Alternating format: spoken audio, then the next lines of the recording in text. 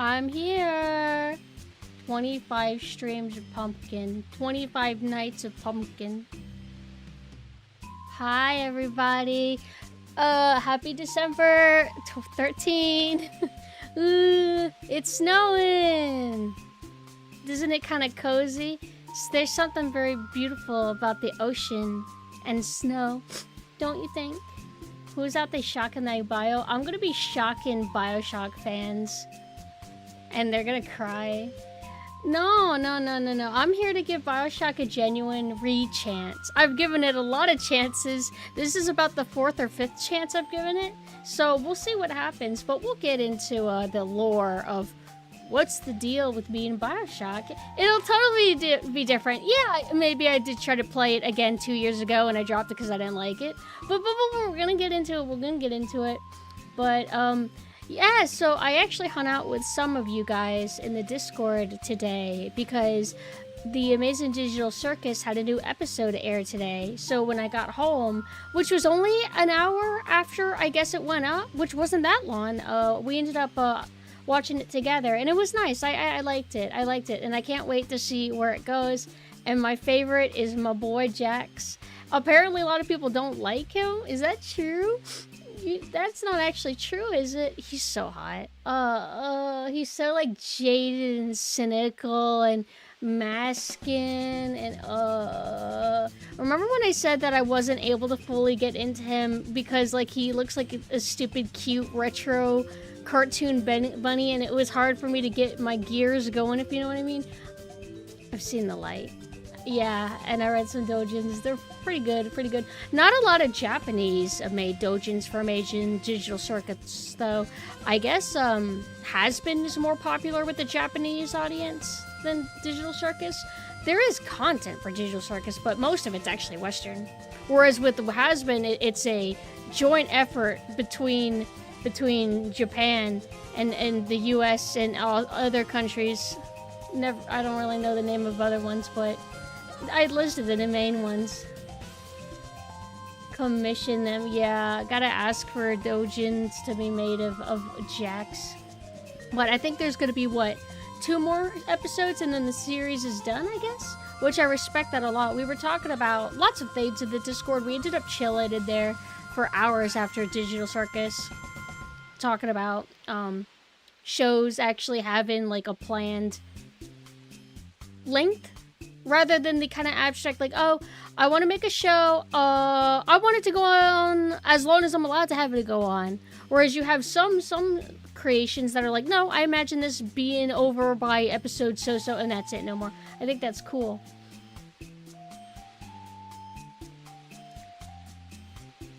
Jax doesn't seem popular with guys. It's us girlies that want to fix him. Are you jaded? Did your friend get abstracted? Well, maybe I could do something to make you feel better. You know what I mean? Gangle's cute. Wait, was Gangle the cry ribbon girl? Oh, hi, thank you for the raid. We actually just got started. You missed the 10-minute startup music, so you came out at perfect time. You didn't have to wait. Did you have a good stream? Let me look up Gangle. Amazing Digital Circus. Yeah, I like her a bit. She was kind of funny in the McDonald's episode. I like how she was more irritated when she's happy and everybody's like, I miss you when you're miserable. And Ragatha was just like cracked out the whole time. I love how the show like develops. Like at first it felt like it was a little bit tame, and then as it goes on, you can kind of see how they start letting loose with like certain jokes and themes. I love that. I don't like this awkward in between of the songs of this playlist. Hello, who made this? Why did you leave that in? What were you playing, Reaver? Oh, Alien Isolation. Okay. I hope you like it if you haven't played it before. Hello, Melchior. Hi. That's basically what I think Jax actually says to her, but that's something he would just totally say. But I also had a lot of fun talking about Death Note with everybody. We jumped subjects so many times. I don't even know how we got to half the things that we went over. Don't get excited. Why? Excited for what? This is it. Oh, yeah. We should put like a disclaimer, like one of those warnings that you would get on albums that have explicit lyrics, but it should say explicit and tie-in. We're gonna play the remaster. I owned the original on PC, but normally it's easy to just install a windowed mode fix for modern PCs, but it was a little bit more tedious and complicated, so I'm like, fuck it, I'll just buy the remaster, whatever. No, I don't like it. I for one, I actually have room to be able to say I don't like it because I've played it 3 times. And I played a little bit of it a 4th time, and this will technically be my 5th time playing it, so it's not like I just played it once and I just was closed-minded, and no, I played it quite a bit. They butchered the original art direction of the remastered. Oh, well that sucks for them. I'm just joking. I mean, I don't know, like I couldn't get it fixed up.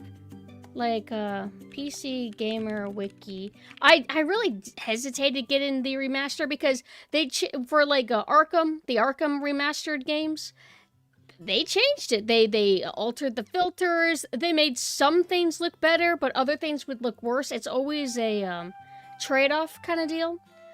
Preferably, I would like to play original Bioshock, which means that I'll have to return this remaster. But hold on, it was PC Gamer Wiki, Bioshock. It's like, it was just set up different. Hold on.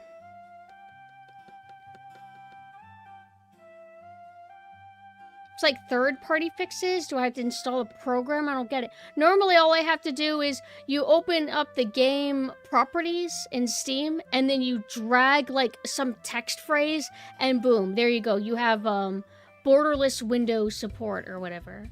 But this made it seem like I had to go to a website, and I don't know. I don't get it. Bioshock graphical upgrade enforces modern borderless window, but then it's a whole website. Ugh. How do I put this shit in? I'd have to have Mina do this for me. I mean, if you guys... I don't pirate shit, okay? I'm a buyer, okay? Okay, I hand the money and I get the thing, okay? I'm not a sailing pirate evil person, okay? Okay? Okay? Maybe I like giving the multi-billion-dollar company more money. Huh? What do you think of that? God, I can't believe y'all are such unlaw-abiding citizens. No, I'm not pirating. I don't like to pirate, like, PS3 or modern era games. Mina, can you help me? They're, like, being judgmental and hateful of me because I decided to buy the remaster and they say it's ugly and ugh, fine, I'll refund it. Oh, is that? Oh, I don't ignore my chat. I drop kick these people. I'm gonna give them plenty of attention. Ugh, fine, I'll refund it. Whatever. How do I do this? But I'll need Mina's help to set this up. Actually, yeah. But I wanted. No, stop the different directions. It's making me confused. But Mina, you.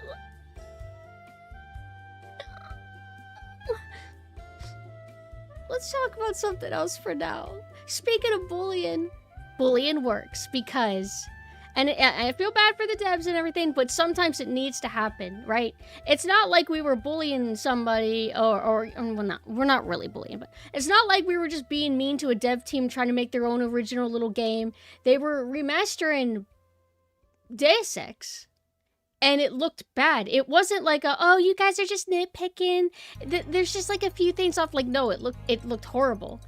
And so we won, and they basically are putting it on indefinite hiatus. I was very surprised to see that they are refunding people, which even Vampire the Masquerade Bloodlines 2 did not do. Do you guys remember that? When they're like, hey guys, this is what it's looking like, and everybody's like, Jesus Christ. And then they were like, anyway, and then we didn't hear anything from them for a while. And they just, you could still pre-order the big special collector's edition and everything. And then they're like, oh, by the way, we fired the old team, we got a new team. It's like, oh, okay. But, I'm glad that they listened. I think it was smart for them as well, because if they pushed out this remaster, it wouldn't do well. It's not like, I hate to say it, it's not like the Deus Ex fandom is very, very big, right? Like, in terms, like, if you're looking at all gamers nowadays, including Zoomers who have probably never even heard of Deus Ex, you know, they're only going to make so much money for a remaster of a really old game that has, like, a niche playstyle compared to, like, you know, how modern games are now, right? Like, I hate to say it, but, I mean, that's just the way it is. But if you make a shitty remaster of that already niche kind of thing, you're going to make even less money than you could make if you made it, like, really good. So, yeah. Remember the OG running kind of bad on PC when you played it? Oh, Bioshock. I'm like, wait, did you have issues with Deus Ex? If you buy Bioshock on Steam, it comes with the remaster and with the original remaster both. Well, I don't know when I bought Bioshock on Steam, but I didn't have the remaster by default. Also, hi, love. Yeah, we're going to be doing a little dissect-y thing of Bioshock today because I don't even remember exactly why I dislike it. But one thing I do want to address, I'm going to use mouse and keyboard this time. Because last time or every other time I played it, I always played with controller. And I don't know, maybe I'm just spoiled. Maybe I just prefer playing shooters on mouse and keyboard. But if I'm playing like a slower paced shooter like Resident Evil 4 or something, controller's fine in that case. But I don't really play a lot of shooters on console, and I didn't like it back then. It was hard. The enemies are really fast, and I guess I'm just not that great with controller shooter. But I don't have a lot of practice with controller shooters as much as I do with like mouse and keyboard. The Game Awards, oh, don't worry, we'll get to that. So one thing I wanted to clarify, because I got momentarily confused and Mina reminded me. Depth, the multiplayer shark game where it is scuba divers versus sharks, that is made by the Killing Floor 1 dev. And also the person who made Maneater. And I knew that, but when I went to check the publisher for Depth, it wasn't like Tripwire, so I'm like, wait, am I wrong? Am I spreading misinformation? I guess they're not related. But Mina clarified that it is the same guy. Depth was just published by somebody else. So I'm like, okay, I understand now. But yeah, so you want to talk about the Game Awards, huh? So I watched it, and every game looks the same, and it's kind of funny. On Twitter, I just keep seeing more and more people with the same mindset as me and Mina, saying similar sentiments, where now it feels like we are part of a proper cult that is becoming more empowered, and I hope we continue to strengthen in numbers so we can crush everything that we dislike. Hi, Jay. So Platinum, I'm not going to be very nice about Resident Evil 9, but I do got to be really brutally honest. Of what I saw at the Game Awards, I think I watched it all. The only thing that interests me is new Tomb Raider and new Mega Man. Although I do admit, I kind of wish that we got like an entry for a different Mega Man. We already had it wasn't really a revival of the IP because they didn't do anything with it afterwards, but they did a classic style Mega Man years back, right? I think it was Mega Man 11, and now they're doing 12, and that's cool. Like, I don't really have any issues with that, but I'm also thinking like, well, what if you guys did something for X again, or like Legends again, or even Battle Network again? That would have been kind of new, or doing something new entirely.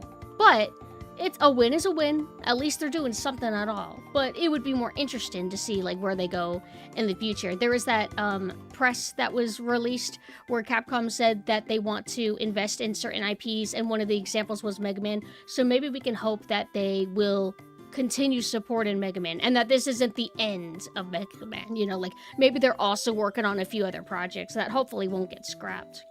Also, hello, Fox. Hi. Oh, I didn't see the new Ace Combat trailer. I think I bought an Ace Combat game on Steam. Love might have made me, or you might have gifted it to me. But I need to play those games actually. And Armored Core. I'll let him backseat me for those. But regarding Resident Evil 9, my opinion just kind of has been cemented, and I keep waiting to see something that's going to make me change my mind, but nothing ever sells it on me, even as a game. Like, is it ideal for Resident Evil for me? No, but it's not even really appealing to me as a game. it doesn't really have a strong hook that makes me notice it above any other game, other than I know it's a AAA game and it's horror, so I guess it stands out for that reason, but I feel like it's a little bit like plain or generic looking for a Resident Evil game. And we got more information. I don't know for sure, but the way it's been described to me, the way that I've seen it mentioned around, is that it is going to be like a 50-50 game. Half of it is Grace, and that's going to be more, quote, classic survival horror, PT, whatever. And then the other half is going to be super action RE4 style Leon. And I'm like, so we're really already back to this trap. We're already back to, okay, Resident Evil starts off as a survival horror IP, and it stays that way for a while. And then it radically changes with Resident Evil 4, and then it becomes an action series. And then it starts plummeting because the quality of those action games are a little bit inconsistent. Because you could be a good action game, or you could be a bad action game. I stand by saying, like, for example, RE6 is a bad action game.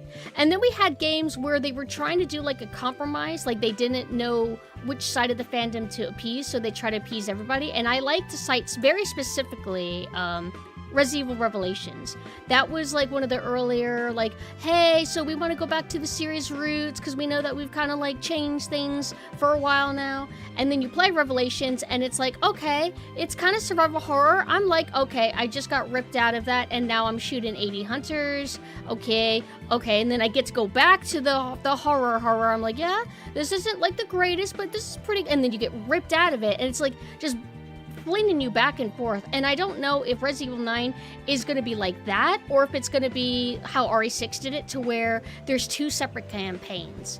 If they do that, that can maybe be interesting, but I'm just sad because we got the revival of the classic style Resident Evil, and it wasn't perfect, it wasn't exactly as good as the older Resident Evils, but it was pretty close, closer than they had been in years, and that was actually, Resident Evil 7 kind of started that a little bit, of the new wave of Resident Evil. Resident Evil 7, also not perfect, but you know what, I'm like, let's polish this and keep going. Then you got RE2 Remake, and I'm like, all right, let's polish this and do it again. And then you got RE3 Remake, and RE3 Remake was a dud because they didn't go as hard as RE2 Remake. They half-assed it. It was more budget. It was like kind of just shut out. So I'm like, okay, all right. Well, maybe we'll. I don't know. Maybe we'll get a new installment that's in the style of RE2 Remake. All right, everybody. Time for Resident Evil Village, right? Did Village come after RE3 Remake? Not that it makes much of a difference, but it's like you get Village. It's like, okay, Village is done by the team that did 7. What's Village? Okay, Village is Resident Evil 4. Okay, cool. So we're back to action. Okay, and then we get Resident Evil 4, and it's like, all right, so we're back at the action, so that revival of the classic style is gone already, and now we have Resident Evil 9, and it's going to be half and half. It's like, okay, so we're just right back to the same thing that we just escaped it. We just escaped it with 7 and RE2 Remake, and they don't relish in it. They don't use that opportunity to be like, let's make a, I don't know, like a 3.5 game, or maybe we'll add new stories within the timeline. Here's a new game in the style of classic survival horror, and maybe it takes place before Code Veronica, and maybe it stars Rebecca, or whatever you want, right? But they don't. They're just like, okay, we don't really care about trying to take the series in a new direction exactly. We're just like remaking the games now. It's like, oh, okay. Everything I see of Resident Evil 9, it still looks like it's going to be in Raccoon City, and it's going to be empty and boring. I don't know, what's the main aesthetical draw of 9? What's the draw exactly? Other than, oh my god, Leon, 50-year-old man with the same haircut. I just don't get it. Village looked cool. Whenever they showed previews of a Village, despite any, like, mixed feelings I had on Resident Evil at that time, like, you know, not being fully happy with how 7 and RE2 Remake, etc. You saw Village, and I'm like, wow, this is, like, really cool. It's like some European snow village. That's kind of neat. They haven't really done that exactly. So, oh, they got what, like, vampire ladies? Like, oh, this is so cool. And then I see 9, and I'm just like, she's in some random-ass creepy house that doesn't really stand out. Okay, Leon's there. Okay, he's like, flip kicking the enemies, because it's got to be RE4, right? And I don't remember, was it Capcom officials that declared that, Leon cannot make a good survival horror pro tag because magically, if we make a game with Leon, we have to give him the ability to do flip kicks and drop kicks and all this and that. And I guess I get the logic of, if you make a game take place narratively after RE4, but you take away some of the controls and whatever from RE4, it might be a little bit jarring, right? They'll be like, wait, why the fuck can I not do melee kills in RE9, but I could do it? It's like, I get that, but it's also like, ugh, why do we have to, like, care about that? But that's my stance. I'm pretty okay just skipping out on it. Whatever it ends up being, I hope it's good. I hope I'm wrong. I hope that I end up hearing so much positivity, and then Mina pops in and is like, oh, Pumpkin, no, you were wrong. This looks awesome. I hope that happens, but I just don't think it's gonna. And I feel a little bit alienated and sad by it. Like, all right, this is one of the few IPs that I really had any interest in, and now I just find myself not even wanting to partake anymore. I'm just removing myself completely. I'm not even gonna buy it. Also, Mush and Cassia, I did see your messages from earlier. Hi. Sorry that I didn't get around to you responding to you guys sooner.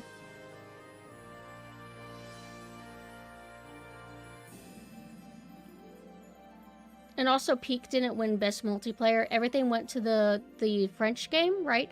I thought it was really cute that all the devs were dressed up as like stereotypical like French characters with like little striped shirts and the berets. I thought that was adorable. But I guess the big talking point with that game is that's not indie. You know, people arguing what even indie means anymore. We were talking about that in Mina's chat as well. Indie feels like it's got like a flexible definition depending on the context, I guess. But we're all in agreement, I think, that Expedition 33 is not indie, just like Dave the Diver wasn't indie. Even though they seem indie in ways, if you like actually look into them, they're not indie.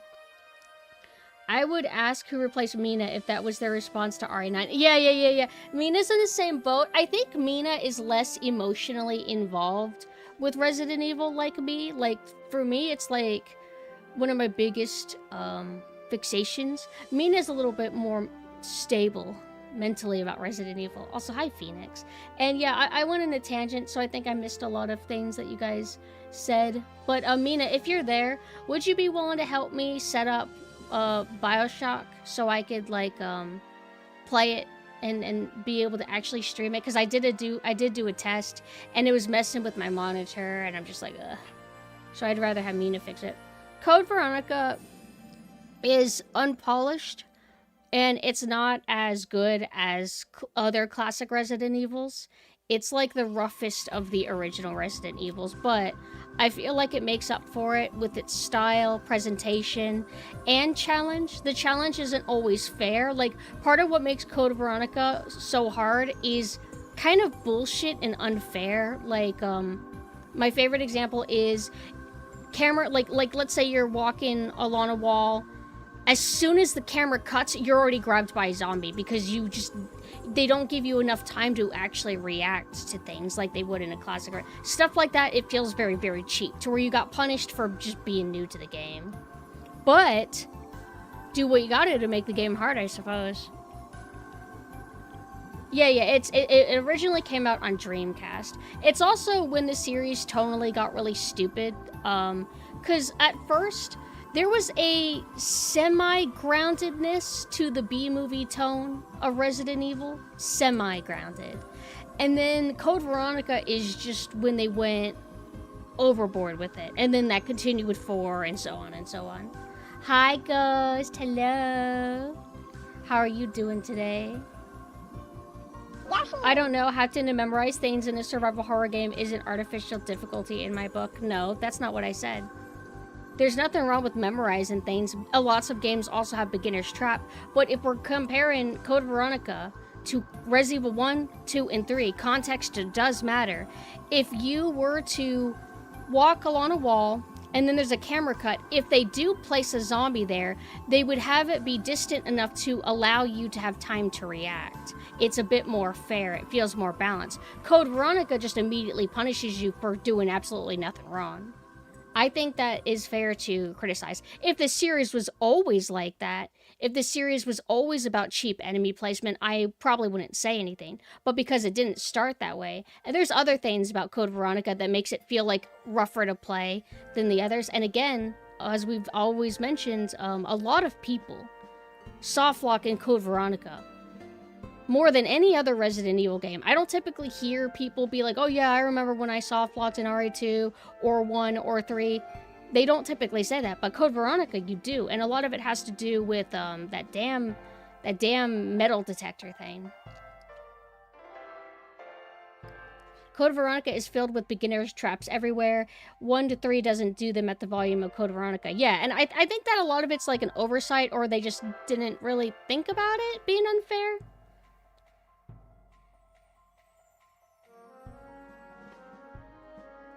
Are we talking about Dreamcast version? Because the enemy placement you were talking about only happens at the very start of the game. I'm playing Code Veronica right now, and the thing you say doesn't happen after the first 10 minutes. I mean, it happens, period. Like, I'm not, like, saying how many times exactly it happens, and I don't think it really matters if it happens within 10 minutes or after 10 minutes. It's still the same thing. Like, do you think it's like wrong for me to like have criticism of Code Veronica? Do you think that Code Veronica is as polished as 1, 2, and 3? Like, I can like Code Veronica and have a criticism of it. I think it's weird to deny that there's issues. Also, hello, Banana. Hi. Yeah, Mina has mixed feelings about the level design of Code Veronica. I need more time with Code Veronica. I would need to replay it a few more times so I could feel like extra intimate with it. But Mina basically says that, well, I guess you could talk for yourself technically if you want. I'll read out what you have to say, actually. I just kind of remember your take. You're drunk and have to catch a flight in a few hours. Oh, you're being so naughty, Ghost. Why are you drinking? Code Veronica rules, but you get soft locked so insanely. Yeah, it's because they make it to where there's a high chance that you could flat out miss a weapon, and the game is balanced very tightly around your resources, more than it felt like the other Resident Evils, which I don't know, I feel like they're nicer about resources and ammo. But in Code Veronica, if you miss like the bow gun, I don't think the game's really factoring in that you might accidentally miss it. And so, it's hard. It's hard to get through things. It's not wrong, but complaining about something that happens only once or 2 times in a 7 to 8 hour game doesn't feel right. Okay.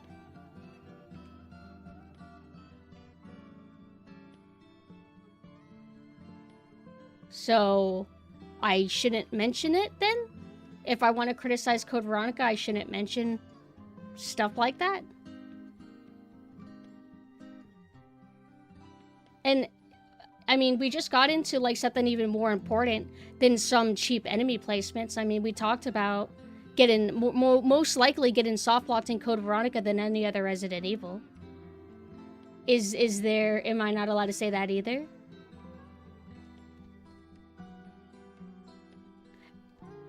Also, the Bandersnatches are rough. Yeah, they really are rough. There's also, Mina, I could say what I remember you mentioning. Mina thinks that level design isn't as good as classic Resident Evil, that there's not enough shortcuts or things looping around as much as they would in like a classic Resident Evil, making it feel kind of better to navigate through. Also, I guess more incidences of like having to run from one side of the map all the way to the other, whereas like in older Resident Evils, I guess they would have it to where... How do you describe it? You go forward, and then you go into a left door, and then you have like 4 things that you kind of roughly do all around near each other before you move on to the next area that all have like 4 things that you do roughly around each other. Something like that.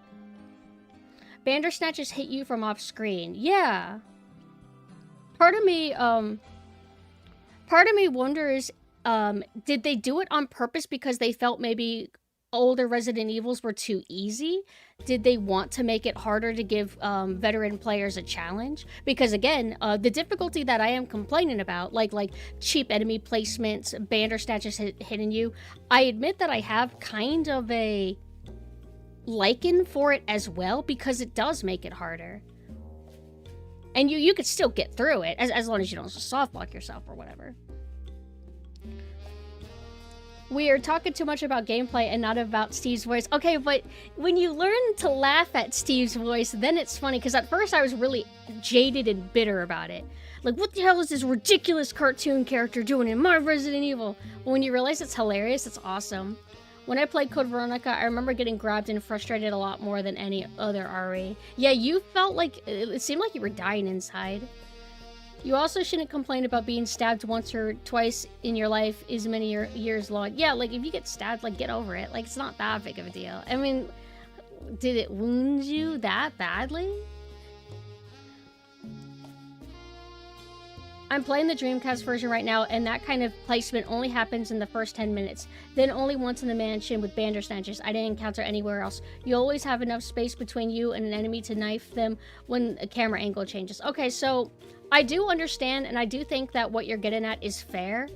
I hope that we didn't give the impression that Code Veronica does it constantly. Like, a lot of the encounters are fair.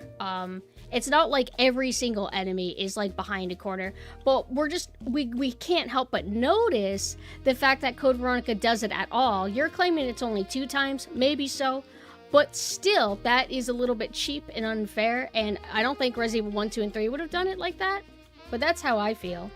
By the way, how old is this game you're talking about that seems to have fit-in issues per the timeline? Wait, Code Veronica? Wait. How old is, like, Code Veronica the game?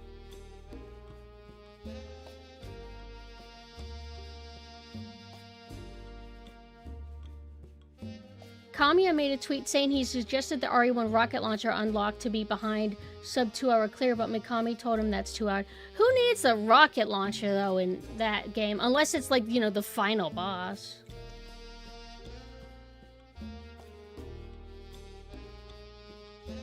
I thought, no, I said that was like one of my staple examples to highlight things that Code Veronica does. And I didn't say that, like, Code Veronica is the most unpolished game of all time, but I do stand by thinking that it feels rougher than Resident Evil 1, 2, and 3. Like, I feel like that's completely reasonable. Unless, is Code Veronica your favorite or something? And I say this, and I like Code Veronica more than 3. I think 3 flows better. I think 3 is has like less issues, but I stand by liking Code Veronica more.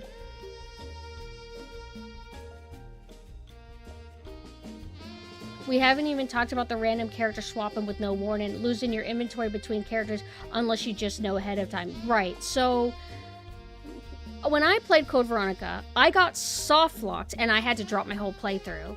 I think around that time, Mina started their playthrough of Code Veronica, and they were able to complete it from the beginning to the end. I do not know if you soft-locked at all, or if you got it your first playthrough. You warned me about the character swapping thing with Claire and Chris. And I think you warned me so it wouldn't happen to me, but it's like you're a playtester, and you're able to say, here's a really bad thing that can happen if you don't know something ahead of time. You might have to go into detail about what you mean, though, so we can, like, clarify, because some people might not know what you're referring to. Never seen people so defensive about Code Veronica. I love that game. I think that Code Veronica is just very divisive. I mean, back in the day, I mostly saw just love for Code Veronica. Just like Code Veronica is a very adored, cherished game, and it does stand out in the genre and in Resident Evil. Like, there's a reason why people like it so much. But I guess over time, I've seen a little bit more criticism towards it, and I've always felt like mixed feelings about it. Would it be possible to make multiple saves so that you could just go back to another save if you soft lock? So typically, whenever a lot of us play classic survival horror games because we know about situations where you can soft block. I think a lot of us will preemptively make duplicate saves just to be safe. Like whenever I was playing through Illbleed for the first time, I would be able to tell, okay, this game's like kind of hard and I don't want to soft block. I'm gonna like create like a duplicate save right here, just in case things go bad. I could just start over. Okay, so Mina said, when you play Chris in Antarctica, you find Claire and it briefly swaps you over to playing as Claire. Then afterwards, you swap back to Chris and are immediately thrown into a boss fight with Alexia with no ability to prepare for it. You've only seen Code Veronica Hate? Really? Huh. Code Veronica has a lot of glitches because it was made with RE3, but when RE3 was seen to be more ambitious, they got a lot of the funding and dev work cut. Oh, that's right. Kamiya said something about regarding Code Veronica. I think he said something on Twitter that Code Veronica was always going to be Code Veronica. It was never going to be Resident Evil 3 or something. Apparently, I guess that's a belief some people have. Not that I'm saying that that's what you're saying, but it reminded me of a thing I wanted to bring up. I had basically no ammo on Chris, and Alexia has an instant kill melee attack. You know what? I remember, I didn't like the first person segment when you fight against, I believe, Alexia? Yeah, Alexia, when she's like a dragonfly. That part's annoying, but isn't there like a first part of that fight to where she's just really good at stun locking you, and it's rough to get through? There's apparently a trick to it, but not something that's overly intuitive, I think. You want me to do an exercise? Play Code Veronica right now, and I'm liking it more than 2 and 3, but less than 1. 2 felt too easy compared to 1. I would agree with that 100%. And 3, despite being more difficult than RE2, didn't feel as oppressive as RE1, even with Nemesis. I would say that's fair. Code Veronica, both with its puzzles and save room placements, feels almost as oppressive as RE1. I agree with character switch, though that's bullshit. They should have just put everything on Claire into her item box upon the switch. I feel like that's a fair take.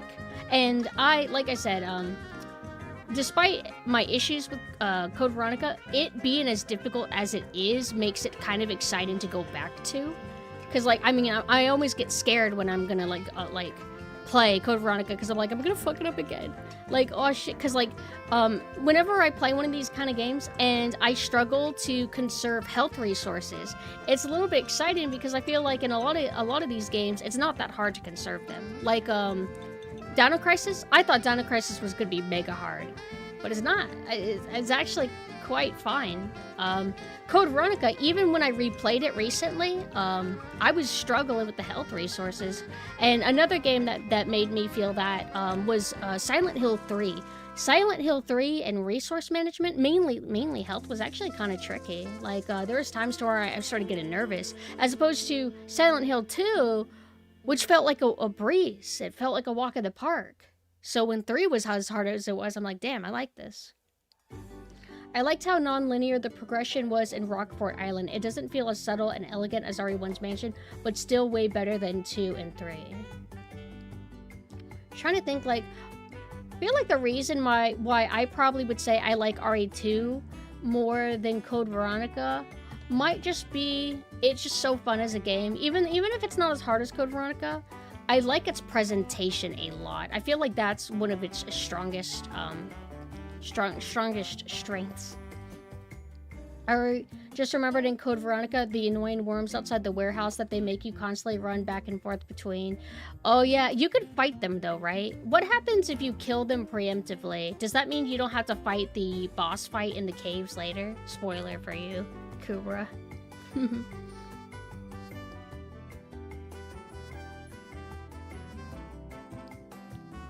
Also making sure that I didn't miss anything. You still fight it anyway, so it makes more sense to ignore it. I think it's kind of cool though, the pressure that the worms give you, even though you're very unlikely to get hit by them, but you can. Oh, I also think there's a choice system that they have that was kind of neat, where you could either have the light. Wait, no, right? It was. How does it work? If you have the lighter, it repels bats. Which is really nice because they're a pain in the ass. But you have the option to trade the lighter. And I think you get the medicine for guy, and then you get a reward from that. Something like that, right? But you don't have to do it if you don't want to.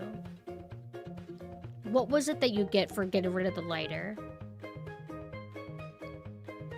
RE2 is probably the most fun to replay again and again. Yeah, like, RE2 is easier to get into, like, the rhythm of casually playing it for funsy. Like, you're on autopilot, you're just going through the motions, you're having fun, whereas Code Veronica is like a, okay, you need to lock in. Unless you get practiced enough in Code Veronica where it becomes a cakewalk.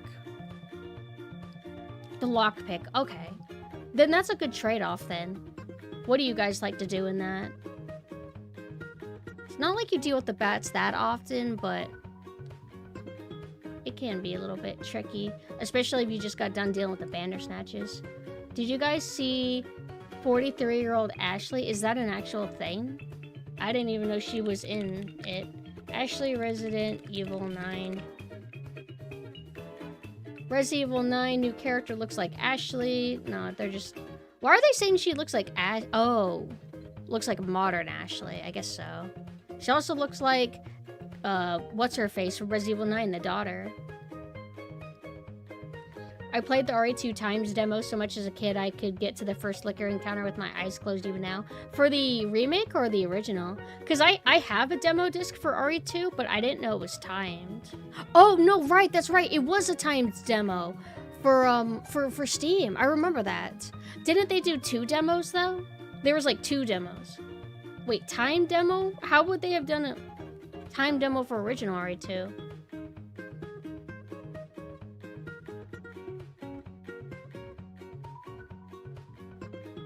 I wonder if that was the demo disc I played then. That's right, I own a demo disc. But I played a demo disc also when I was young, but it wasn't the same one, so maybe it was different. I always like dropped the game whenever Kendo got killed because it would scare me. So I don't even know if it was timed or not because I would just time myself out. Too scary, too intense for me.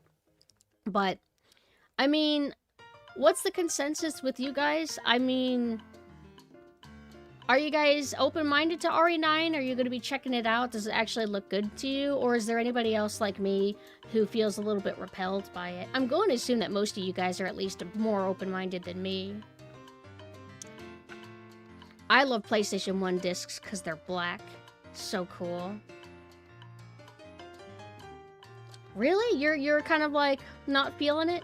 Because you're way open-minded, more open-minded than I am. Watch you play it. No, I won't buy it. I don't want to buy it. I would only get Resident Evil 9 if it's donated. That's the only way I will play it, but I will not buy it. I will not. Nope. Not even if it's, like, available for 10 bucks. I don't want it. No. And I don't want to play it unless there's mods. If I miraculously had it on Steam, I would need, mods to make Girl Be Quiet. I haven't played an RE game since 4, and it was my brother's, so won't be buying it. Not much of an RE fan. And are we talking RE4 original or RE4 remake? I don't even care as much as y'all. I'll play it because it looks good in modern. Fair enough. Like, not everybody's like as like autistic dissecty about that particular IP, but that's probably the IP that I'm most tistic for, and I've been tistic for it for a really long time. I do not want Grace to be whimpering. Oh, that's right, that thing that irritated me, where they said that Leon cannot be a good protag in a horror IP anymore. And so they're like, okay, we're gonna have a game where it's half Grace, half Leon. Leon has to be RE4 style, and Grace has to be, like, vulnerable, classic survival horror style. I think that's just dumb. I think it's dumb to be, like, a strong guy. Yeah, he can't make a good protag. It has to be a whimpering girl. That's just ridiculous. Like, Harry and Mason or whatever, and James, they're not whimpering girls, and they're fine as protags. It's like, I know they don't ever do drop kicks like Leon, but that's only because RE4's game decided to make him do that. You don't have to stick with that forever. And I hope that's the only angle that people are coming from, because, like, I don't like the whole, like, oh, hi, Sobu, thank you for the raid, hi. What? I thought, huh? Oh, so you do want me to touch you. Okay, I'm like, oh, geez. I took a glance and I thought you were asking me to touch you. That would be crazy. And then I looked again and I'm like, wait, that is what y'all asking for. You want a massage from Pumpkin? I hope I'm reading this right. I hope we had a good stream. You know what would even the playing field for Leon? Remove one of his legs and have him suffering from the effects of old age. Names of a friend. Thank you for the follow. No, we should make Leon have his synthetic metal leg. First RE game coming out that I'm like meh on. If it's good, then that's great. I'll play it. Not wishing for the game's downfall or anything. Yeah, I just hope that if my worries are founded, that other people voice their concerns too if they agree with me, so that going forward maybe they'll pick something. Thank you for the follow. I think I think it's safe to say that of all the Resident Evils that have come out, it's the most like, wait, what are keywords to really describe the vibe that you get from 9, right? With 7, granted, I think the first teaser trailer we got, it seemed like it was inspired by PT, I think, is the vibe that we got, or in Silent Hill in general. It didn't really feel Resident Evil, but as we got more promo, it's like, oh, they're doing like country. Oh, it's like country and like a little country mansion and like country family. Oh, that's interesting. Resident Evil Village, European ice town with vampires. Okay. And then RE2 remake, you know, RE2 remake, it's RE2, so zombies, police station. 3 remake is more of that. And then 9, what is 9? What do I call it? How do I describe it with like keyword genre labels? House. Leon. I'm bitter at Village, so I'm waiting it out before getting excited. Yeah. Oh, I think I got a text. What was that? I have mixed feelings about Village, but I would say that I have a more affection for it than I do 7. 7, if 7 wasn't just so dull at the second half. Also, I'm going to probably go ahead and set up Bioshock. I'm gonna set up Bioshock. So give me a second and then we'll continue talking about various stuff.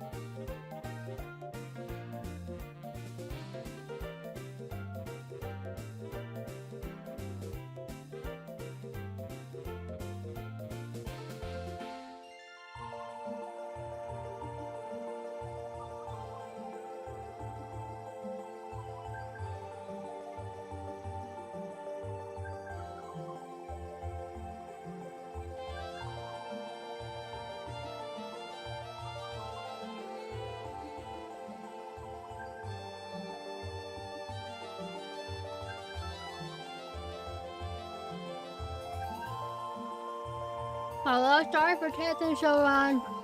I have bad news, everybody. Is this music too loud? I'll tell you what, Hello? Okay, so, unfortunately, I had to play the remaster. Lena said that it's too much of a pain to get the original Bioshock working because of all the amount of patches and fixes you need to do for it. Which is why it looked more confusing when I was trying to set it up myself. I'm like, why can't I just drop in some text that says to do borderless window? So, good thing I didn't refund it. I wanted to first see if we could get things working, but the remaster we're gonna have to play. So, feel free to point out any issues with the remaster, like if you see them. Also, feel free to let me know if I make a criticism. If the criticism is only valid for the remaster. Technically, if I wanted to, I could play it on PS3. Because I have the PS3 hooked up. But, I'm not playing it on controller again. Mouse and keyboard or I die. Yeah. Maybe we could set it up another time. Like maybe the second day I play Bioshock, we'll just start over again with the new one. But, I wanted to talk about a few more things before we start. One is this game that Mina streamed. I was very impressed with it. Mina mentioned that they got it, but I never actually investigated it or anything, so I watched Mina play it. The game is called Caput Mortem. It's themed around like homunculi and alchemy and stuff like that. Aesthetically, it was surprising. It reminded me of Haunting Ground, and not just because of the alchemy, although that certainly helped.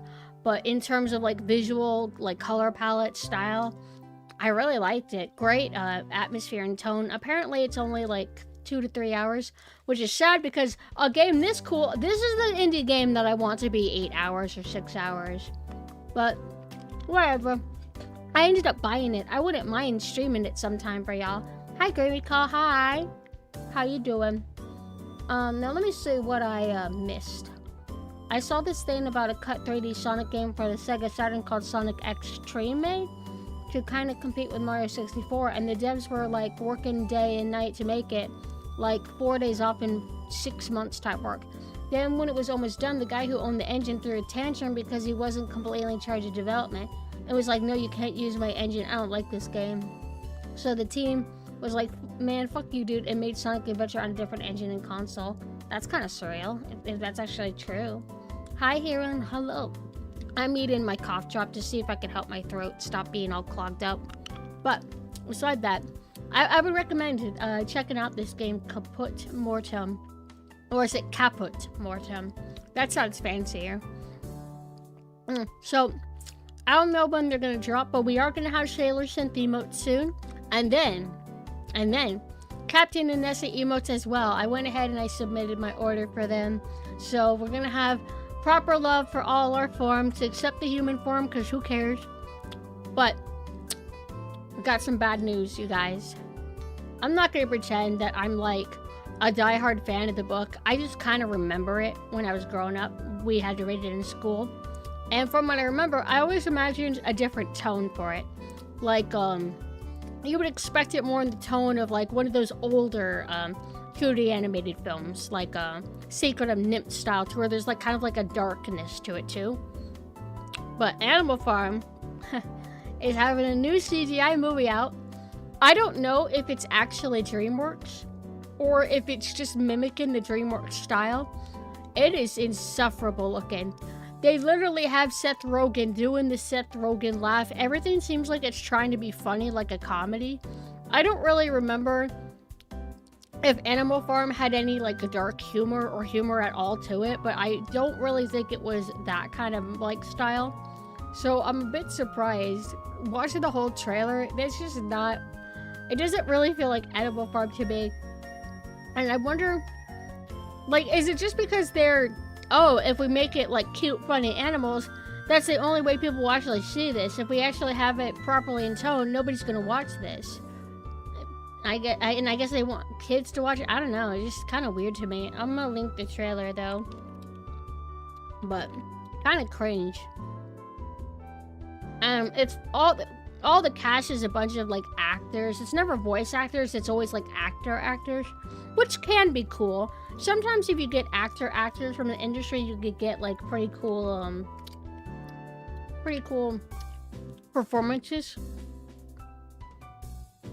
Oh, there you go, right there. If you want to check that out. Besides that, let me see, guys, that I would like to run by y'all. All right, finally. I've been wanting to watch it for a while now. Hi, Goat. And I've always known about it, but I didn't know anything about it. I hadn't even like seen a single scene from the show. But I started watching Boardwalk Empire with my dad. It's fucking awesome. I didn't know it was going to be a period piece. I thought it was going to be like Modern Mafia or something. I didn't know it was going to be in the 1920s. That's fucking cool. I like it a lot so far. I love its tone. Really beautiful and gorgeous. And I can't wait to continue it. I definitely want to continue this for sure. I think it's like a 5-season show, which is good. I don't want to get into any shows that are like 12 seasons. That would just burn me out. But very cool. Very cool. And I keep getting recommended those damn fucking Baki style Breaking Bad videos. And I wish Mina had watched Breaking Bad because I want to show them those. They're so good. They're so fucking good. But I have not finished Breaking Bad still. I think I watched season 4 on my own and left off, and I just haven't made time to get back to it. So it feels like a waste that I was so invested in the show. I was enjoying my time with it, and then I just didn't finish it. Lost some momentum. I gotta get back to it, but we're going through season 3 of Dexter, and it's aight. Season 3 is okay. He has a cleany boyfriend this season, and I just kind of want to get to season 4 already. Because season 4 gets into a bit more interesting stuff, I feel. Can't wait, though. House and Breaking Bad. I need to actually watch House. Oh my god, speaking of shows, almost got spoiled by Dexter. Or Mina almost got spoiled about Dexter at physical therapy, of all things. They were playing, like, like, what do you call that kind of music? They were playing a certain music at the physical therapy, and I made a joke saying that, oh, it sounds like an average scene in Dexter. And there's another, I don't know if you call her a patient. It's not really a doctor's place, but she then starts spoiling the end of Dexter, and I'm like, no. And then Mina's like, I haven't seen it yet. And she's like, oh shit, I'm sorry. But luckily, what she managed to utter out of her mouth wasn't that big of a deal. It was a bit vague. So, everything's okay. And that's it. So, now let's get into Bioshock. Who's still here? Roll call! Anyway, so, I am a big fan of System Shock 2. I really like System Shock 2.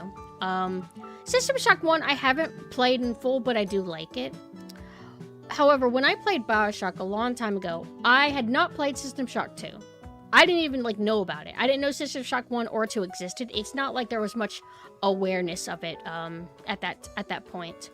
But I looked into Bioshock as one of my early attempts to get away from Nintendo. I was tired of only ever playing Nintendo games on Nintendo systems.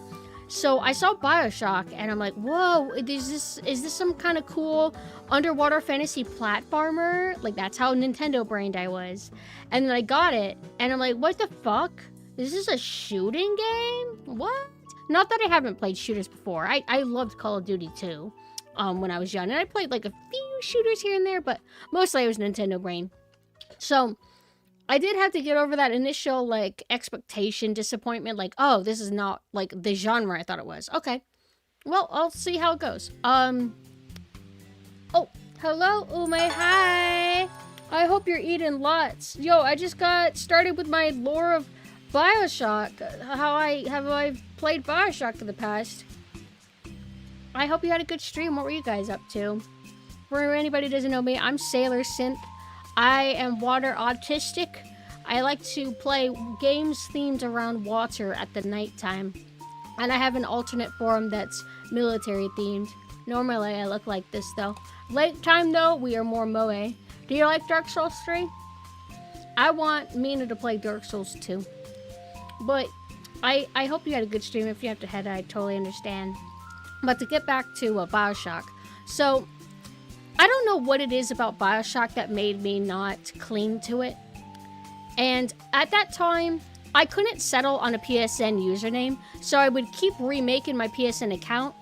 And I was like very briefly into getting trophies for my PSN account. So every time I made a new PSN account, I would then replay all of Bioshock 1 and 2, or mainly just 1, so I could get all the trophies again. So, long story short, I've played Bioshock 3 times. One thing that always irritated me, and maybe it's, I don't know, maybe it's genius, I don't know. Names of a friend. Thank you for the follow. Not genius of me, but that damn guy on the Radio Atlas or whatever his name is, I knew something was weird about him.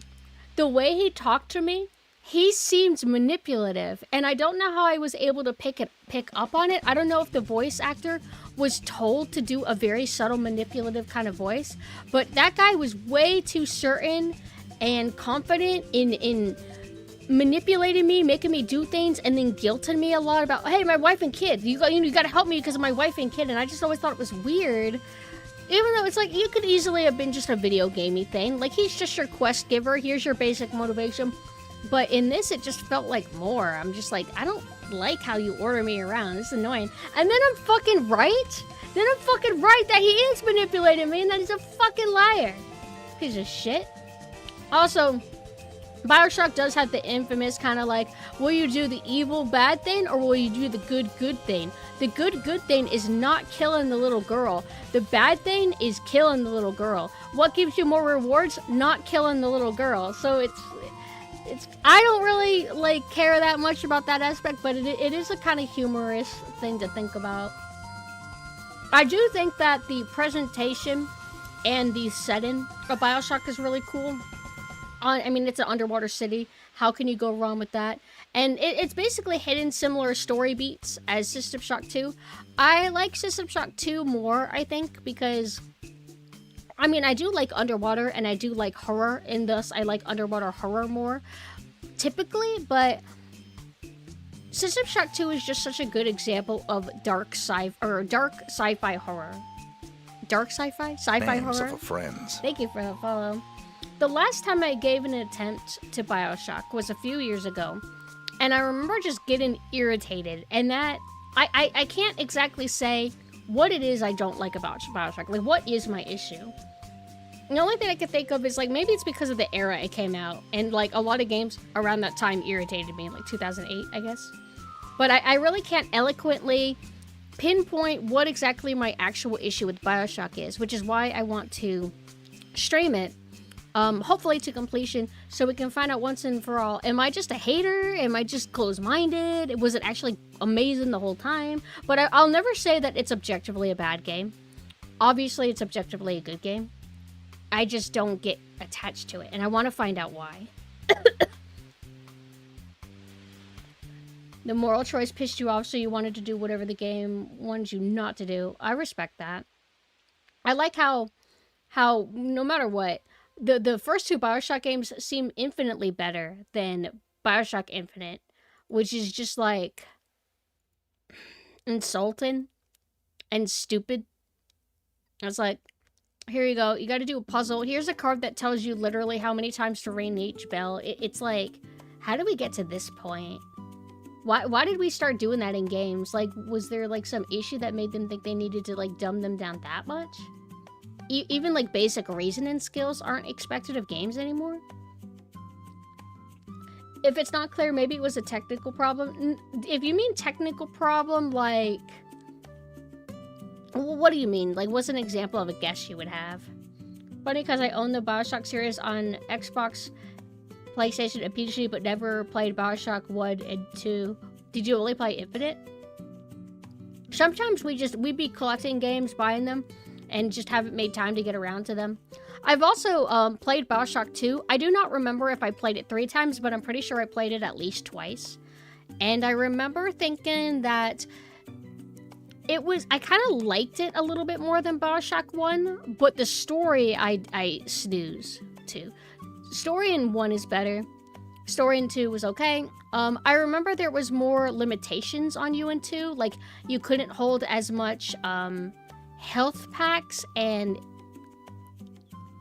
mana packs. Eve? You like Infinite? I think our friend recently tried to replay Infinite and he just realized that it was a slog and he didn't like it. I'm not hateful. Well, I guess I am.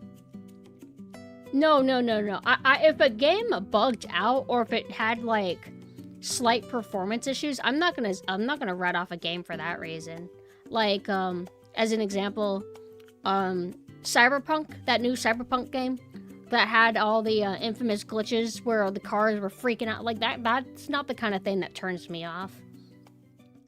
Cause that will happen in like pretty cool games. I would recommend Bioshock 2 always because the gameplay is more polished. What makes you think so? What? How can you like Bioshock Infinite and not be used to people dunking on Infinite? I thought that was like the common opinion that everybody's kind of mean to Infinite and laughs at it or is frustrated by it. I think from what I've heard, and I think I played the demo too. It's like more dumbed down action slappa. I didn't like the whole like waifu bait girl, where she's just so innocent and pure and she's your little tag along and you're supposed to goon to her and idolize her. Kind of like how Ashley is now in RE4 remake. I don't know. I thought it was corny. I wasn't interested in the characters or the vibes or the aesthetic. Although I do think that a sky city is heckin' valid, I guess. But it's just not as cool as an underwater city. But I think it's fair and fine to like, okay, we want to continue the Shock series. Let's do another gimmick that's not just water or a spaceship. Like, what can we do next? I know, Sky Planet or whatever it's supposed to be. Yeah, she's a goon panion. Anything steampunk is the best. Yeah, I like steampunk. I don't have friends. I wouldn't know people's opinions. I don't read reviews. I don't read most reviews either, but just from like being on the internet and seeing like various discussion, usually people kind of like seem to not be as fond of Infinite like the other games. Elizabeth pissed me off way more than Ashley ever could. Also, if you talk about absolutely meaningless decisions, Bioshock Infinite is 100% guilty of that. Do you remember in the beginning where it's like, all right, here's an interracial couple. Do you want to throw the baseball at them or whatever? Does anything change depending on what you answer? I always did like the obvious like correct answer, which is to not do it, but is that one of those, or does it do more stuff like that?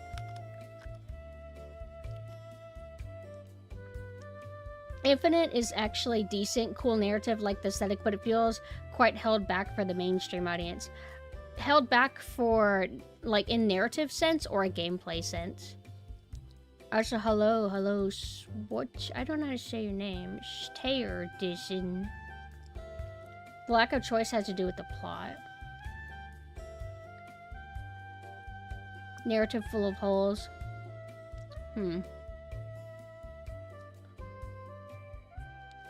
Oh, I'm also scrolling back up.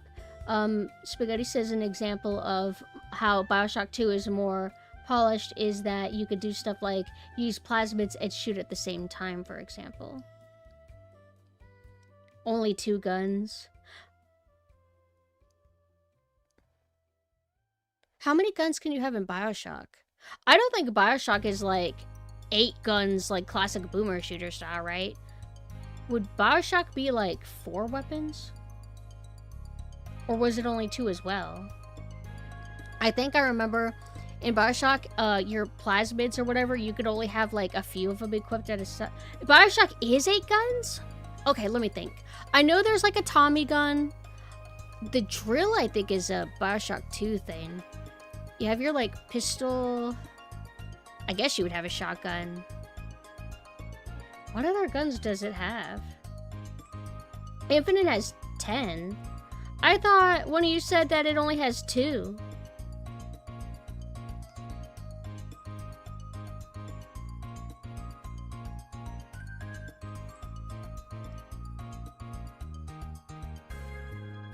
Oh, no, we're not talking about how many guns is in the game total. We're talking about how many you can have equipped at a time. Like a lot of games, like early boomer shooters or like FPS games, they would have it to where you could always have like 8 weapons. And then in more modern shooters, they made it to where you can only hold 2 at a time. And that you have to like, oh, if you want to like have a different weapon, you have to swap out one of your current guns. Why is holding 2 bad? It just makes it a little bit like more limited. Like it would only, I guess it would only bother you if you grew up with games where you could have 8 weapons. And you know, when you could like move really fast, where your basic walking speed was like being on roller skates, and then imagine one day you're slowed down, and then you can only have 2 guns and stuff like that. Revolver, Tommy gun, shotgun, chemical thrower, and grenade launcher. I maybe remember the grenade launcher. So wait, in Bioshock allows you to have multiple guns on you at the same time. You can upgrade all of them. Oh, that's right. You were playing Bioshock recently, right? I think me and Armina came in, and then we gave our drive-by hate. Which is why I'm like, alright, you know what? If I'm gonna like be like, yeah, I don't like Bioshock, I need to at least refamiliarize myself and have an actual argument for why I don't like it. So why don't we go ahead and get this started? But again, I am playing the remaster. Please feel free to let me know if like the color grading is wrong, like if that's not how it originally was, because it's been a while since I played the original. The next time I stream this, maybe I'll try to get the original working. But for now, hopefully the remaster will do. Mina said that apparently, even for this remaster, that you need to reinstall, that you need to install fixes for it, like they fucked up the audio. How did they fuck up the audio? What did they do? Also, Kubra, are you still here? Wait, is this set up?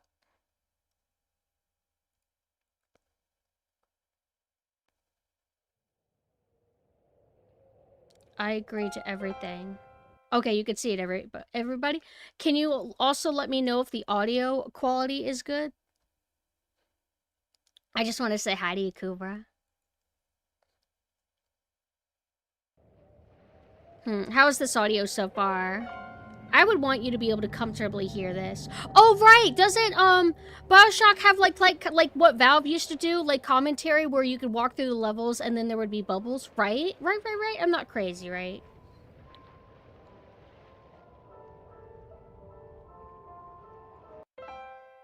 Just the brightness. It looks kind of fine to me. We're gonna do medium. Technically, this would be accurate, but I usually just play medium and normal. And tell Adam you can no more domesticate a child than a boa constrictor. Oh.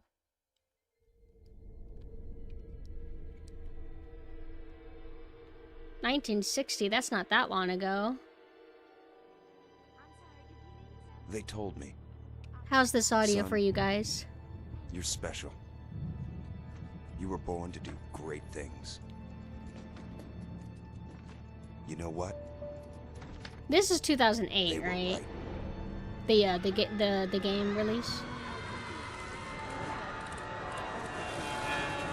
Bioshock 2 Remastered did leave a bad taste in my mouth because the game kept crashing at one specific part. Oh, I'm glad to kind of have that as a heads up, because I do plan to play 2 again.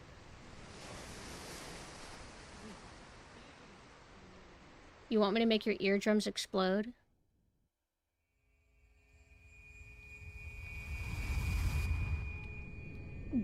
So I remember feeling that there was, it felt like Bioshock was very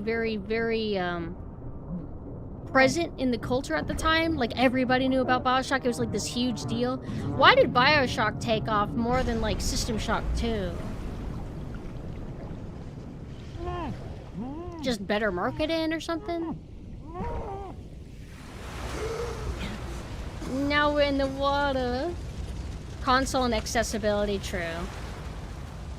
And it was like top of the line graphics at the time, I guess, whereas System Shock 2 was a little bit, you know, below the bar at the time. Although Bioshock character models, or at least their lighting, are kind of an example of that era of models that look a little bit rubbery and ugly. The other example I sometimes cite is how at times Arkham models look, where they just, the way light reflects off of them can look weird. Sometimes you'll deal with situations where somebody's lips and mouths are like fluorescent white for some reason, like weird stuff like that.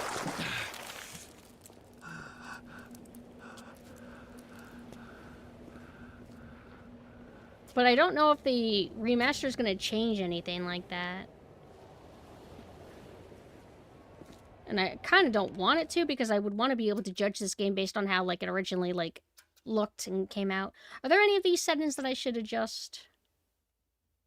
Real-time reflection.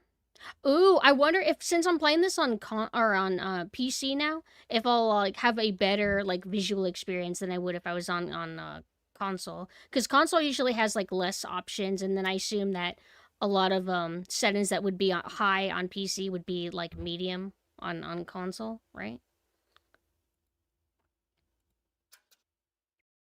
Adaptive training. What's this? We'll put on subtitles. Quest era, well, this game is, I guess, probably made for it. Item shimmer. Why would you turn that off? Even my dad, who barely knows anything about games, gifted Bioshock for the PC when it came out. He was like, I heard this is good. Yeah, like, it felt like such a huge thing. It also remained in people's conscious for a long time because of a man chooses, a slave obeys moment and the twist. It became quite iconic. Yeah, like, there is, like, a twist in System Shock 2, but I don't think that they involves the player breaking... would you consider it breaking the fourth wall kind of thing? You know what I'm talking about, like, the big reveal of Bioshock 1. Like, I don't think System Shock 2 does that. Oh, and is this only manual saves, or is it manual and auto saves?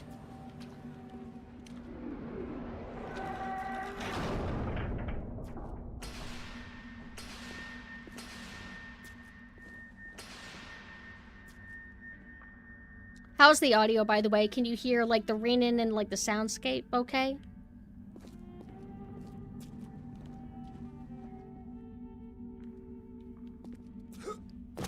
Can I jump down there? Okay.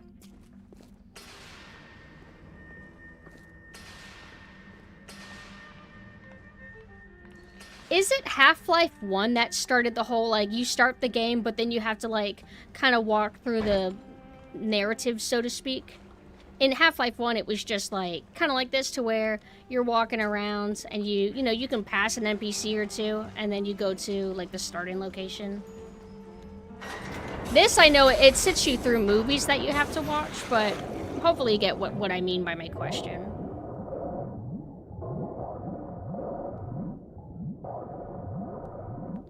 No, nobody's allowed to eat my tail.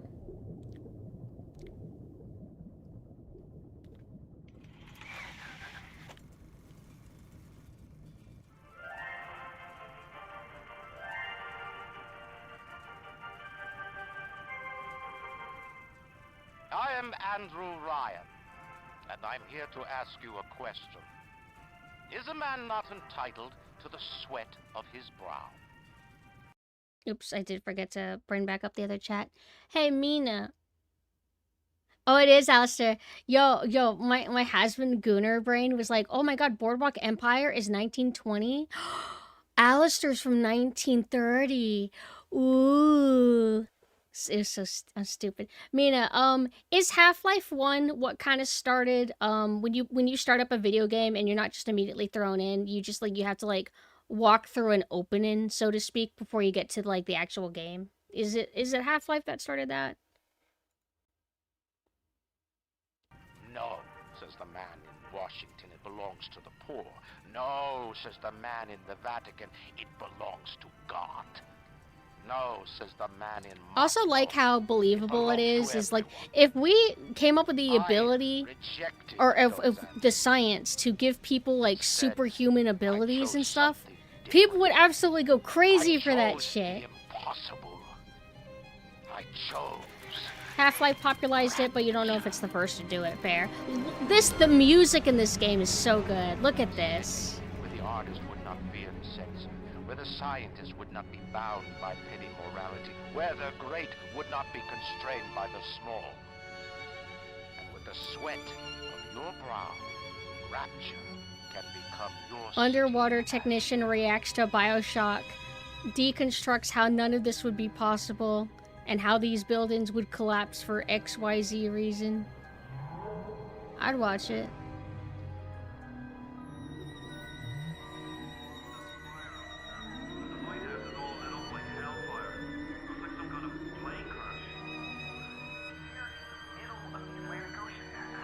I might have actually played a bit of Half-Life 1 before this, also.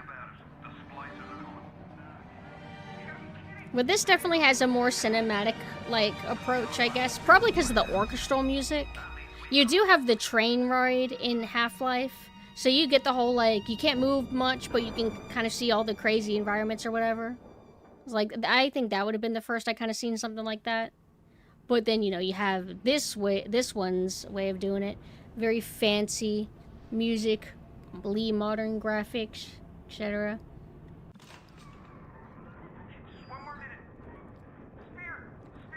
Are you talking about Half-Life? I've played it. I just mean, like, of which one I played first between Bioshock and Half-Life. I think it was Half-Life.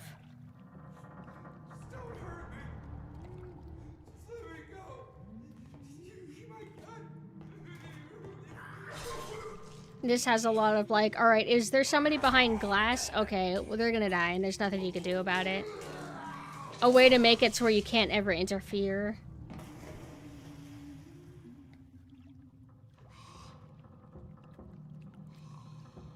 Is it someone new?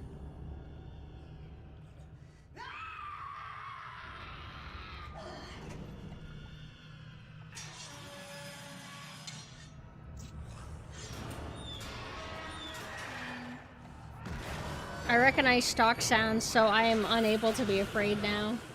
Sorry, my autism is fearless.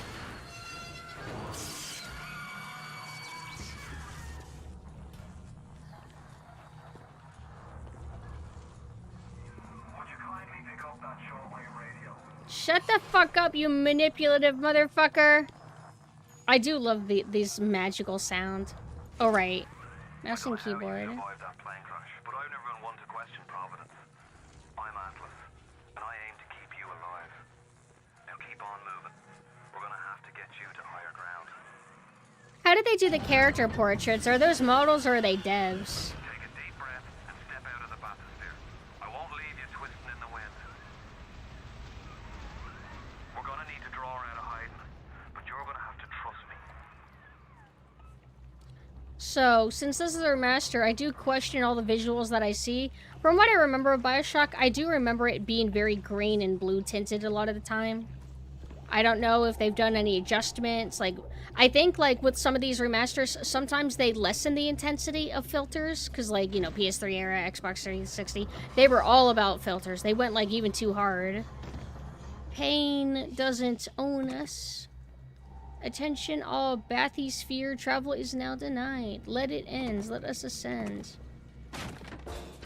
I kind of remember the plot, but not that crazily.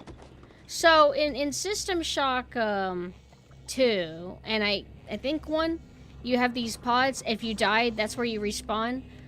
Am I correct in assuming that these are activated without you having to activate them first? Because at least in System Shock 2, you have to find these first, then activate them, and then if you die, then you get revived. But if you go through, you know, you just get to level 2 and you never find it, and then you die, you spawn back at the spawn chamber in the beginning, right? Hi, Rain.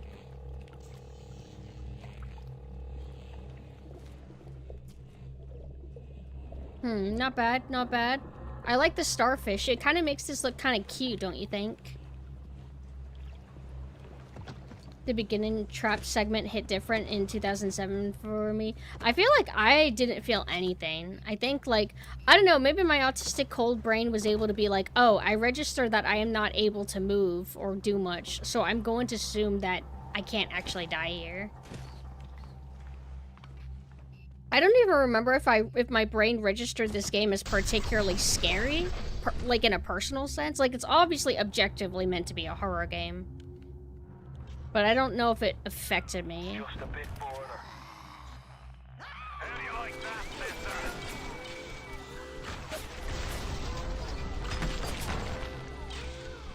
Now, would you kindly find a crowbar or something? Crowbar, wait. Splicer, seal Johnny in before they... Goddamn splicers.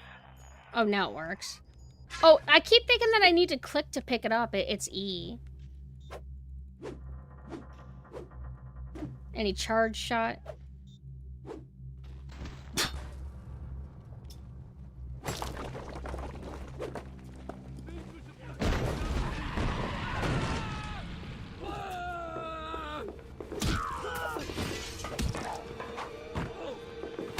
I think locational damage matters. No!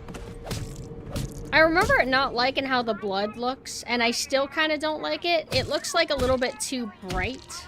I know that's so stupid, but that stuff matters to me. Gore matters to me. I do think that the bloodiness of the body looks okay, though. Pretty gnarly.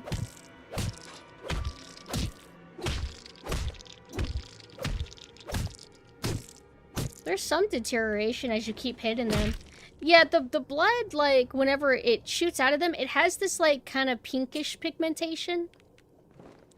And also, these models in general do have, like, a rubbery kind of metallic look to them. I mean, you can even see it right here. Even though this is the remastered, still kind of looks how I remember them.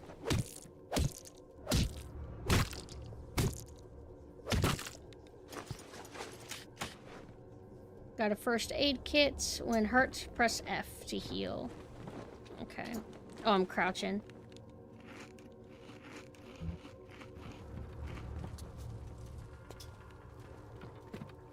Man, I need to look into, like, getting a Bioshock art book, because despite how I feel, the art direction of Bioshock is fantastic. Blood is either bright red fruit punch or it's dark black syrup. Just like in reality, there's little in between. Yeah, and I personally, my favorite kind of blood is probably, Hammer horror film, where it's literally, like, red paint.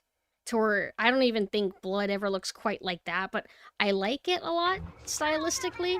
Whenever blood is, like, really dark in color, I always find it kind of, like, boring. It doesn't really have that same impact as the vibrant blood. I think when I last played this, something that might have driven me crazy is, like, I want to be, like, alone and these damn fucking machines start yapping at me. I think that's just me being difficult. Wait a second! Isn't that the same sound effect whenever you inject yourself with stuff in System Shock 2? Also, this is modern first-person game, so since you can't see your face, we gotta, like, be overly animated with the hands. I mean, granted, yeah, I did just inject myself with something, but I always, like, laugh about how it's like, how can we make our hands wave around in front of the camera? Just hold on and everything will be fine.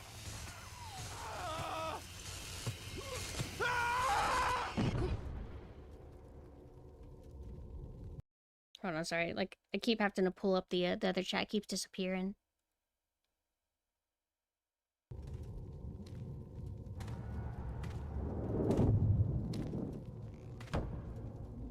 This little fish looks like he just had his cherry popped. Wonder if he's still got some Adam on him. I also think splicers is kind of like a cool name for an enemy type. Splice, I think, is regarding, like, genes and shit, right? When you splice DNA. Yellow always have been. It's the same stim sound all the way from System Shock 1. See you floating. Everybody's British in this, right? British is pretty cool. I like British.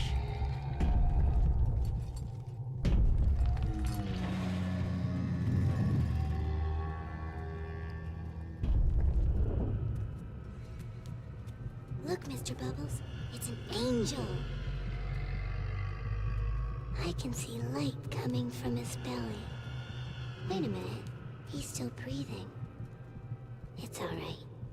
I know he'll be an angel soon. It's like, it was the imagery of the big daddies and the little sisters that I would see like in a magazine or two. I'm thinking, oh, it must be a platformer. They look like fantasy characters or something. First time plasmid's a real kick from a mule. But there's nothing like a fistful of lightning now, is there? Rapture, November 5th, 1946. One man's vision, mankind's salvation. I don't want to have a plasmid right now.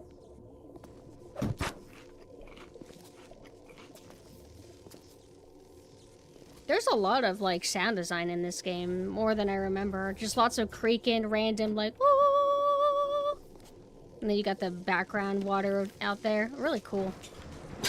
I'm applying this. I'm wanting to convince myself that actually I was wrong and that this game's awesome.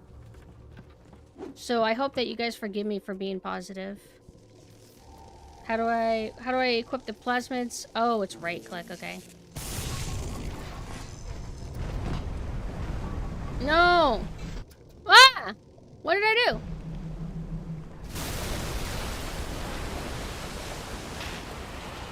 You know how I love water and floods.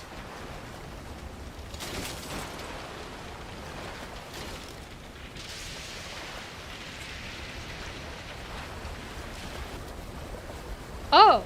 It's shift that keeps doing that. Wait, what's your run button then? Or is there not a run button?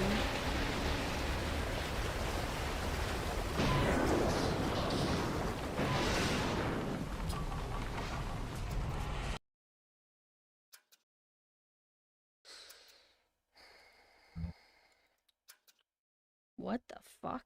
Sensitivity? Like what, my mouse?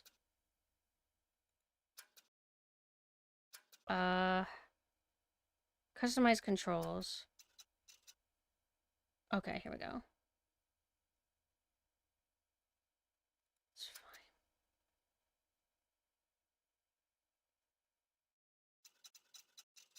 Is there not running in this game?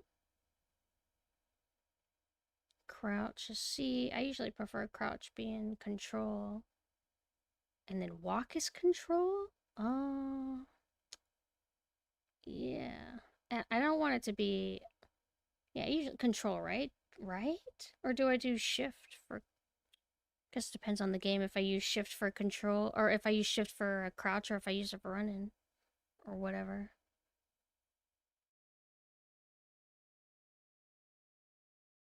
Strafing, I never do that. I'm not sophisticated enough for that. So you have a specific walk button, but I mean, I'm not gonna do that. Yeah, this is my default walking speed. It's actually like a kind of like a jog, I guess.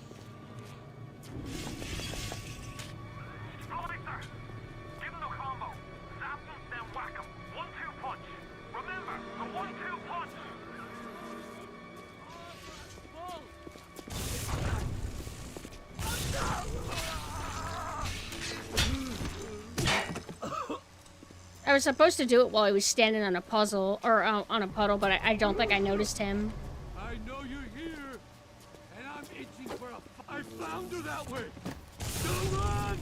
We were just getting started! Yeah, I know what? I can wait. Wait, how do I... Oh.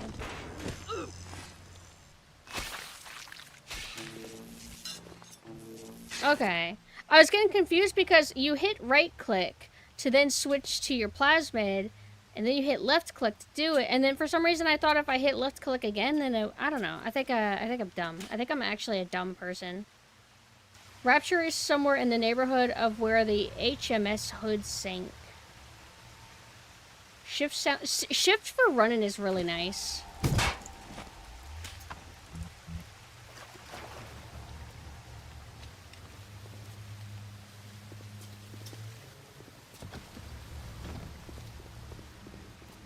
Ooh, look at that. Mina, look at... Mina, you should do stairs like this.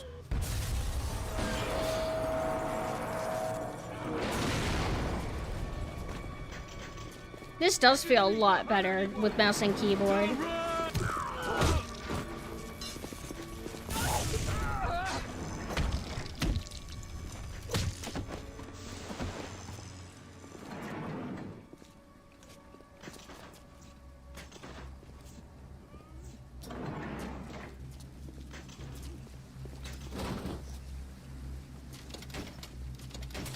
Disability-proof stairs.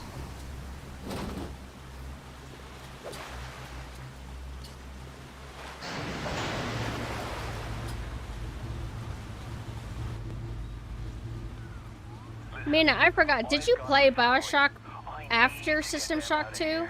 I remember you said your friend was like, oh my god, you had to play Bioshock, dude. And then you're like, okay, but can you play System Shock 2 really quick? And then he did, and he's like, oh shit, wow. Wow, they really did do everything all over again. But technically, I guess I understand recycling ideas because a lot of those ideas that they recycled are, you know, in a game that a lot of people didn't even play. So they're like, oh, well, let's just do it again. And this time it worked out because everybody played Bioshock. But it does help make it feel a little bit unoriginal, I guess. This is Andrew Ryan. There's the woman, her baby is a gun. And we're gonna take that.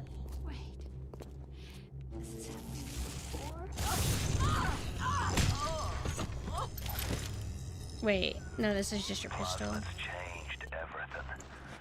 They destroyed our bodies, our minds. We couldn't handle it. Best friends butchering one another. I feel like lighting on models doesn't look exactly how I remember them in the original version. This blood is a little bit rough. Why is some of it watercolor? Oh, now look at this. I love the balance of color here. You have like lots of golds and reds.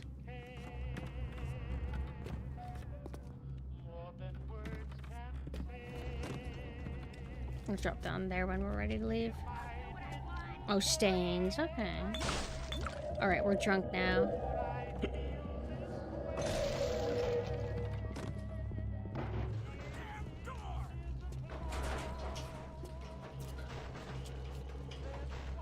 They're doing the ghost thing again. Yep. System Shock 2 ghosts.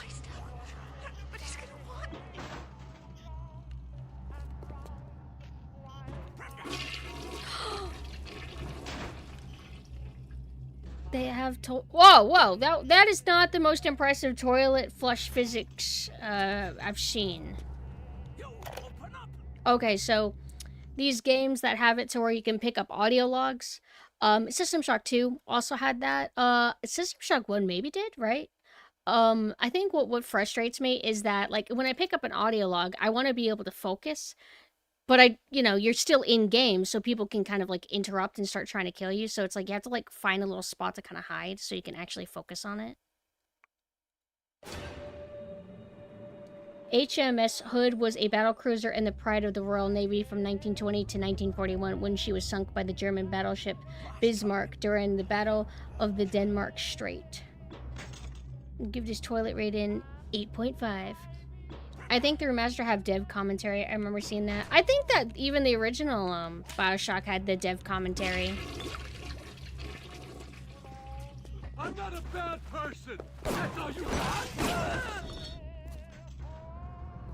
Yeah, playing this mouse and keyboard was a good decision. Last time.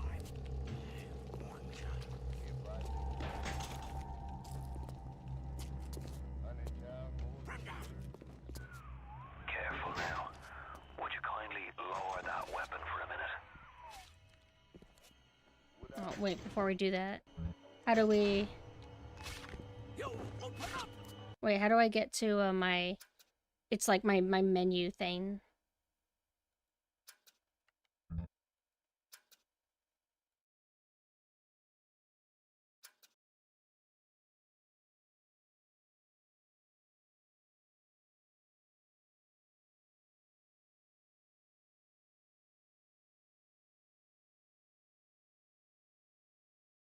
It would still be shift, right? I ended up not making shift do anything. How come it's not bringing up anything anymore? How do you access that?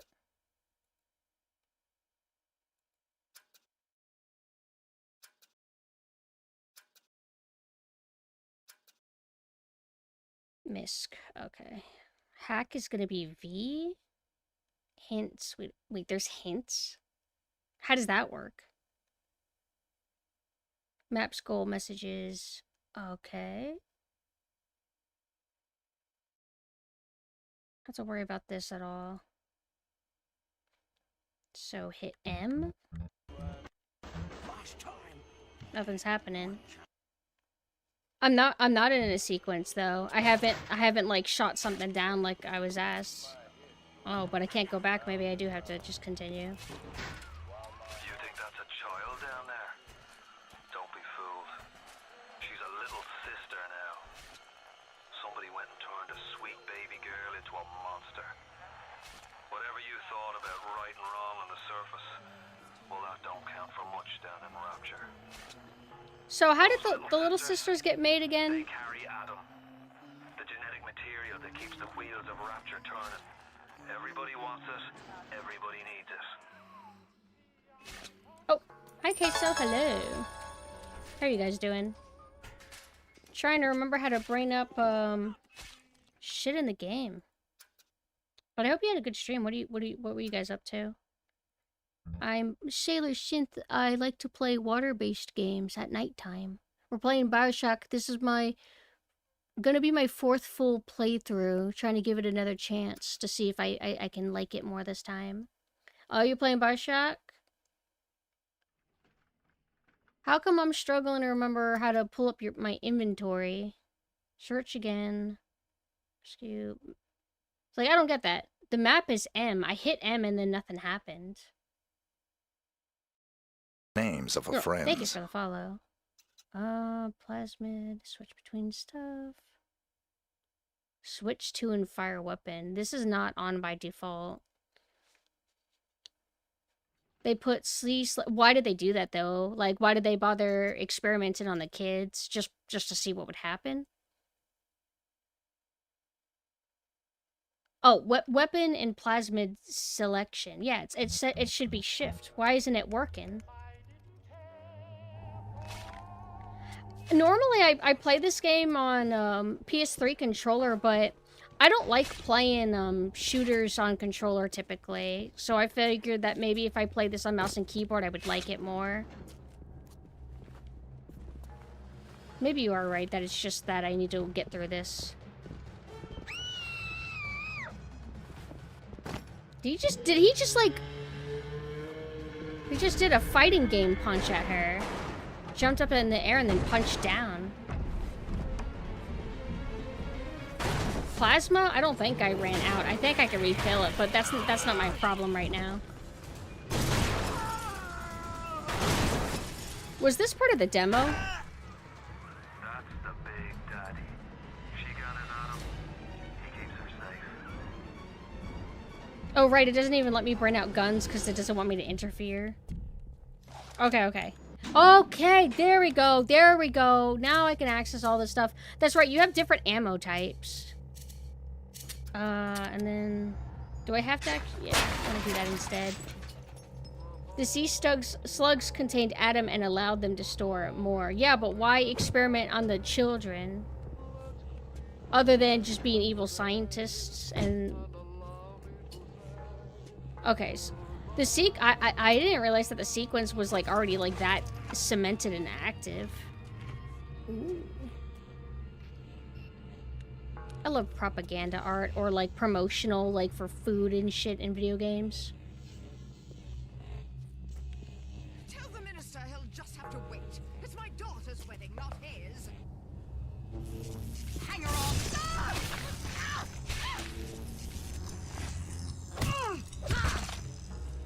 Do you have a shove mechanic? Probably not. I think this is one of the first games that I played that had like ragdoll physics.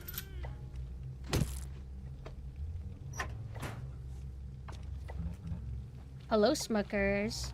We are giving Bioshock 1 a attempt to see if I can like it more.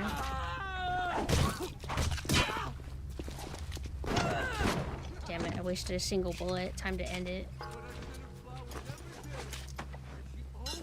Okay, no problem. And again, thank you for dropping by.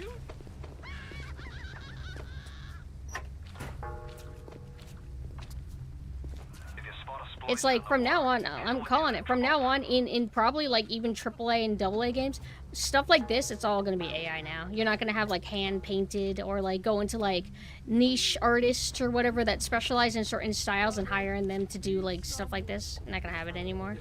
And that makes me sad, because I love shit like that.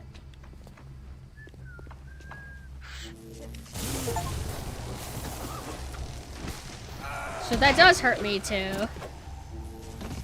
Wait, so if I want to switch to my gun, it's okay, it's mouse wheel, okay.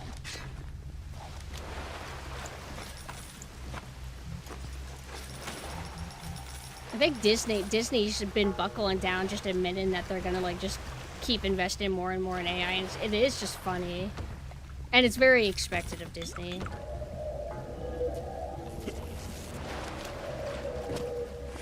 And also, I know common sense says if you electrify water, it's going to be electrified to you too, but I wasn't sure if this game would actually go by that logic.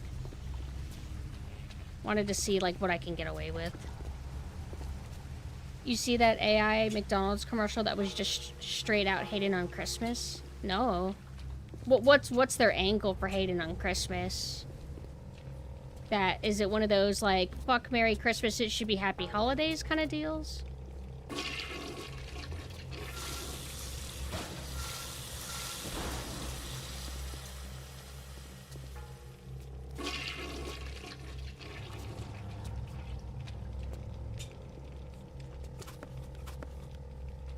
I think Mina played the demo for this game, and that's what when they like wrote off as not being impressed.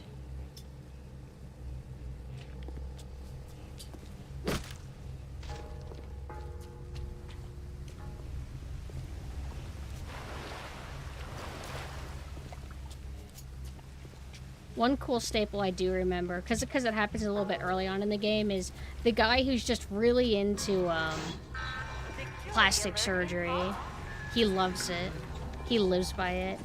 The chorus was literally, it's the most terrible time of the year, and it was just a bunch of bad stuff happening to people. How specific? I'm assuming the 2 means I only have 2.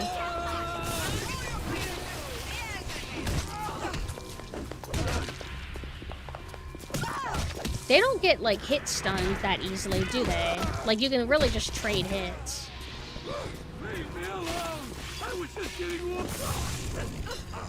But I suppose that's good. Forces it to be more challenging, I suppose. I don't remember, if System Shock 2 was that way. Oh, ow. What? Oh, it's a fucking... I didn't even pay attention. It's like a turret, but for fire.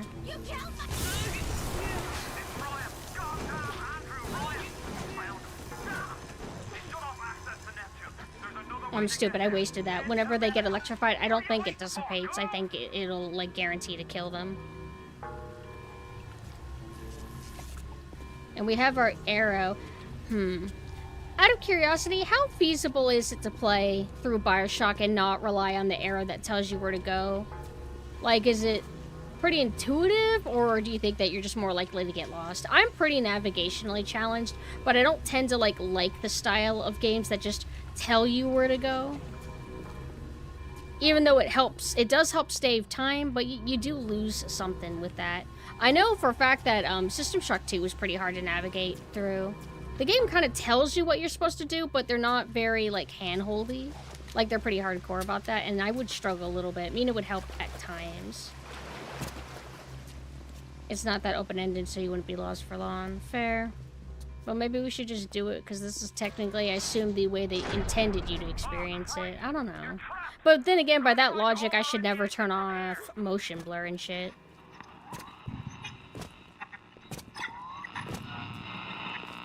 So tell me, friend, which one of the bitches sent you? The KGB wolf or the CIA general. Here's the news.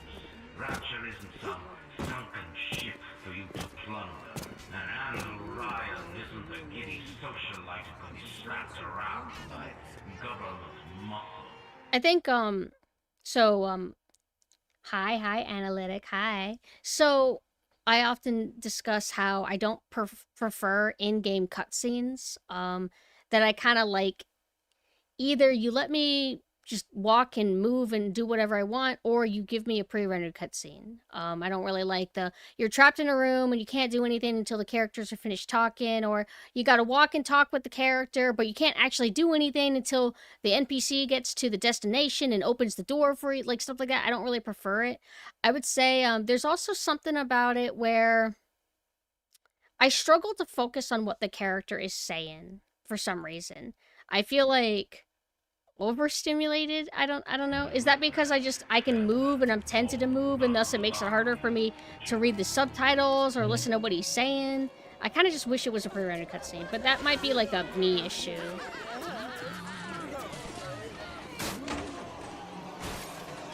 But I know a lot of people like love this shit. They love gameplay and narrative being seamless and blurred together.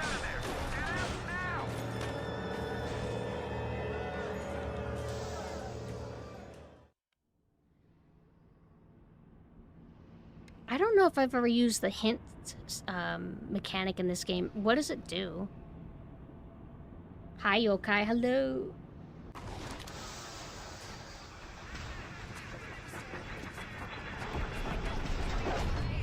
Now you've met Andrew Ryan, the bloody king of Rapture.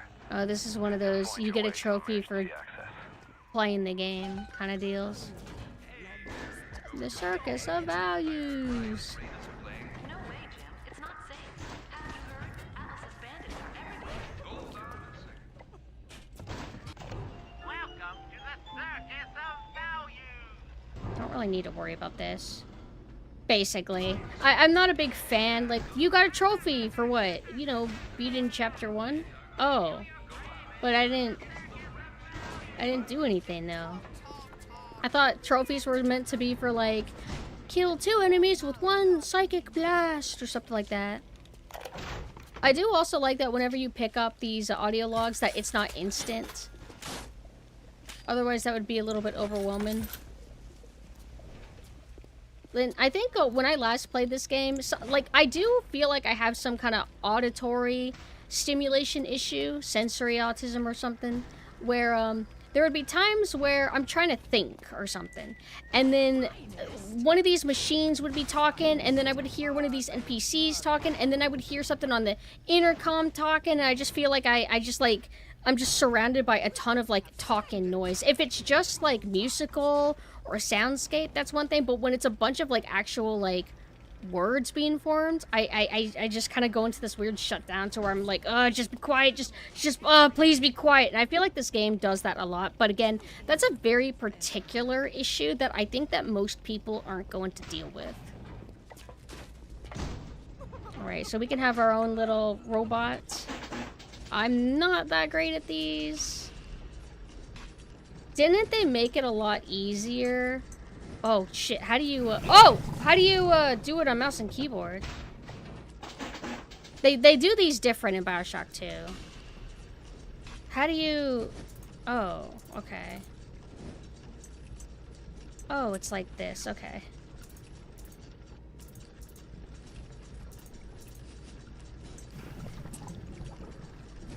I've only ever done this. Can you flip?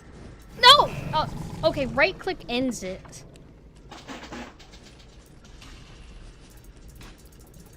It's easy to, like, activate all these so you can see what's going on, as opposed to if you're doing this on a controller. Okay, so don't hit right-click until I'm done.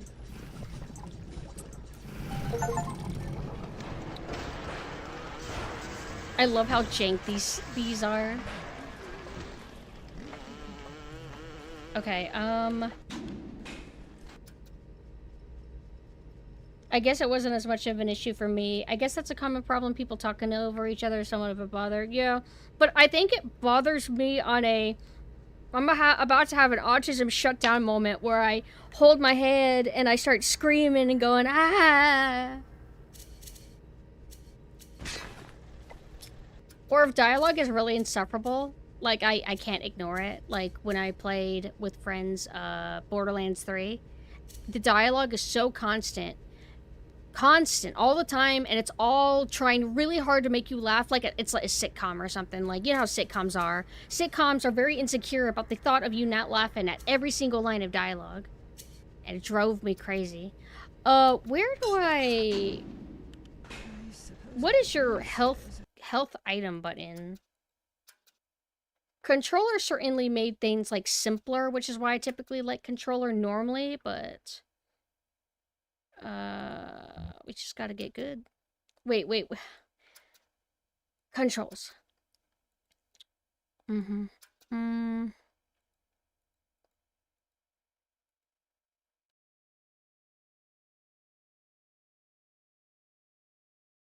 First aid is F. Okay. How do you just use plasmid or your Eve or whatever your mana is? It just, I think, like, when you try to do a psychic attack and it doesn't work, then it replenishes. Akira Tetsuo moment get in my head. Literally, that's me. Keep away from my I'll just collect the audio logs for a bit, and then whenever I'm, God damn!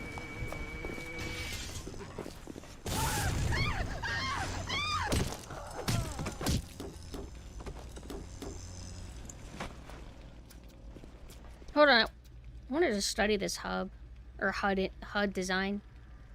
Pretty cute. Not sure which game introduced the pipe dream first, but I saw this exact way of hacking dating all the way back to 2003 in Star Trek Elite Force 2. 2003? Then that would have been before this. Where's my my little buddy friends? My little flying... There he is. I love how he sounds like such a shitty... Like, he sounds like a bug or something.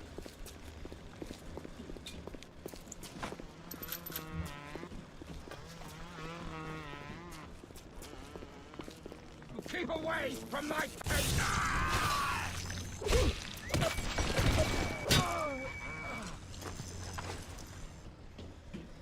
We'll do that in a second, whenever I'm actually ready. It sounds pitiful is what it sounds like, and it's bumping along everything, and I don't know if they are happy it's like that, if it's meant to be a little bit clunky, or if it's just limitations.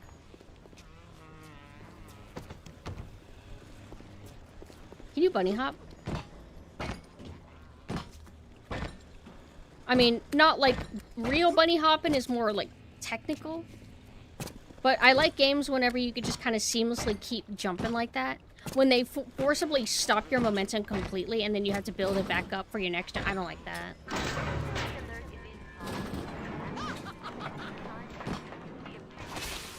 I need to lure them into the water.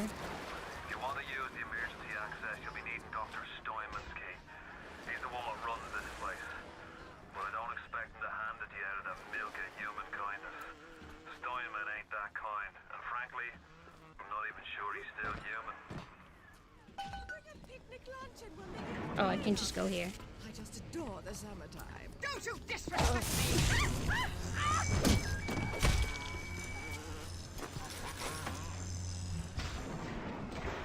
I got a new gun. So here's our Tommy gun. It's pretty cool. I don't remember if it sounds good. Let's find out.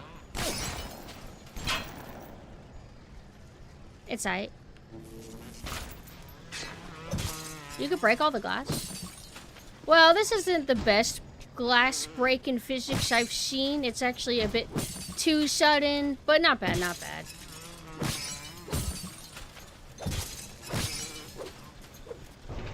Not the best I've seen, but I appreciate that they bothered to have it at all. That's where I just was, right? Down here.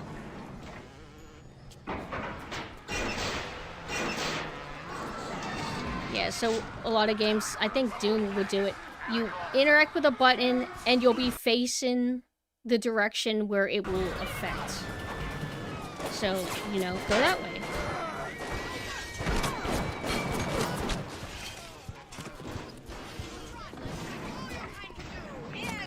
I'm going to assume that there is fall damage in this.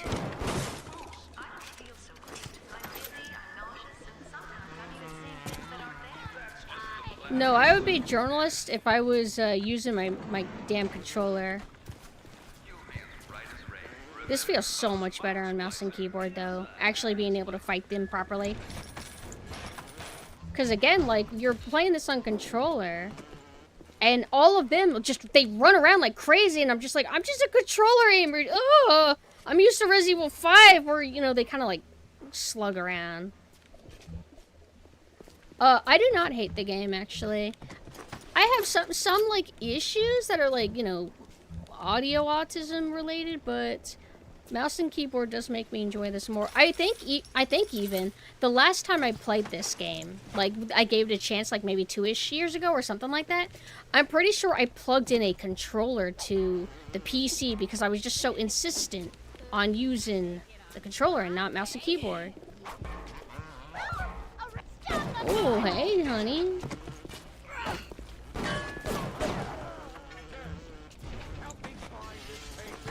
There's still people coming around. Yeah, take care of him.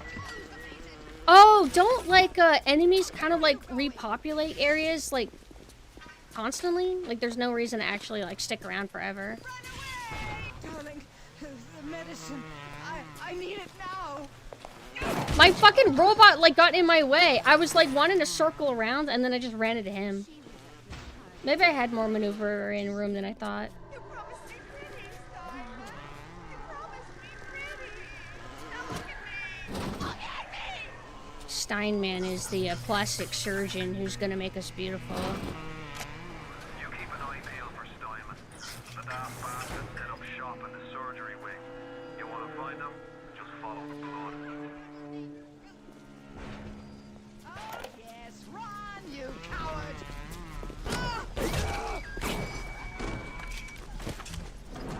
Above all, do no harm, Steinman.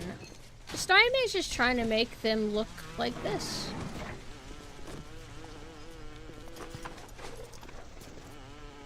And this is, Hold on, I'm gonna electrocute. Take this! Huh, V? There we go.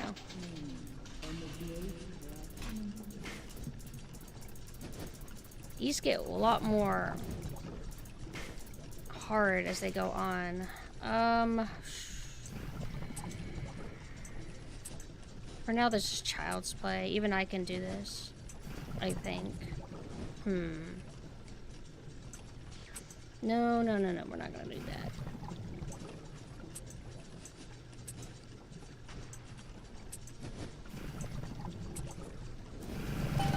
Now you're mine.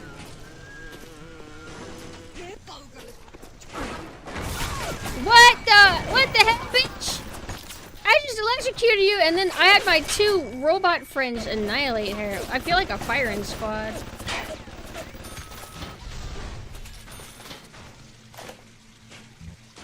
So sometimes there's stuff like hidden, like in like little nooks and crannies like that. Ow! Ow! You're right. System Shock 2 did do that. Yeah. Oh, you're evil. You're one of those. I think F is my heal.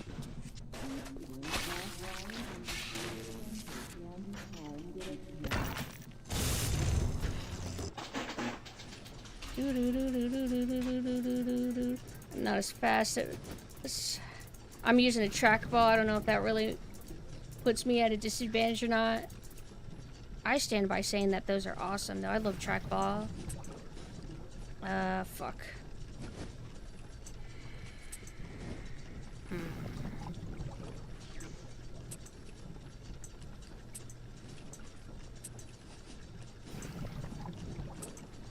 Oh. You are now mine. Hold on. I want to get this. What? Huh. What am I doing wrong?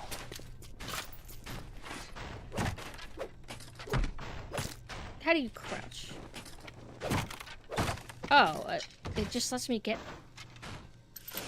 Are you even supposed to go there?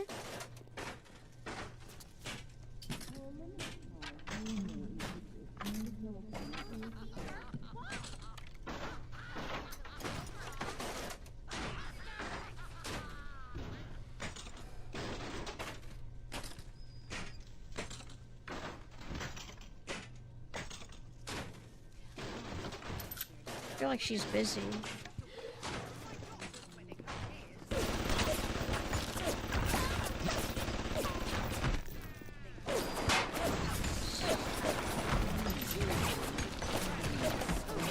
I feel like we've collected 10 audio logs, but I haven't really found an appropriate time to really listen to any of them.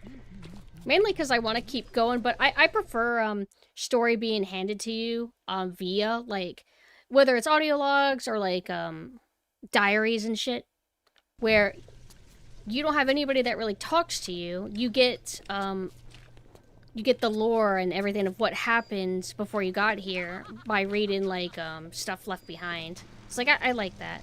But this is a combination. There are some people who are alive that talk to you.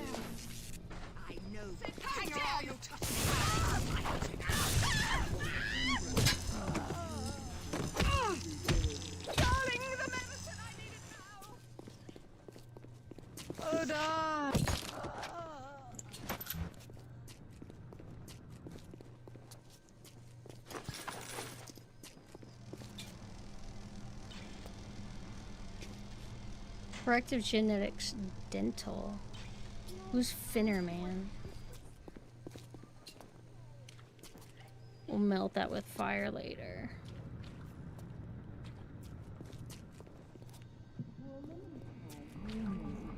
Did we explore everything down here first? Ow! What? What's up? Yo, what's up, bitch?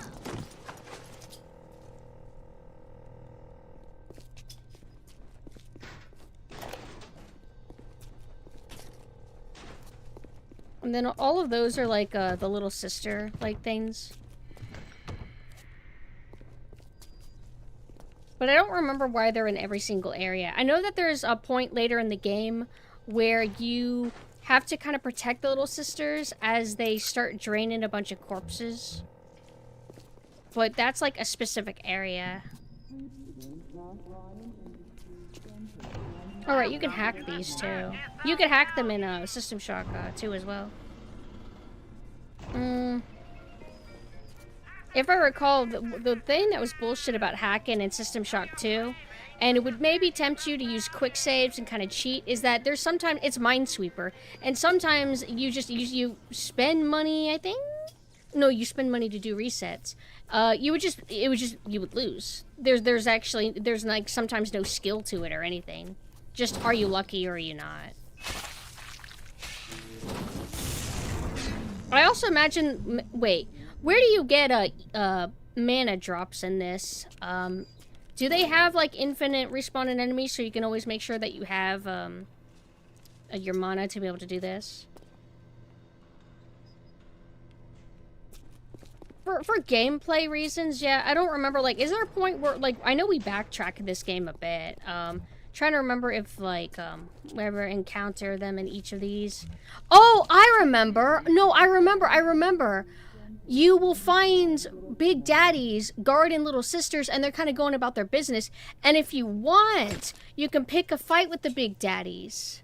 But they're really hard fights. I remember now. I don't remember what you get out of picking a fight with them, but I do remember now that you can fight them. I don't remember... I don't think they charge you unless you actively attack them or attack the little sister, or if you get too close to one of them.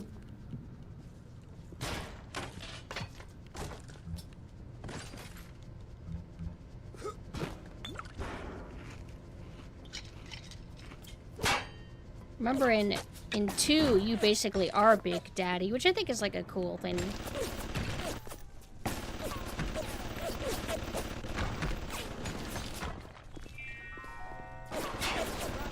Wait, where is What's the new thing that I... Oh, here we go. This is where I wanted to go. Surgical savings.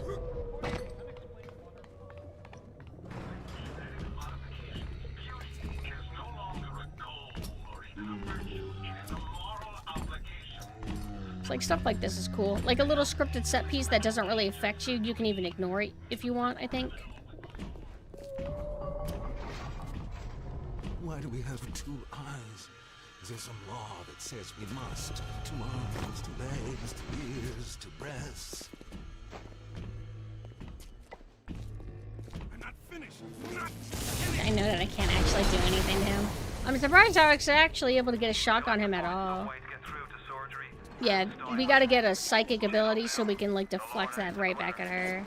Or him or whatever. Health station? Okay. Okay, wait. If you get your hands on one of them telekinesis plasmids, you can catch the damn firebombs and toss it right back in its gob. Or anything else that might be standing in your way. It kind of bothers me when I can't interact with those characters and then they leave. Oh, the big daddy and the little sister?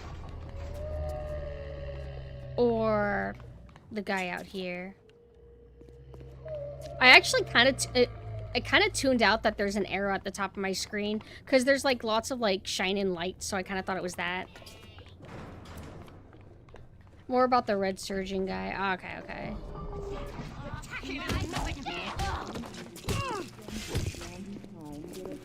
Damn it. Why can't I do a lunge?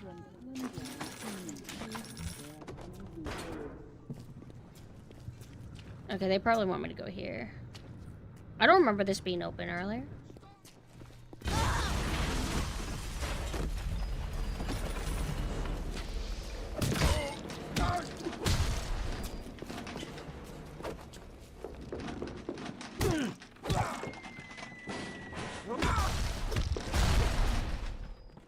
Where is he? Oh shit! I gotta heal!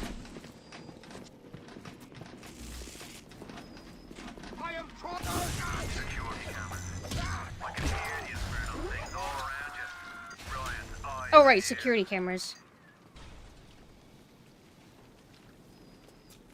Can you jump up here? Security camera's probably like right. I see it. Did I already kill him?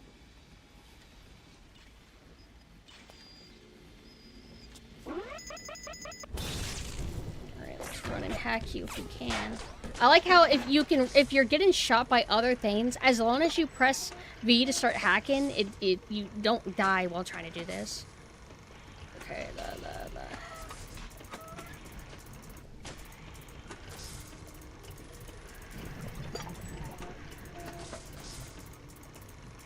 Okay.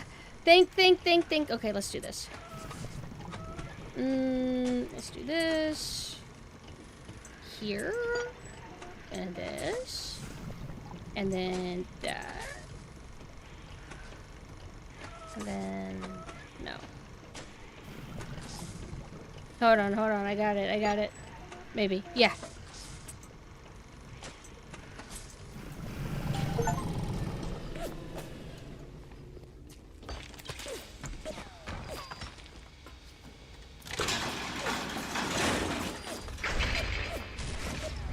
And then I think we get something from this, right? Yeah!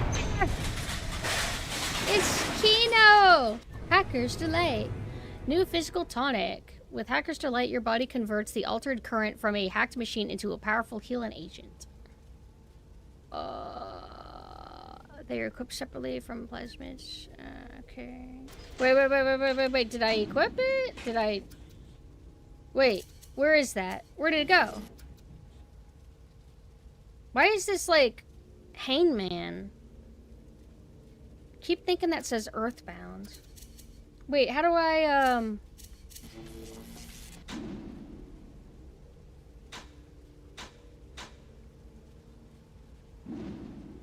Oh. I think you have to go to vending machines? Right? The they give you Adam and they have like little sister imagery.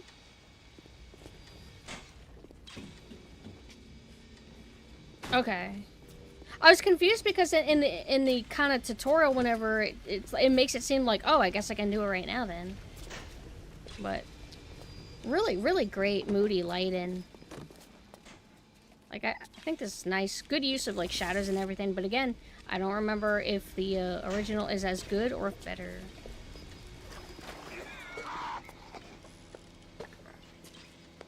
I do get a little bit confused, like, balancing these out. Like, mouse wheel, if I want to switch to guns. Left, middle mouse, and B? Oh, it's just middle mouse. Wait, oh, or B. Okay, and then if I want to, wait. Oh, you can just literally hit the number keys. Okay.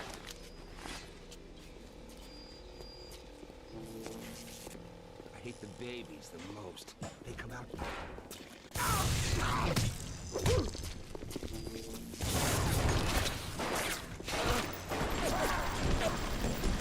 There's a bit of a kick to this.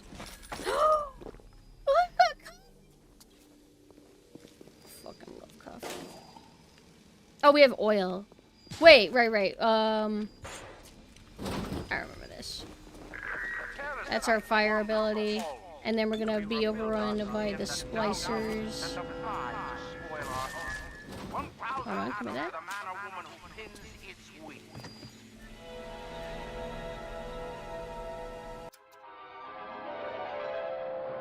Light up foes to 1,000 degrees. Warning, fire spreads. So we've given people the ability to set things on fire. However, we do understand that people may set other people on fire. Oh shit.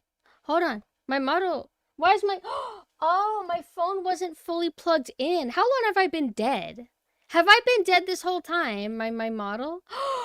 You better have told me. Did you let me be a damn little ventriloquist this whole time? You wouldn't have done that to me, right? Hello? Okay. Looks like some people want to be set on fire. But yeah, as I said, like, giving people the ability to set things on fire is most likely going to result in lots of arson and fire-related deaths. Yeah, my battery was dying. Because it was kind of like hanging out of the outlet. I'm glad it get... Well, actually, I didn't even know until I looked over at OBS. I like how whenever you burn them, their corpses are charred. As somebody who likes charred corpses, it just means a lot.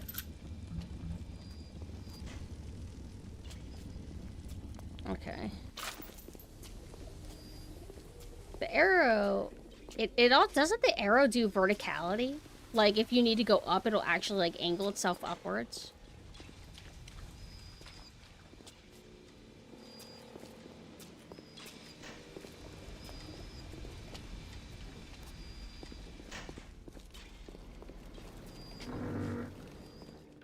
Alright, I have the ability to set things on fire. Now I can go to the ice.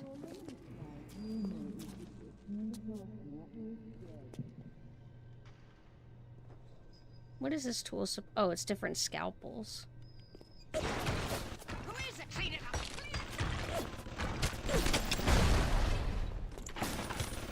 I appreciate that shooting her body halts her from being able to do her leap and movement.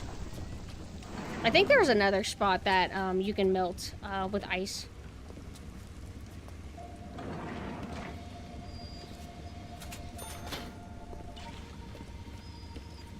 I feel like they probably did the sound design in this game. Well, I don't know if it was exactly a result of the criticism that System Shock 2's sound design had, but System Shock 2 was a lot more energetic with its music. They had, like, what, drum and bass? And then they would have, like, areas where it would be more atmospheric and moody, kind of like how this is. But some people argue that the overly energetic music was distracting and that they didn't like it. And I personally like it. I think it's a really balanced soundtrack, but I can understand people thinking that it was a bit too much. Friends. Thank you for the follow. Whereas this game is more, I guess, like, standard, more what you expect. There's definitely, like, ambiance going on. Like, more than modern Resident Evil has. This game it's not playing music exactly right now, but it is playing some kind of droning sounds. I feel like modern Resident Evil has like too many moments where they don't do that, and if they do, it's always like too quiet to enjoy. What's up, baby?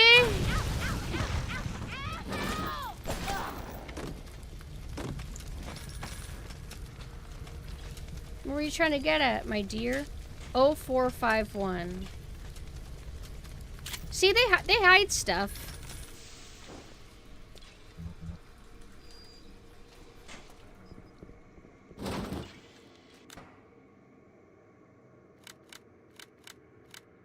Wait. Wait, what is the infamous... Oh, I was about to say, like, wait, is that this code? 0451.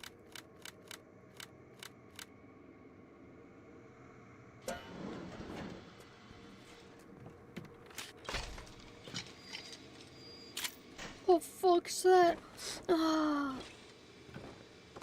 Blapper women's shoes. Wait, is that a male shoes? Never mind. Not interested. Yeah, I'm liking the game a lot more than the other times I played it. I think it's the mouse and keyboard that was like hurting it for me. As stupid as that sounds. What, you want a piece of me, baby girl? What the? Oh, it didn't really take much for you to go down, darling.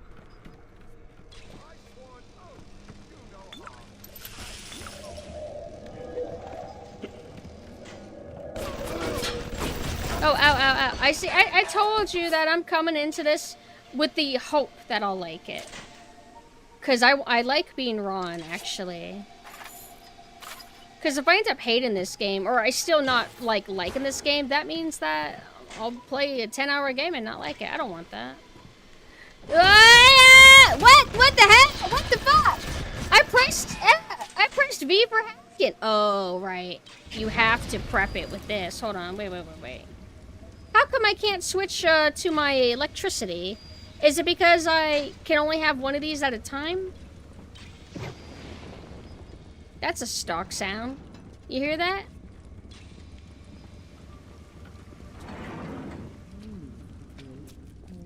Where's one of them? Shift? Oh.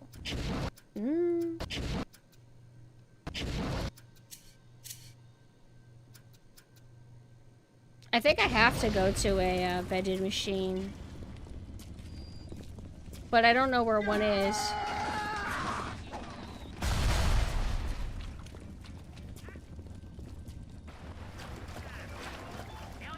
How do you re-equip it, though?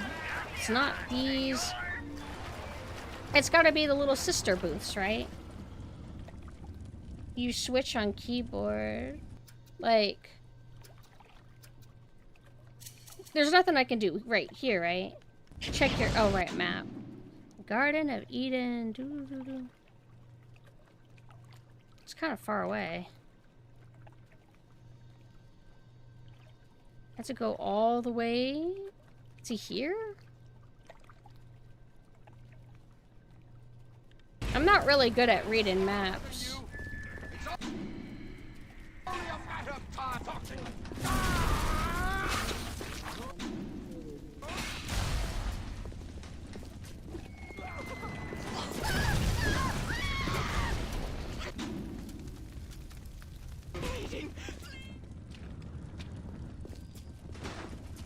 Did I just go in a big needless circle? Are you the boss? I think you are. Uh-oh, my bad. Whoops. Oh, you were noticing that guy. You're my friends. I thought I activated a camera.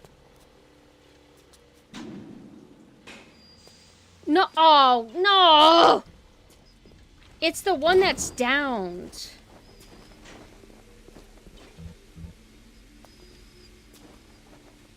Are these flat textures? No, they're not.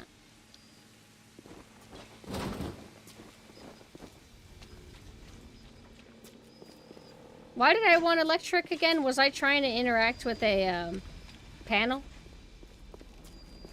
How come it's so hard to find one of these? I thought, like, we were just at one. Also, can you zoom out, or are you stuck being this zoomed in? Oh, the turret. Right, I wanted to electrify the turret, but I don't need to worry about that. If I, like, leave the area, I guess I don't need to. You can equip your stuff at the gene bank. Where even is one? I can only find, like, regular vending machines. Oh, this is good, because I need to melt this anyway.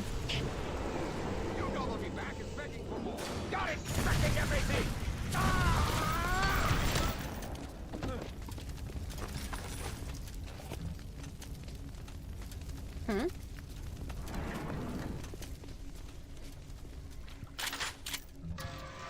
Oh, no, no, I wasn't ready!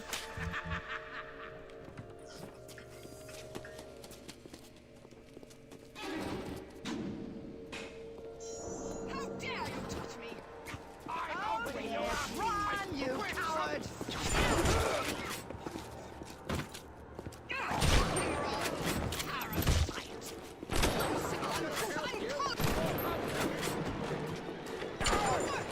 That was a nice spin.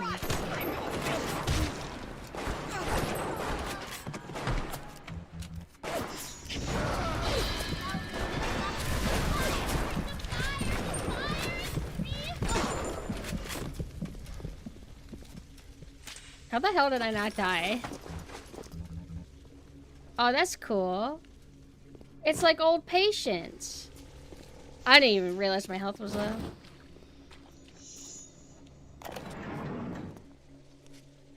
AccuVox, personal voice recorder, recording the thoughts and lives of Rapture citizens for 5 years and counting. Fontaine Futuristics for the city of the future. Basically, voice Twitter.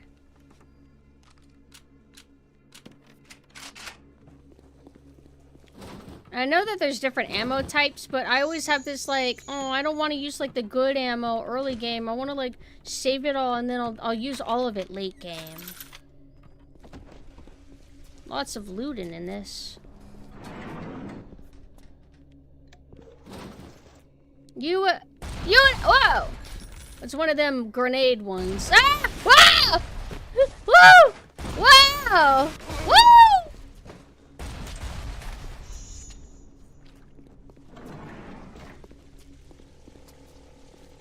Me when I survive a rocket.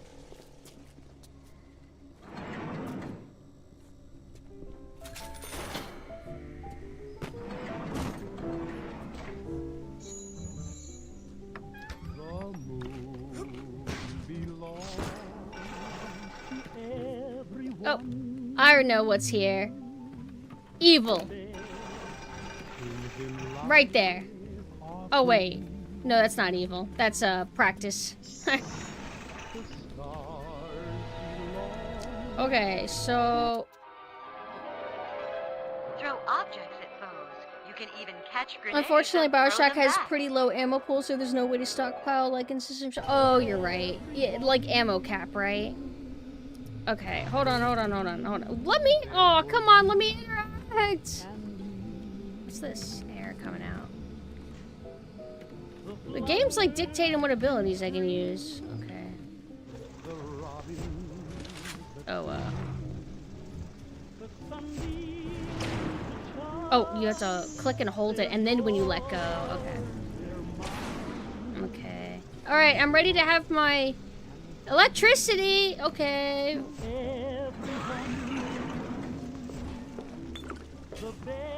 Looks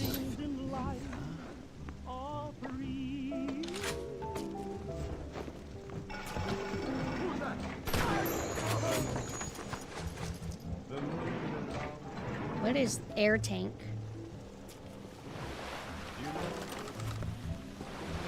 I love that this has so much like partial flooding.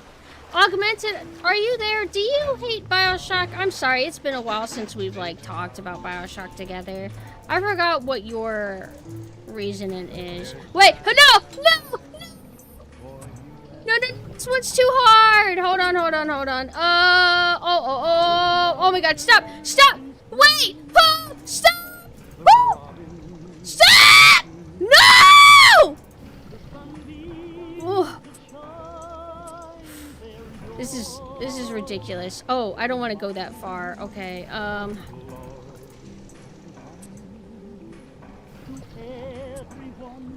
Oh my God. What? This is not ideal. Yes, easy, easy. Ooh, what'd I get? Ah, there's something touching me. Must be just a stray hair.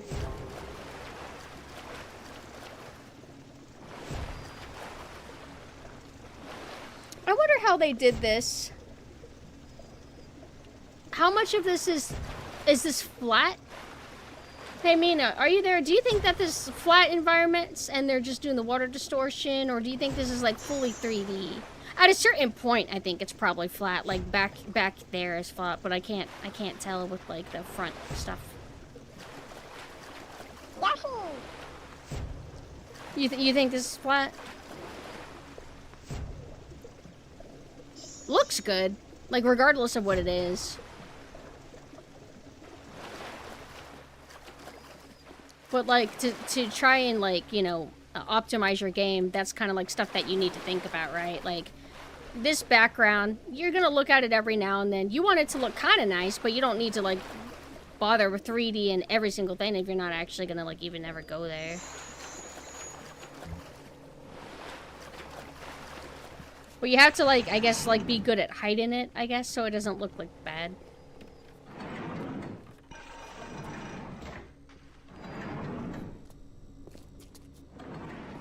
I appreciate stuff like that. Skyboxes in general. I guess that would kind of count, even though there's no sky. Well, kind of. Underwater.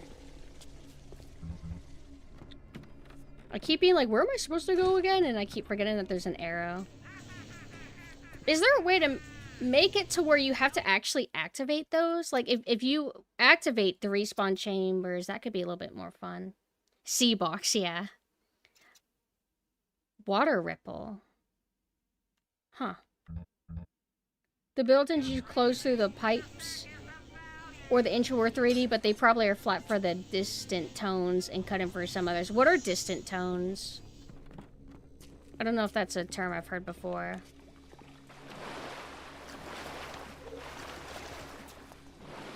Ow! I saw like red and I'm like, where is that coming from?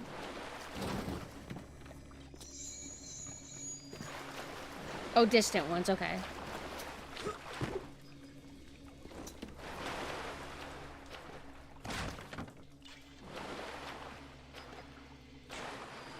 I'm going to assume that technically we can jump in here.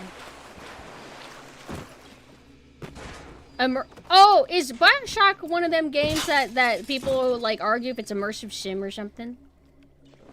Wait, is that how it works, Mina? Like, I usually make fun of you. Anything that's not System Shock 2 and Deus Ex is not immersive sim, I think, is Mina's logic. Ow! I'm bullying.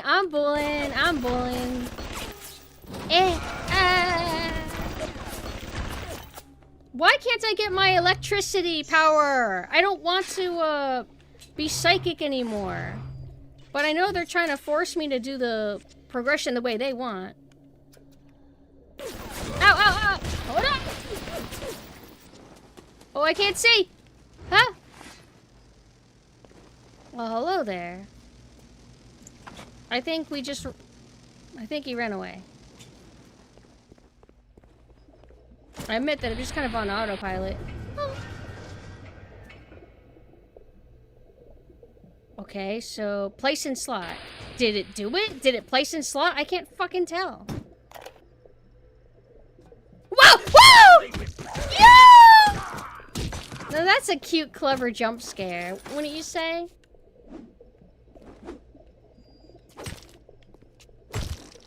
Mina doesn't like streamlines, immersive sim. That Fallen Aces game kind of seemed like it was inspired by immersive sim and stuff like Deus Ex. I don't know if Mina considers that to be immersive sim though. It was definitely more simplistic. Because, you know, Deus Ex would have had, like, a whole-ass big team, whereas Fallen Aces was probably made by, like, 2 dudes. Hello. I didn't know I could psychic blast her body.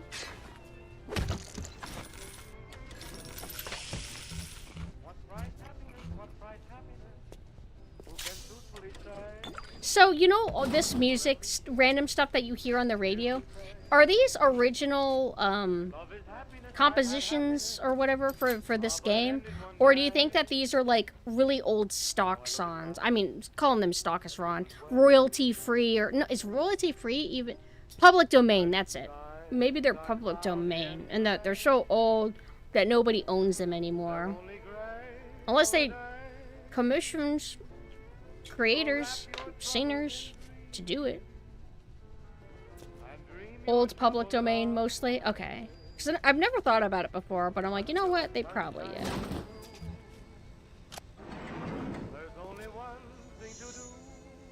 Which is fine.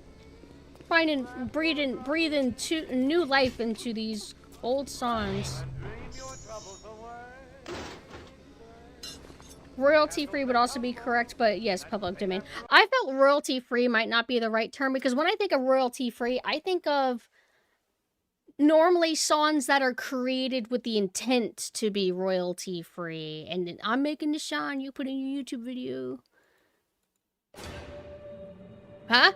Oh, thank God. I thought I loaded something.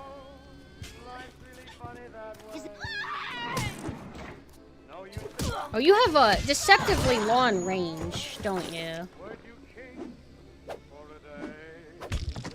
Well, hard to tell now, but...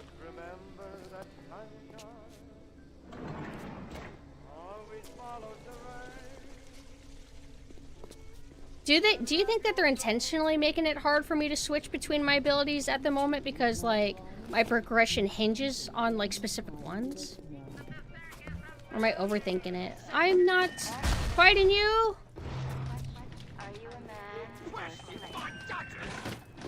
Hi, whoa! Wait, I gotta get to, the one place. Yeah, we're going here.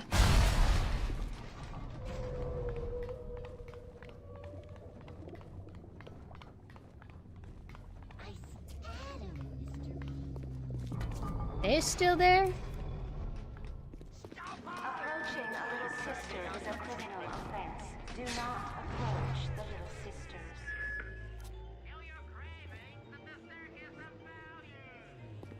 I think I have to, like, look away? I feel like this probably happened last time I played this. Come on! Ain't no need to be shy! Hello? I literally can't progress unless you work! Hello?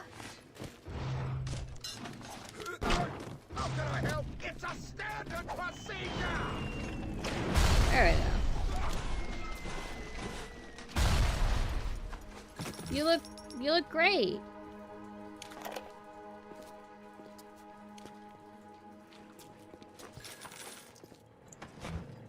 You think that's gonna be Starlight in the last season of The Boys? I just joked. Oh, sorry.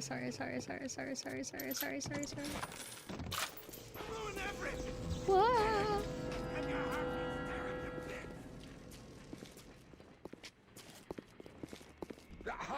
A sugar value. Welcome to the circus. Better come out. I just want to bind your wounds. I wonder if any of these posters are based on, like, old propaganda art, but I'm going to assume no, because it doesn't fully have the right look to it. Oh, what the hell? Oh! Yeah, oh man, that could have been a friend. Well, I could have made them a friend. Hey, how come this is open now?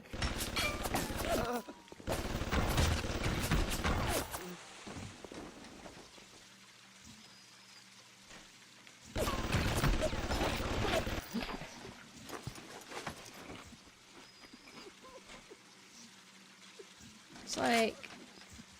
guess I could just try it. Fuck! No! Oh!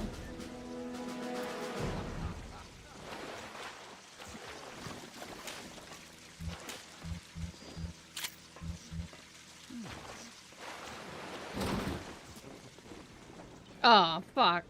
No, I don't even have my fire anymore. When the hell do I get to have the abilities I actually want to have? Damn, having this not be destroyed would have been nice because, I mean, I think a bunch of guys are going to come through there. Kind of running it and rolling moolah.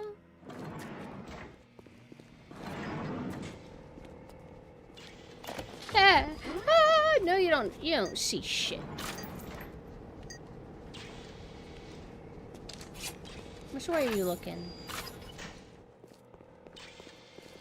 Oh, fuck. Ah! The good all get under them. Oh my god. Oh my god. Oh man. Oh lord. This shark I survived. Oh wait, they're coming from there! Oh, whatever. Mission accomplished. Man, I don't know how I'd be surviving so many of these situations. I ain't be thinking at all.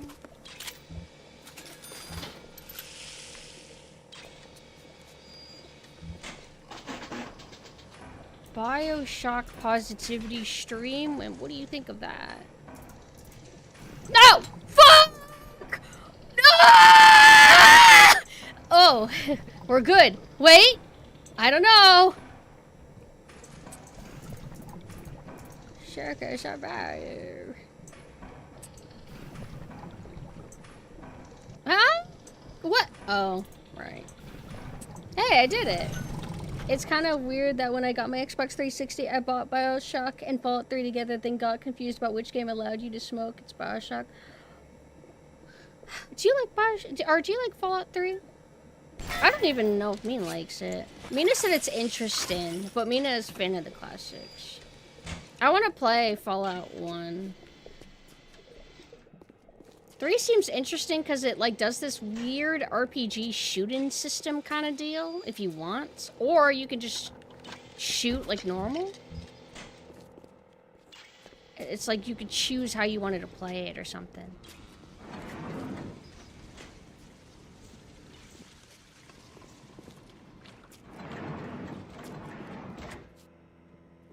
Thank you. Possums scare me, though. I must admit that they terrify me.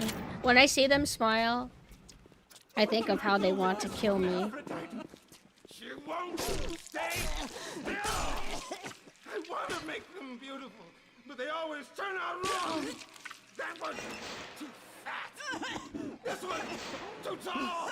This one's too symmetrical. And now... He has unrealistic standards for plastic surgery. I wanted to see what you look like and you talk so much shit. I don't know, she seems fine. Ow! I don't have that much health.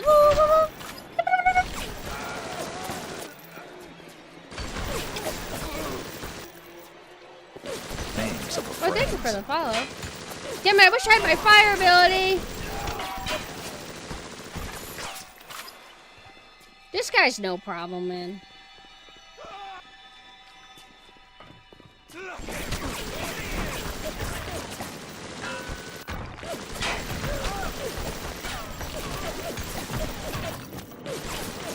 This is what happens if you complain about your nose job after the plastic surgery.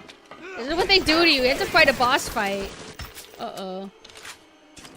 Oh, wait.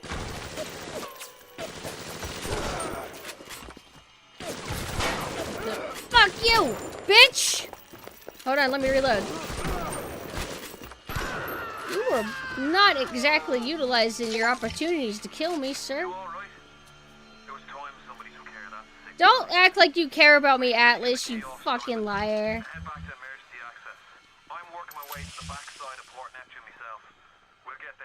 That scared me. I thought that was a person at first. That was pretty awesome. So let's see, what'd she get done? Well, this outfit, I don't know about this outfit.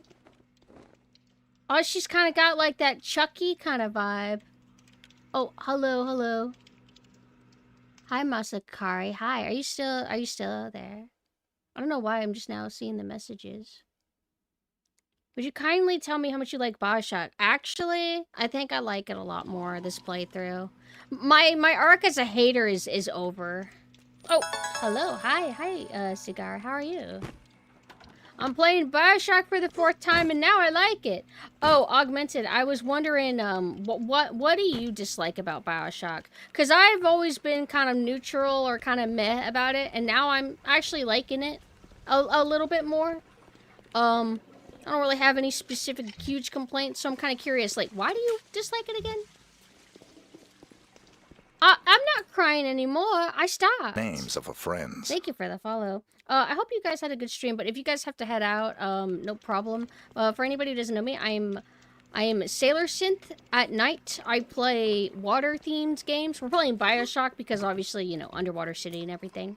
But by day, I'm PumpkinSynth. Ah, God, I hate having this different name stuff. Why did I do this? Liked this Bioshock better than Infinite. Yeah. But Infinite doesn't look appealing to me at all. Oh, thank you, Ashen. But no, Infinite, I just heard that it's dumbed down way too much.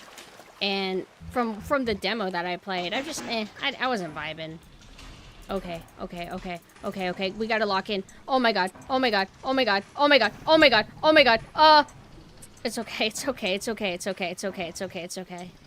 What? Oh.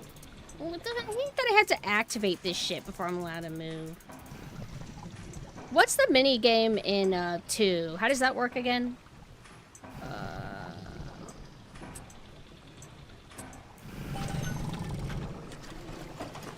They give you a lot of dopamine in this game. Like if you like looting, you're gonna be looting a lot.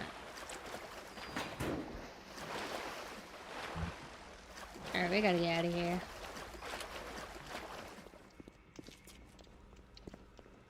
At the moment, it feels like I can only have, like, one psychic ability at a time, but I think you get upgrades that make it so where you can have multiple, but you have to find them. Adam denies us any excuse for not being beautiful. Okay, whatever.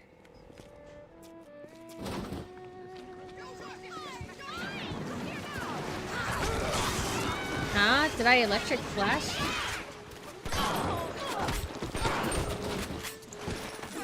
You're lucky that I actually want to get money from your body. Otherwise, I would ignore you.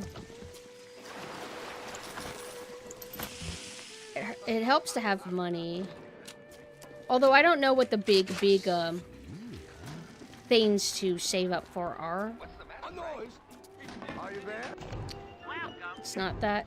Bioshock is just a very mid game that's pretty fun as long as you don't think too hard about it. Its strength is its art style and setting, but it basically does everything System Shock 2 does, but worse. Plus, it undercuts its own storytelling twist. Gameplay-wise, Bioshock 2 is just better in every way.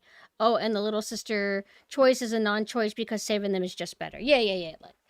We kind of mentioned that earlier. I feel like that's fair. I would probably agree. I do like System Shock 2 like a lot more overall as a game than this, but I don't know. Maybe I'm just like brain broke. Maybe the depression has just made me more open-minded or something. So right now I'm playing this game, knowing exactly what it is, and trying to see, do I like it for what it is? You like Infinite the most? You're the second person that's pretty pro Infinite. I'm surprised because I've only ever met people who dislike it. But I guess it was kind of popular, but a lot of wait, I think it was a lot of journalists liked it.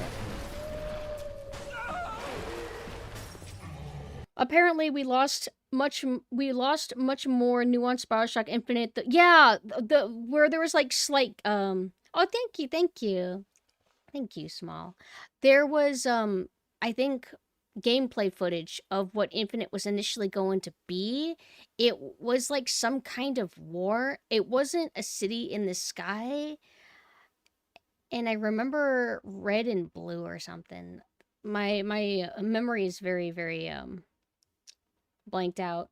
What even is the core narrative theme of Infinite, out of curiosity?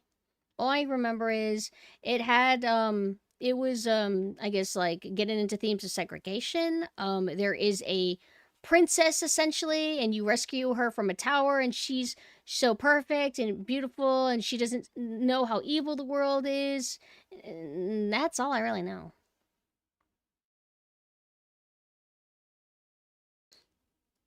But let me finish. Apparently, Nuance Bioshock, the one that was demonstrated on E3, the demo still had Garrett's voice actor for Bucker instead of Troy Becker. Garrett, as in Thief, but looks like it was scrapped for being too ambitious for Xbox 360. Is that like the official reason, or is that kind of like maybe a theory?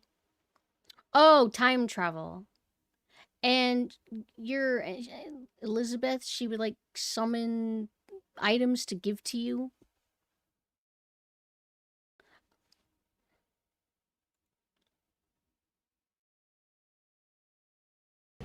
But you know how sometimes you like a thing. You just like a thing so much, and then you play something that's like kind of like a poorer imitation of it. Sometimes you hate it, and then other times you warm up and you're like, fine, okay, you're not as good as like what you're trying to be, but I can still enjoy you. And I think that's how I'm starting to feel about this.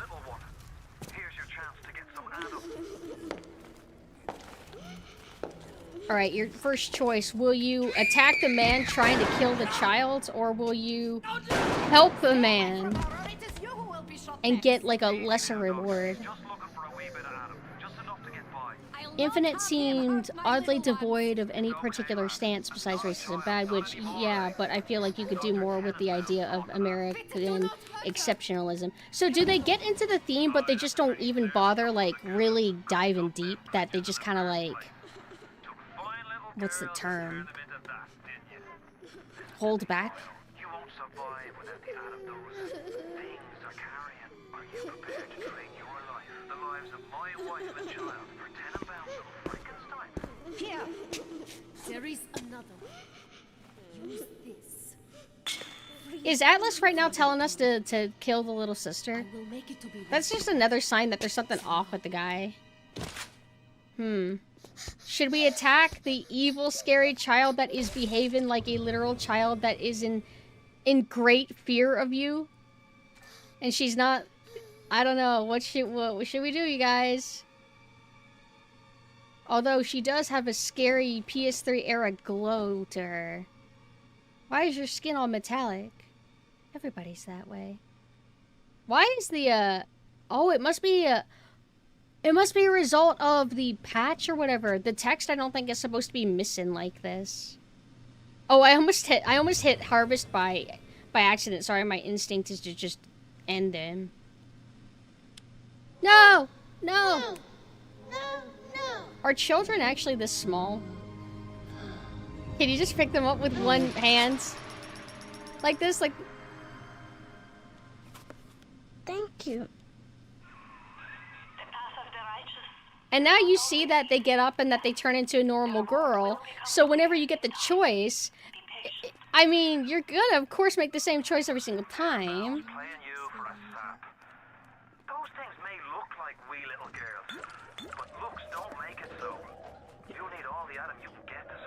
I don't know, guys. She turns normal. If you cross paths with another of them, gatherers, guard, machines, make sure you Golden film reels. You've unlocked an episode of the director's commentary. Play it now or view it later from the main menu. Is this the first we got? Spoiler warning, the commentary contains in-depth discussions of plot twists included in the ending. Okay. Bioshock was groundbreaking in many regards when it released in 2007, though fundamentally it shared many consistencies with Irrational's System Shock series. What elements of System Shock translated into Bioshock, and what was refined, altered, and innovated upon to create the world of Rapture? Let's take a look at the long road from System Shock to Bioshock. What's really cool is I found out System Shock exists because I did play one of the commentary things before when I last played, and they kept saying System Shock, and I'm like, what's that? I never heard of that. Geoff Keighley. Everyone knows where the game ended Whoa! up, but I think fans would be interested to learn where this game or the idea of doing this game started. And I think, you know, folks know System Shock and the legacy of that game. huge fan base. Did it start as a System Shock game initially? And part of the reason why I didn't know about System Shock is I was not really much of a PC gamer when I was young, so I only knew about console baby games. Ken Levine! There was more game design to mine there. You know, that it was sort of, we did that one game, and it was sort of the first. Why does Geoff game still that really look like he has an combined age? shooting and Dude's a RPG, vampire. And it was a very small budget. You know, it was a very small team, and it was the first game we had ever done. So we got pretty lucky, I think, in terms of how well it came out. But but the odds were sort of stacked against it. And the team, was really enthusiastic about doing a game like that. And time had evolved. And the team was much more. We had done a bunch of games together. I like System Shock 2 more than We had a stable Bioshock. technology base, and we were like, System okay, Shock 1, I need to System Shock 2 was play it not. in I mean, full that to engine was determine how I really- feel. No game had ever shipped on that engine. It was a very crude piece of technology. Most of us had never shipped a game at the time. So like, well, what if we? What engine were they had a talking stable about? Sorry, technology base I was and just had a wanting to team chat a that was little bit. more experienced and more seasoned, and we had an actual like art director, and which we didn't really have on System Shock. System Shock 2 looks so what could good we do? though. And so I think there was a lot of enthusiasm in the team. But I really guess try to like do a more Bioshock might be mature more version of ambitious that from kind a of game. art direction standpoint. I think that's fair to say, wouldn't you? They probably did more research and whatever, and I don't know.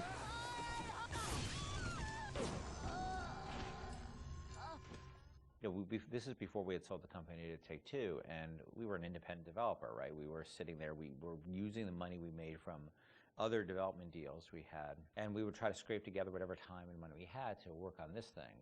And it was not actually something I was particularly keen on doing. The team was much more keen on doing a sort of a System Shock-ish game than I was, because... That's your pitching, right? Like System Shock 3 at one point, right? Well, I mean, there was an actual System Shock Right. 3 that we were pitching back in the day when we were right after System Shock 2, but that never happened. Right, We couldn't get anybody interested because System Shock 2 sold like 5 copies, right?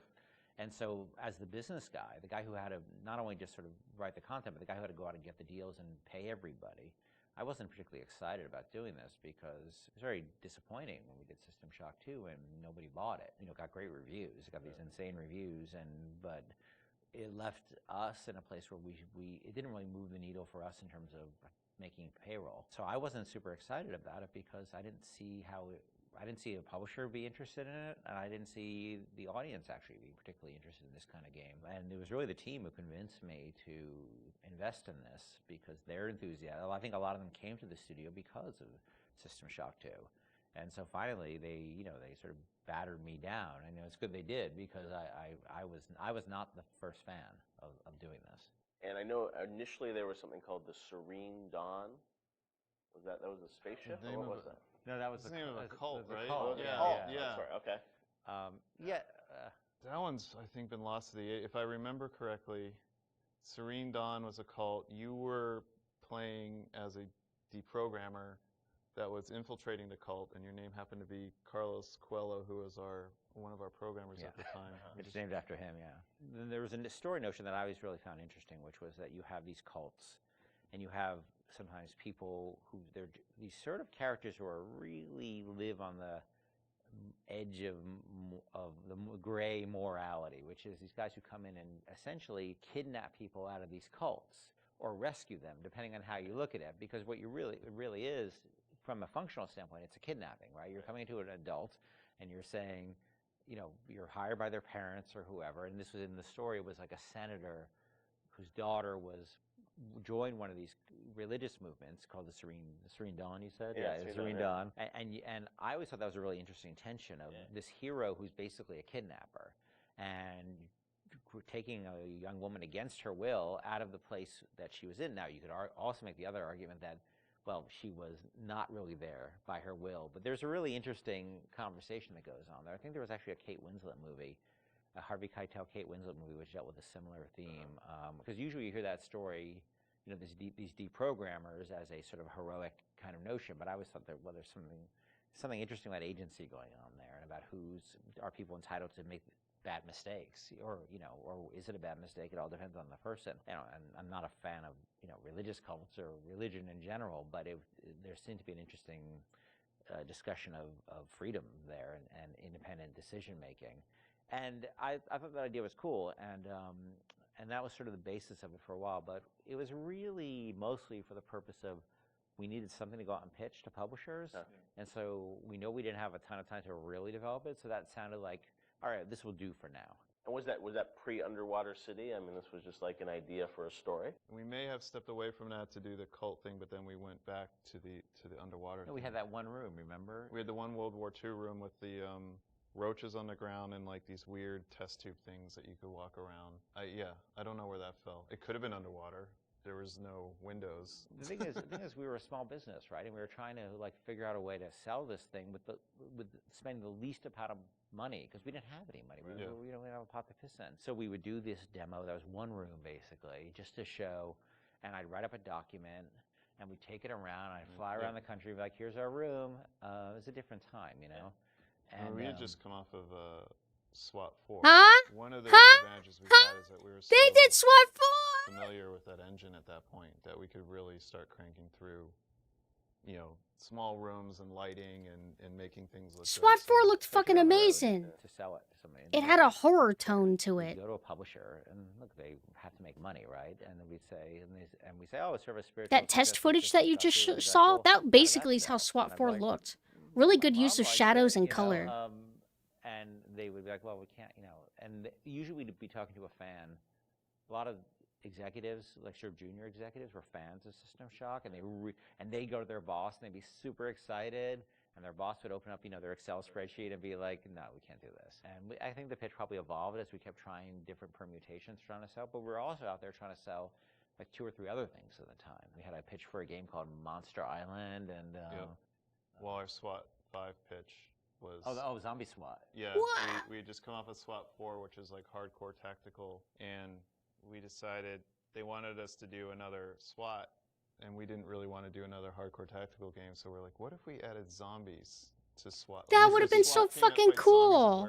That sounds awesome. And it was like, no, it doesn't. And this is before before zombies were a thing. And so we came up with this thing called Division 9. Division 9, yeah. That probably would have been even a bigger financial success than Bioshock. Wow. But we couldn't get anybody interested in it. We didn't have enough werewolves in the demo, I think.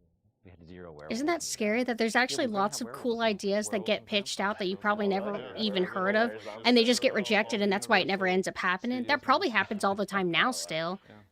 Like, we're always like critiquing how a lot of games that come out seem samey or boring or lame.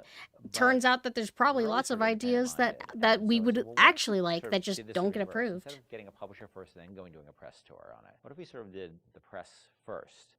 And we called up a guy, Andrew Park, who's at GameSpot at the time, who was a fan of System Shock 2 and a great guy. And I said, well, will you come out and look at this thing we're doing and write a story on it? And he's like, sure.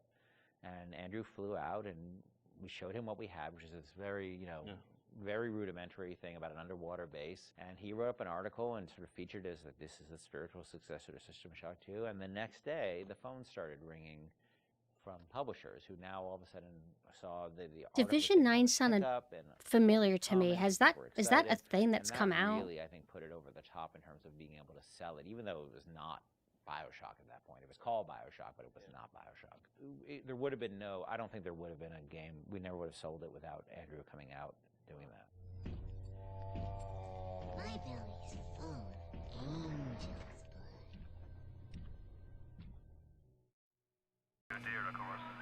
One thing, so I didn't want to like pause and do like too much commentary doing that, because I was worried if I paused, it would just like end the video and then I would have to start from the very beginning. But one thing I wanted to say is that I really appreciate actual lengthy interviews like this, because a lot of the time, not a lot of time, but sometimes it'll be like, here's a 2-minute snippet of like a little bit of an interview and then you move on. But that was like a full ass, like, how long was that? 10 minutes or something?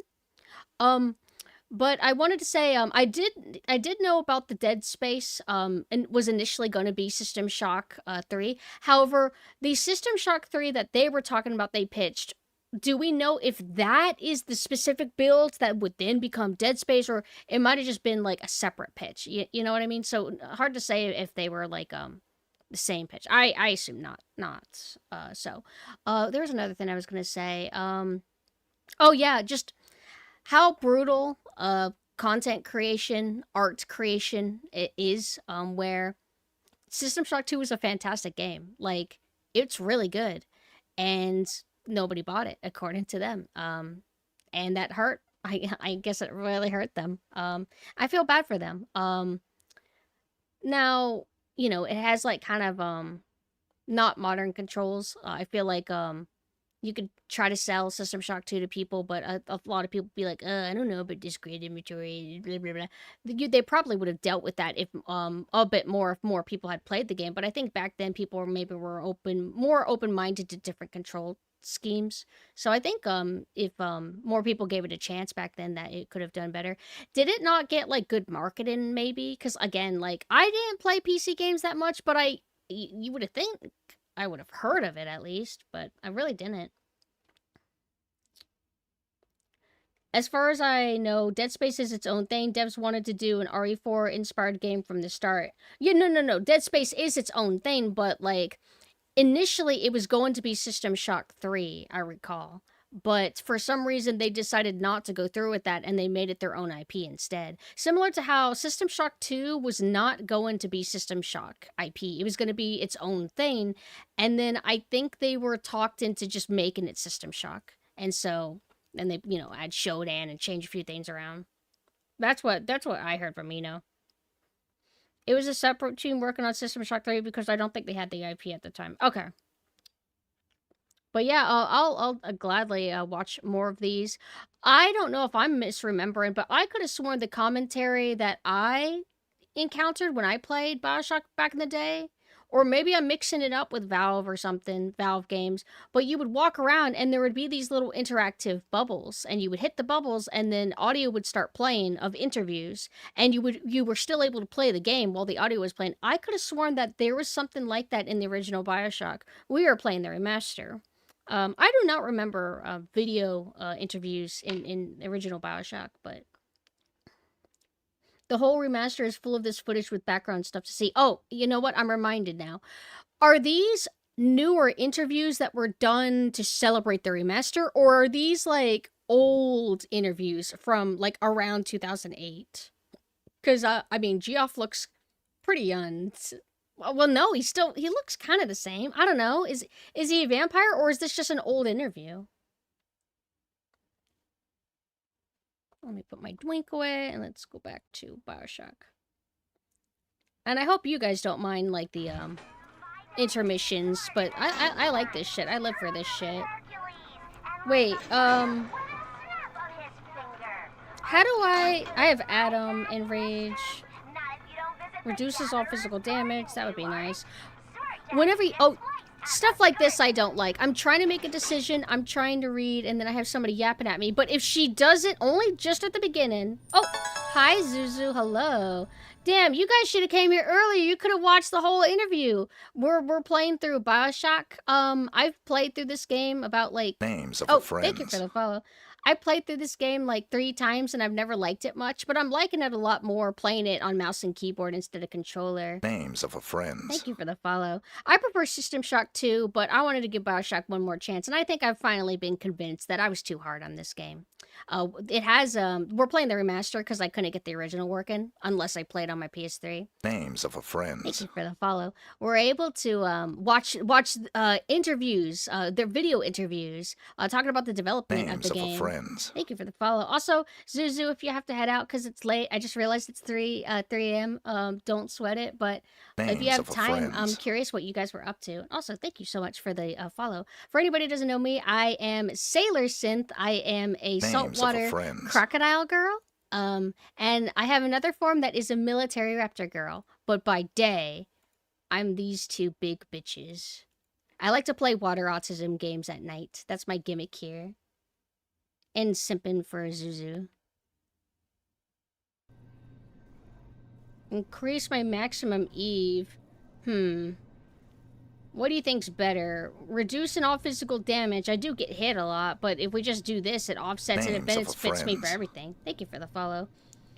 Playing Sam and Max, and I'm stupid. Sam and Max, what is that again? Why does that sound familiar to me? We're gonna do a health upgrade. Because I just get hit all the time. Also, all the text is broken. We have, like, squares. Zuzu is beating you? Probably begged for it. Who else made it?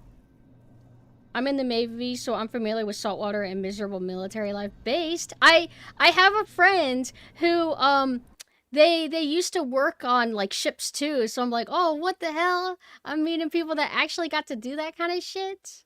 I like nautical, like, ships, oil rigs, submarines, and stuff. I'm not really as much into, like, look how beautiful the underwater ocean is. Like, and jellyfish and, like, dolphins. Like, nah. I want to see, like, cool stuff. Cool stuff made by dudes. It's a point and click where you're a dog and bunny duo based. Speaking of bunnies, Zuzu, do you like Amazing Digital Circus?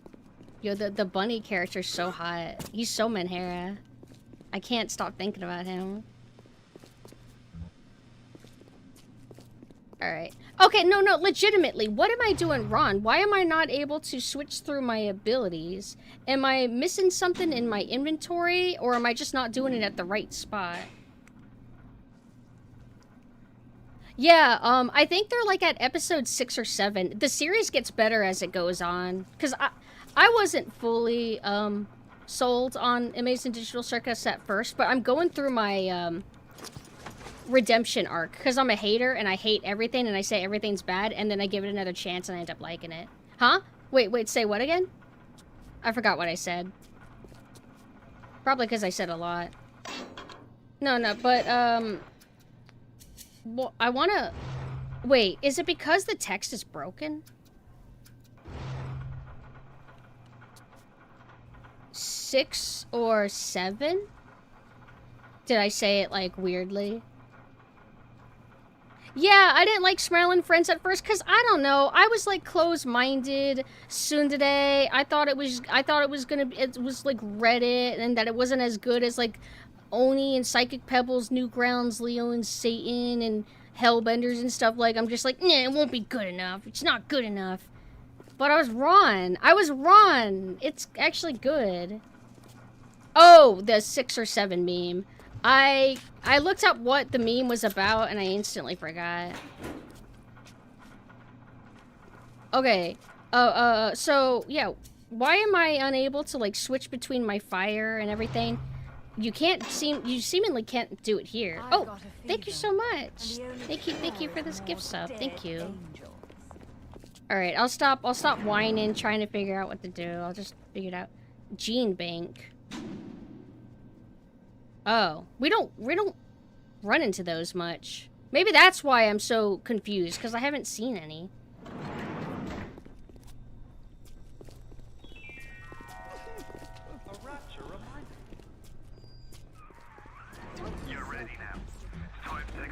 Okay, so... Oh, wait, no, he's just offensive. He's not going after me. What? Hi, WW. I'm doing pretty good. I think that I might kill this little girl's dad, though. You think I'm all... I'm sorry. I need the Adam and... This is the morally good choice? Whoa. Whoa. Ah! Oh! Whoa! Ah! Whoa! I forgot shift doesn't make you run. Okay, we gotta go a little bit faster.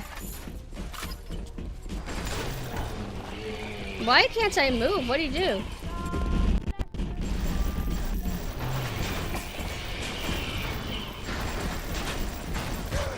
Oh shit.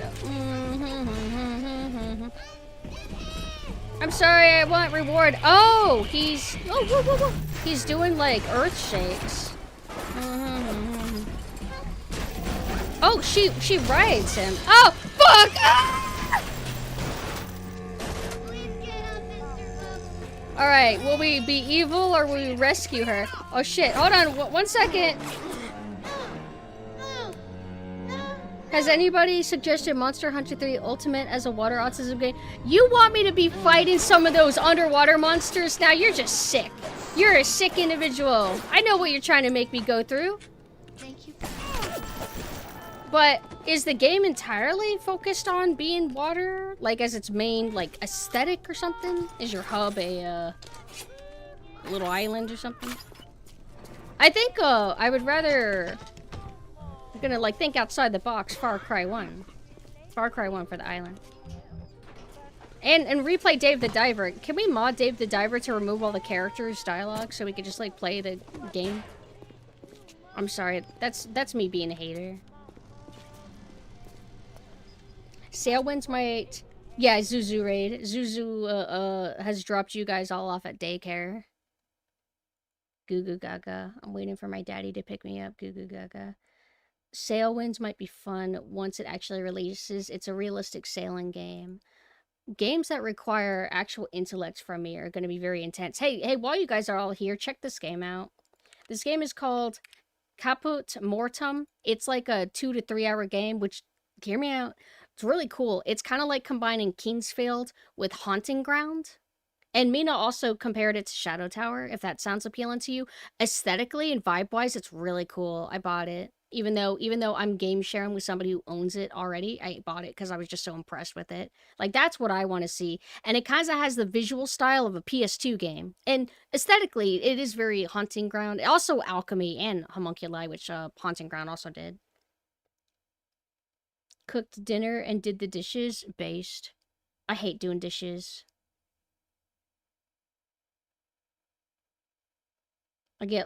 Get lost while sailing. Oh, so it's gonna be like a sailing sim, right?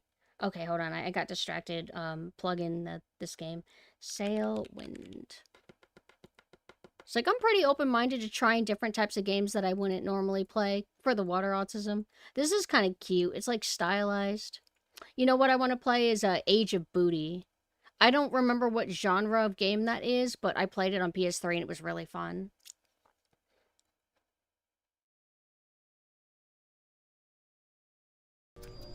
Oh, wait, let me save. Oh, no!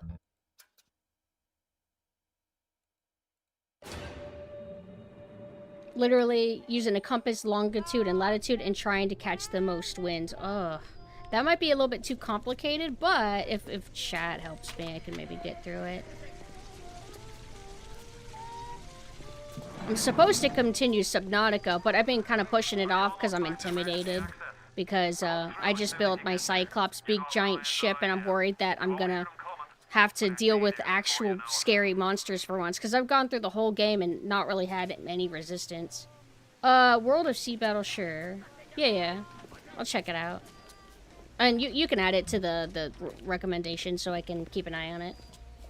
Yes! I streamed Hydrophobia Prophecy. We had to leave off on it because I ran into a game-breaking bug where the frame rate made it to where I could not make a certain jump. And I just kept dying. And apparently it's infamous for that game. So I have to do a V-Sync kind of deal. And then I'll be able to play it. I'm planning on, like, resuming that game. It was really impressive with its, water set pieces. Like, I really liked that about it, but as for how it feels as a game, it's a little bit on the mediocre, dull end. Nothing to write home about. It's an alright shooter. It's very much a... Oh, fuck! It's very much a product of its time, I guess. Just that era. Oh, shit.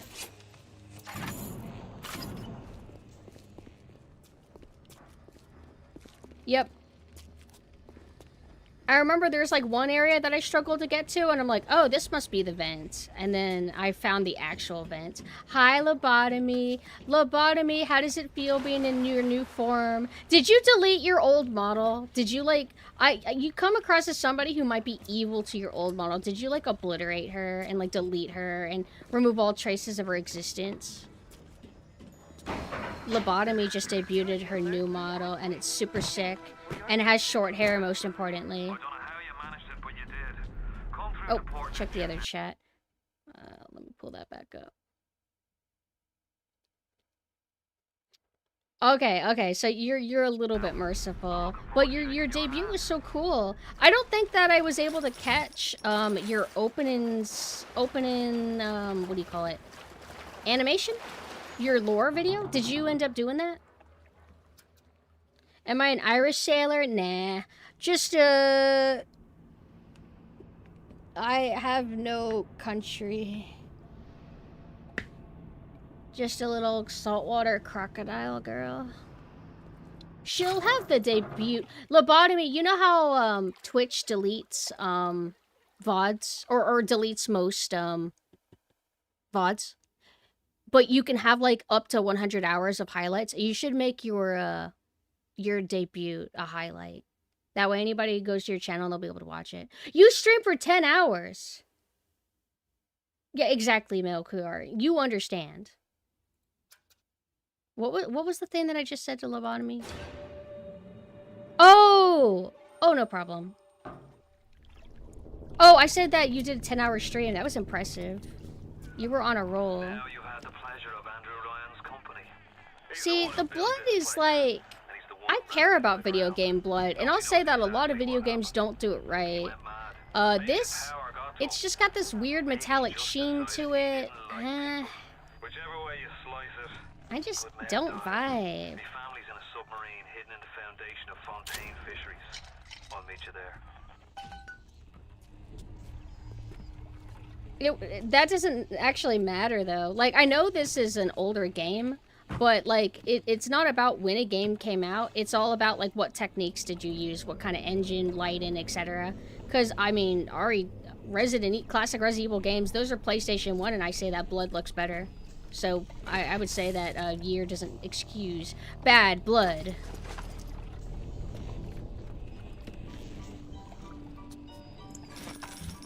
But PS3 games, or era games, they had a kind of metallic look. Lots of little things that bother me. So I would say generally PS2 games are prettier in ways. PS2 games could have the issue of looking dusty at times. It depends, though, on the game. There we go! This is finally! Where's my, huh? Oh, I see. Lecture bolt's pretty good to have, and then we can do this. We'll use this more, I assume. Stylistic choice? I think it's the engine. I think what Unreal Engine 3? This is all right. That's the only one we have equipped. Look at the textures of these. I love really fancy HUDs and menu design like this. Older games, like especially older PC games did it a lot, where you would get like really cool interfaces that would be rusted, or they would look metallic, and just like lots of texture, lots of personality. Whenever games have it to where it's just like black boxes and stuff, it's just not as much fun. I guess this is all I can really do at the moment. And then the F buttons are how I swap between. It was Unreal 2.5. Ah, so it wasn't even 3. Okay, interesting. Is the Arkham games Unreal at all? Like, are they maybe Unreal 3?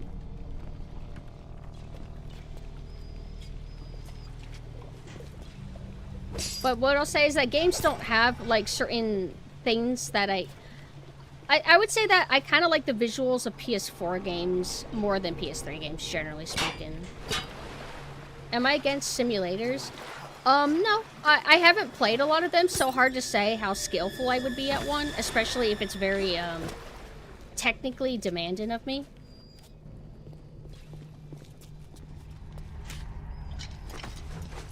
Unreal Engine 3 was for Arkham? Okay. Because that's what I remembered.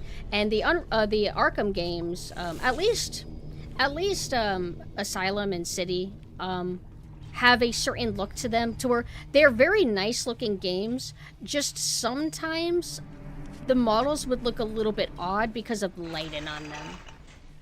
Yeah, these are my electric powers. Oh, that's the sky splicers. Very beautiful, unstable. Alright.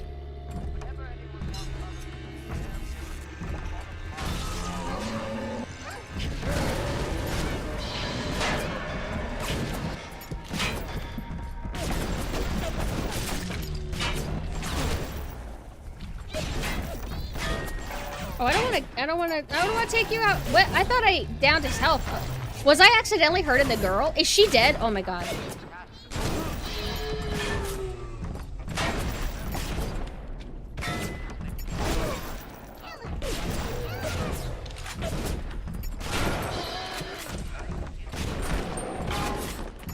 I don't know if I can do this. I don't think I'm strong enough. Skill issue. Damn. Oh, wait, B.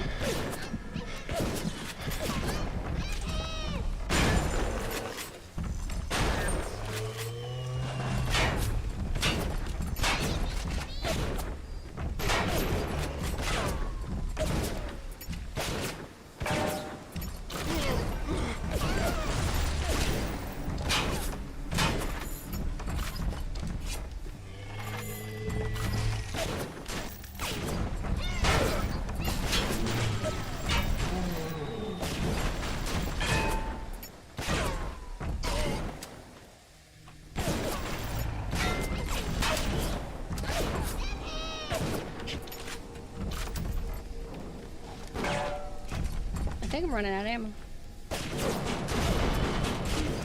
It's over. It's Jover.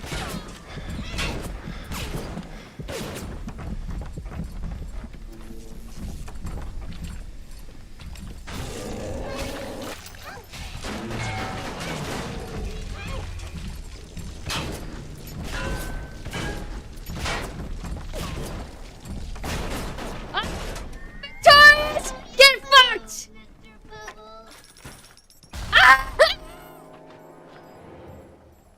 Damn it! Ain't no way that happened to me. Damn it, now I'm out of all my shit. Yo, this ain't fair, yo. This sure gets so bad, yeah. I'm probably all out of ammo, though. I guess I'll just let the little girl be.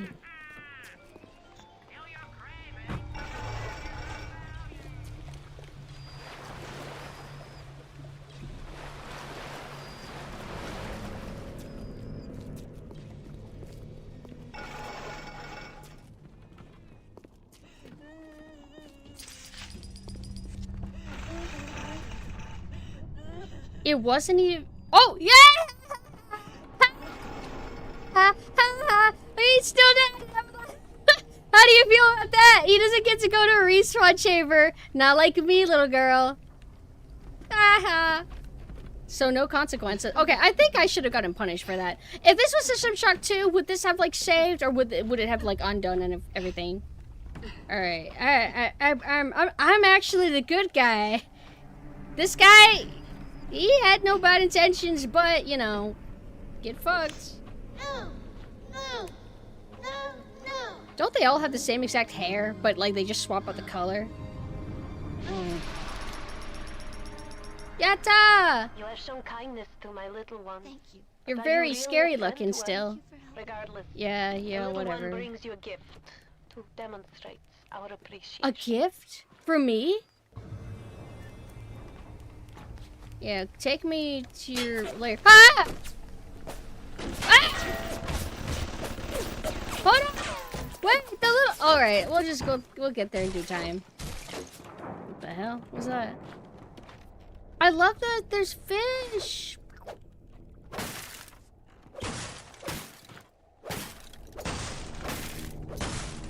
Is there like a decal limit? No, guess it just depends on where you hit. Interestingly enough, Bioshock handles physics at fixed rate, which is 30 frames per second. Oh yeah, and I guess the remaster is supposed to like adjust that to where it's not 30 anymore, right? No. Oh! Woo! Woo! I've had enough. Where are you? You're far away. Oh man.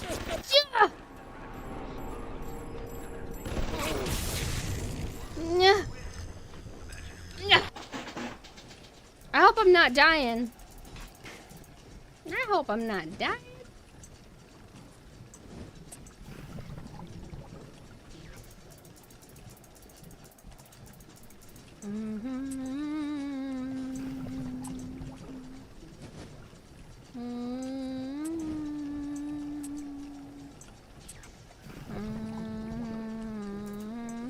Easy. Now you are mine, so protect me from that other one. Ah! You're my fucking friend! Why? Explain. I hacked him. Why isn't he my friend? What? What do you mean I failed it? Oh, come on.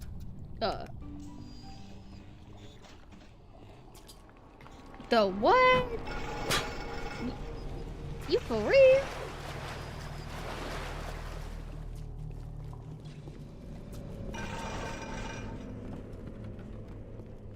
Just top off. Thank you, Al.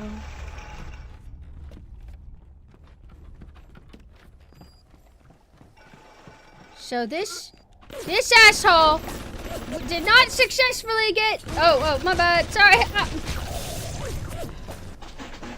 Hey. Oh, you know, is this fixed, by the way? Like, every single time you do this, is it set up the same or is random? It has to be randomized. It's the only way it would make sense, I think.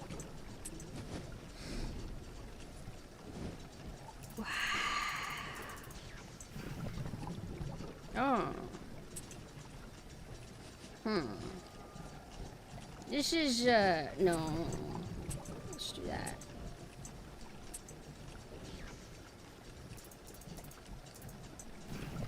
Okay, this time for real. Yeah, that's what I thought. Maybe I should save too.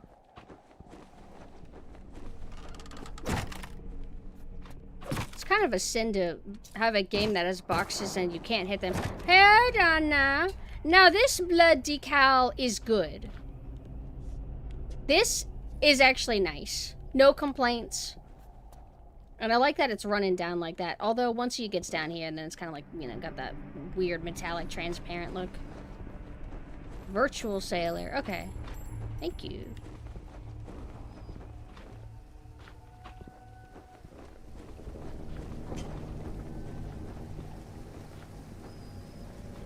Oh!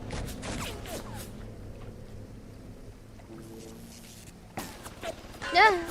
If I jump over the bullets, there's only so much that he can do to me. Oh. I like that they stay mine forever, too. I don't remember what that does. That explodes or something.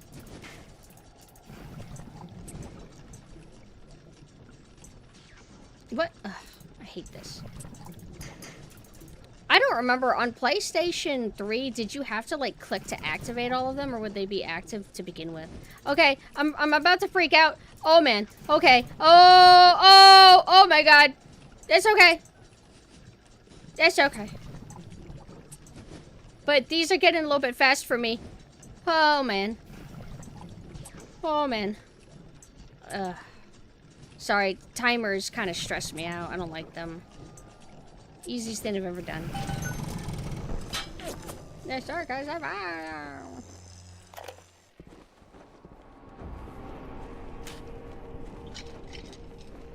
I also don't know if I picked up everything that's, like, over, like, there. Because I usually get distracted trying to... Ooh! Yeah! I wonder why they don't... Oh, probably because you could be too broken if you could switch between all your different, like, options on the fly. So you have to, like, pick a build and commit to it. Unless you're willing to, like, you know, go to another location and swap it out then. It was hard to play Fallout 1 for me because of the timer, but in general, they stress me out. I forgot that Fallout 1 has a timer. But often in games, timers are usually more generous than we assume. It's just the anxiety that sucks you out. And I don't think it affects everybody equally. I think some people who don't understand why timers affect some of us so badly, but it really does fuck with you.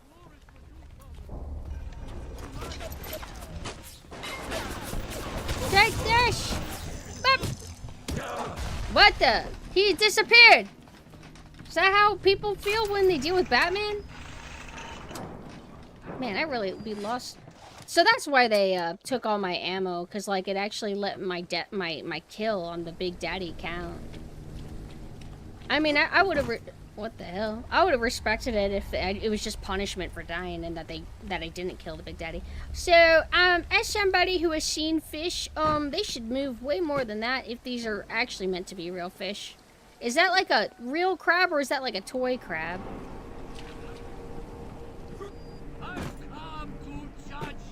What? Okay. Well, I'm struggling to get back up. Well, if I ever play Fallout, I'll have somebody guide me a little bit. My assumption, though, is that I'm gonna, even if I play Fallout 1, that I'll probably, like, still like Diablo 1 more. Diablo, cool. Why do you have so much health, buddy? Okay, let's actually progress. Fish in a current swim like that, do they? But there's no current.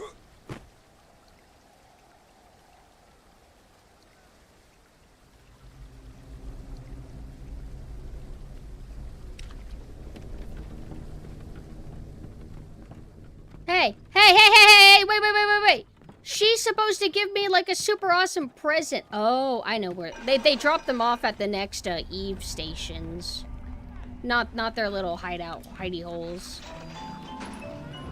It'll be like near there or one of the not that. This is Gene Bank, but you know what I mean. Oh, okay. Wait. There's other power-up things that you're able to do. Like passive abilities, like getting more from medkits. Where the hell do I equip that? Whoa. There she is. Thank you.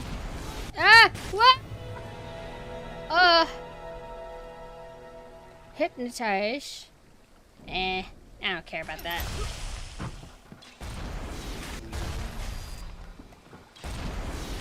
These rockets are pretty dangerous. Nope, not right now. Maybe in a bit. Hold on. Oops, I didn't mean to use that item. Oh man.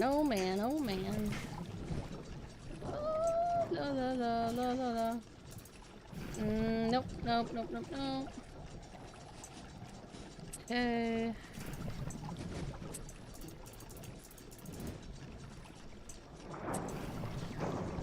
I need this to be the last one.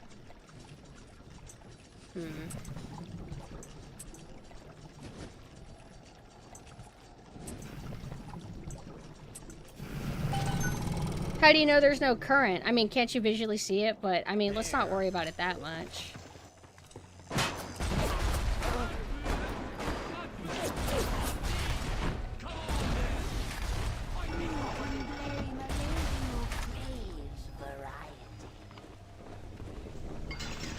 What's Electrify?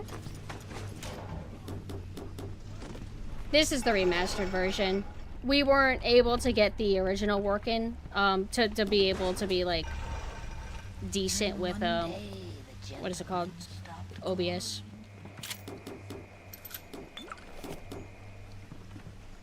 Pun on current. Oh my god. Let's not go there yet. Oh wait, what am I thinking? I'm stupid. Top off and then pick up. Oh, V? What is your button to heal, to use Eve? Or, mana, whatever.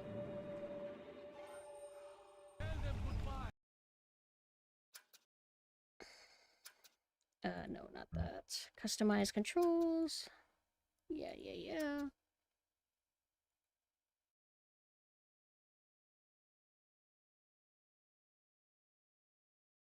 You can't.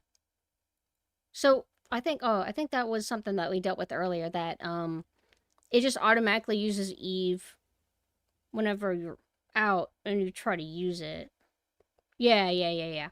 But, like, you have to deal with the vulnerability, right? Like, if you're trying to engage with an enemy and you don't have, any of your mana, like, available at the moment, then you have to wait for the animation for you to hit yourself with the syringe. So you're kind of open, but it doesn't like let you avoid that situation. It doesn't let you preemptively use up your mana, like mana refills. Hopefully, what I'm saying makes sense, but.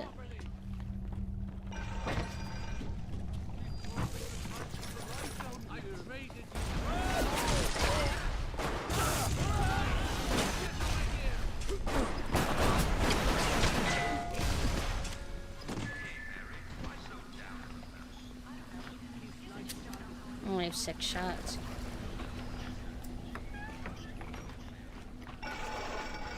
I appreciate that they don't force the hints down your throat. Yeah!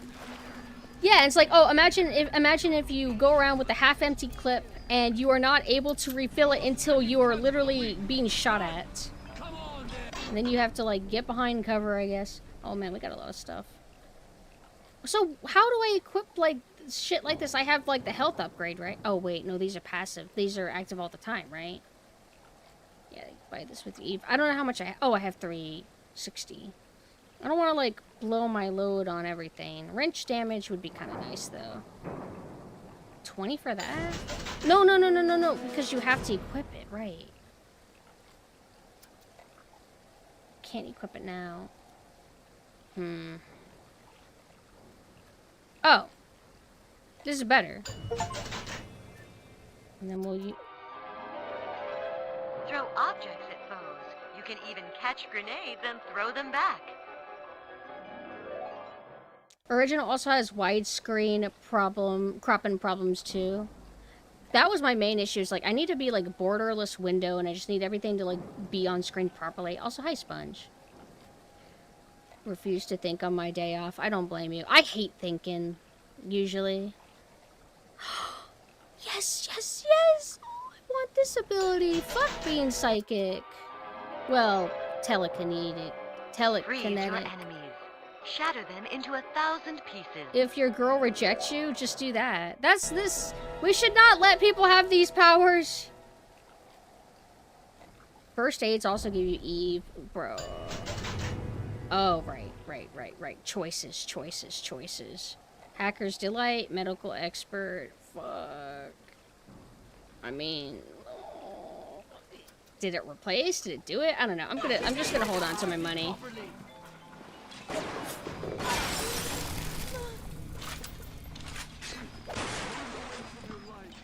That's pretty strong.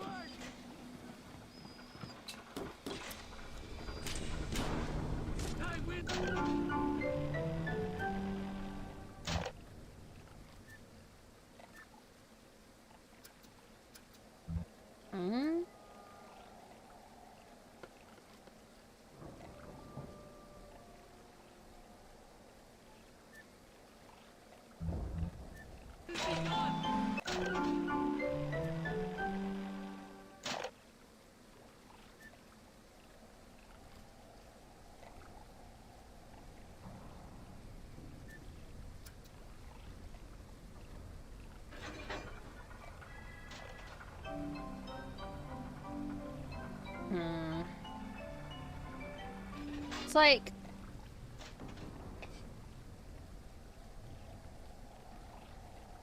Oh! Well, I kind of prefer this. Because I don't hack that much, but I heal all the time. Right? Yeah.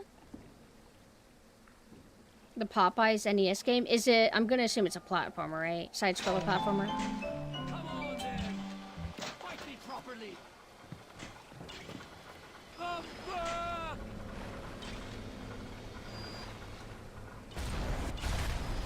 Ah!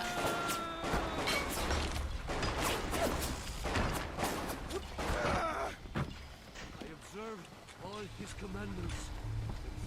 Coward! I'm exploring a little bit. Okay. I'm ready to fight this man. Weren't we just down here? I saw something reflecting, so I'm thinking...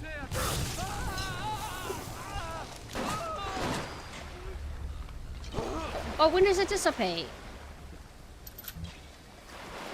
I thought maybe it would deactivate if an enemy died, but that wouldn't make any sense. Because what if another enemy runs in? They would want to get electrocuted too. Not side scroller, but it's a platformer thing, a bit like Pac-Man, where you're running away from Bluto while trying to collect stuff. Okay. I mean, technically Popeye would be in theme, wouldn't it? Oh shit. The last time we got a code, it was just written on the wall, and it was the iconic, like, immersive shim code. In this, is it gonna be like how System Shock, where it's like, in your, what do you call it? Audio logs. Fuck. This area, I think, is fish area. Let's see. Fontaine Fisheries. So, where is,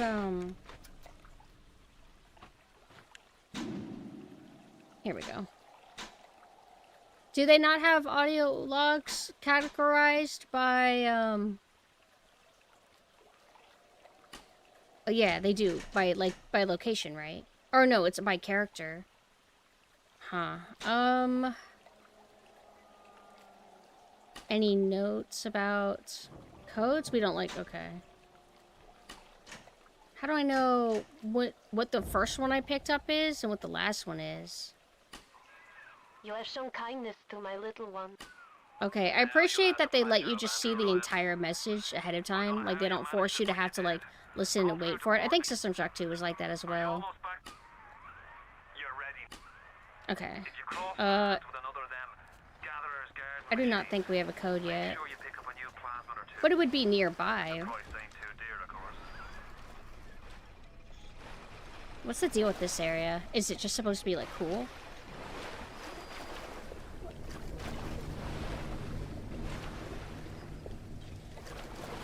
Thinking like, oh, maybe they put it in the aquarium or whatever here. Hold on, you see that? Oh, fuck. Hold on. Your psychic ability, I believe, pulls things that are far away from you towards you. And do you ever get a flashlight in this game? I don't think you do, but you can see well enough.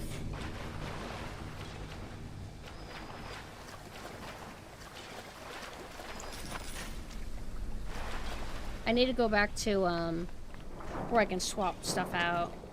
That was, like, up here, I think. Right? Yeah, down here.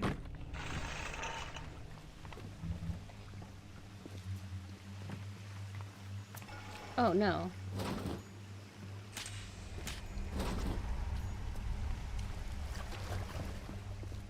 I feel like I guess that's good for the mood.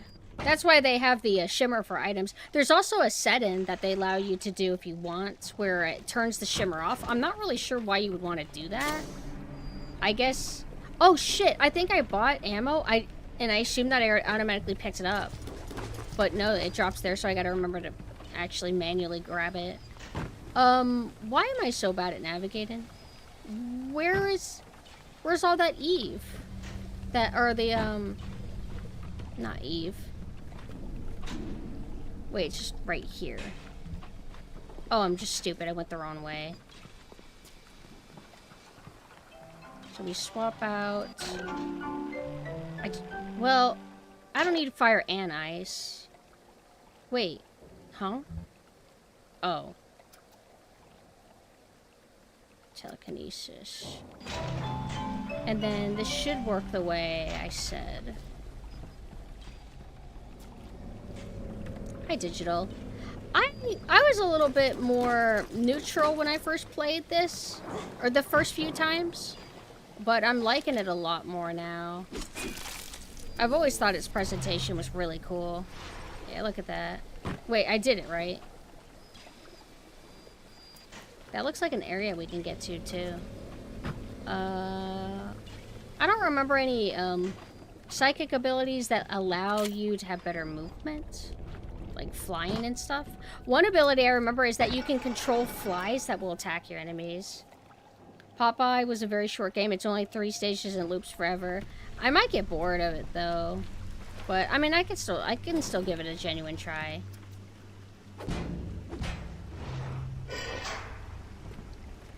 Atlas radioed on ahead. invite to the fisheries. Nuts, I say. But if your heads up to the Wharf Master's office and find old Peach on research camera, maybe I could manage an True. invite. Like a demo day where you're just playing a bunch of like little demos that aren't expected to be very long. That would require me to have to actually like search through itch.io. I wouldn't even know where to start. But I do want to play like water themed games from itch.io. No. Oh, sorry, I'm out of ammo, queen.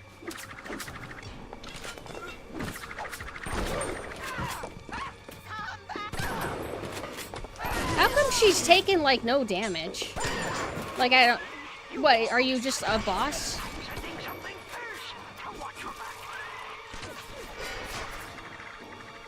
Can you come down here, my queen? I'm able to just buy health like during a boss fight.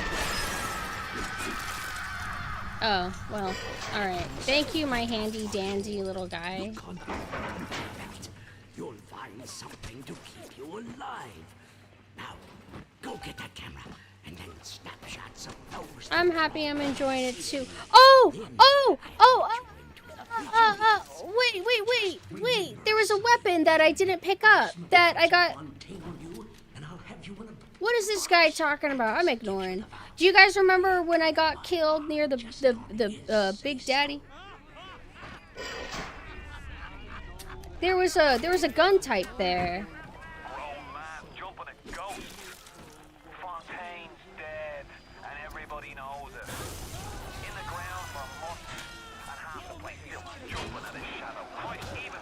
Yeah, sorry, fellas, you were too low health. Alright, I think it was... Whoa. It was underneath a bunch of boards. And we still don't have the code for that.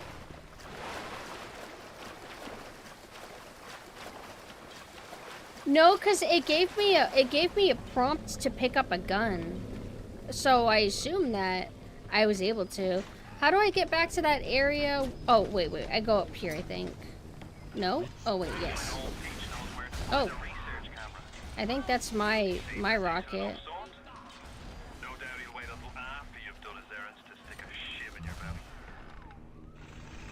Okay. It was somewhere around here, right? I think I really need to take care of those, like, mines. Okay. Unless I already picked up the gun. Which is possible.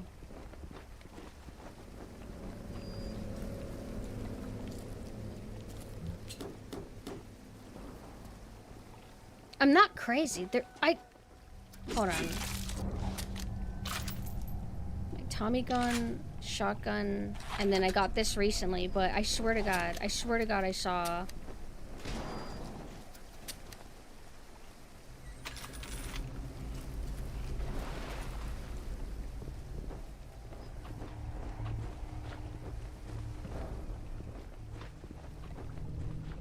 I'm not seeing anything shimmer. Maybe you're right. Maybe I just... Maybe... Huh? Oh, I must be under the mines.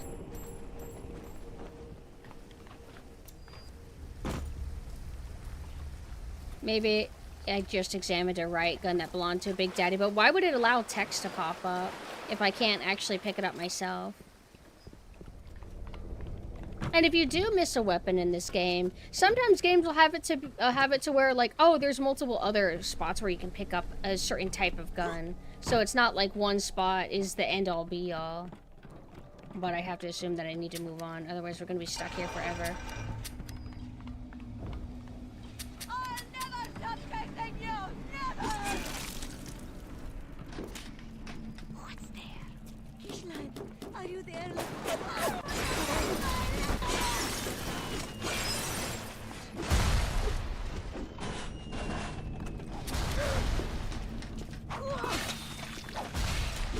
Can't see her very well. Oh, but it does highlight red.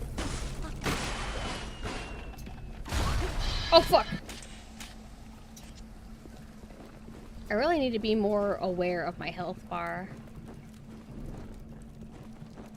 No, I always save the little sisters because you get better rewards for doing it. There's like no reason to kill them unless you want a harder experience, which I guess you could view it that way. Like you can ignore like the cringe morality aspect of it and just view it as like volunteering to play on hard mode.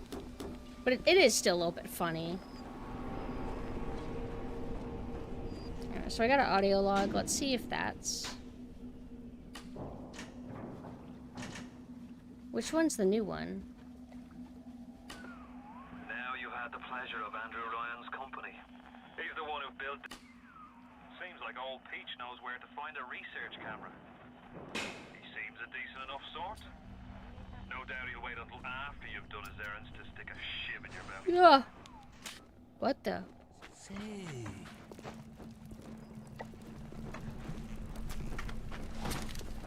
I observe all his commandments.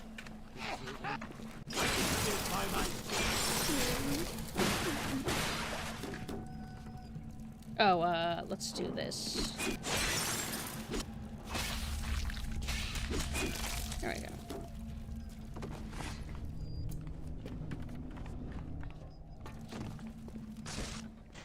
Upper Wharf Master? I love the phrase. It's so awesome. Does it use up a lot of your Eve? Ugh, what do you call this stuff? Blue? I thought Eve was the red stuff. Also, I keep tuning out the arrow. The arrow's literally telling me where to go. But I will explore a little bit. Sugar Survivor. Wait. Oh. The grenade launcher.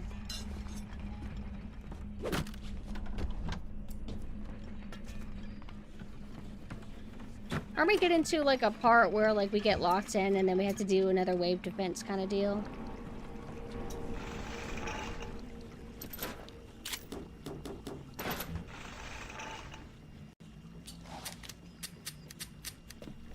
Oh. Right, I have everything set to like my other ammo type. Because I'm like thinking like, man, I feel like I've been out of good ammo for a long time. There I go, accidentally using up health.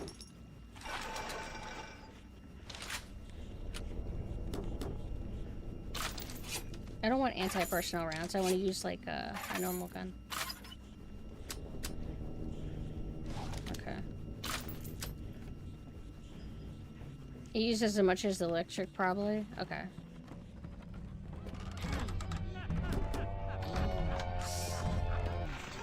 I'm sorry, but I need your essence.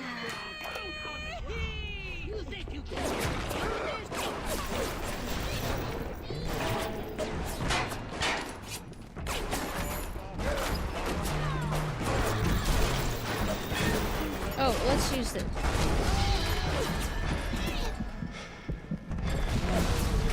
Oh, jeez. Oh, I'm not paying attention to my damn health.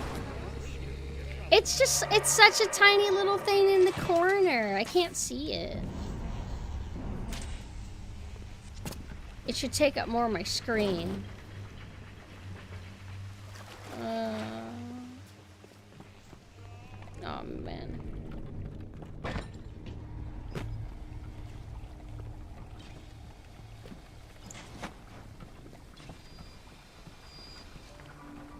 But really not much consequence. I mean, if I can just die endlessly and then go and come back and he still retains all the damage I gave him, maybe.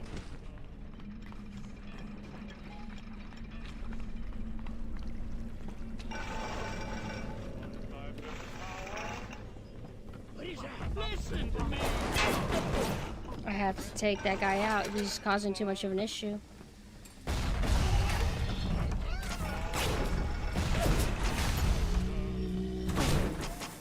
I'm out! I'm out!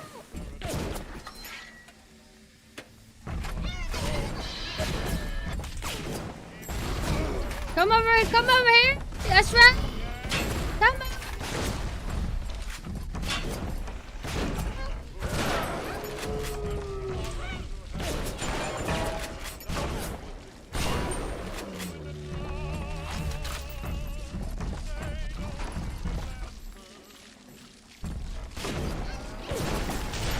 don't know if I can actually just hit him over the head.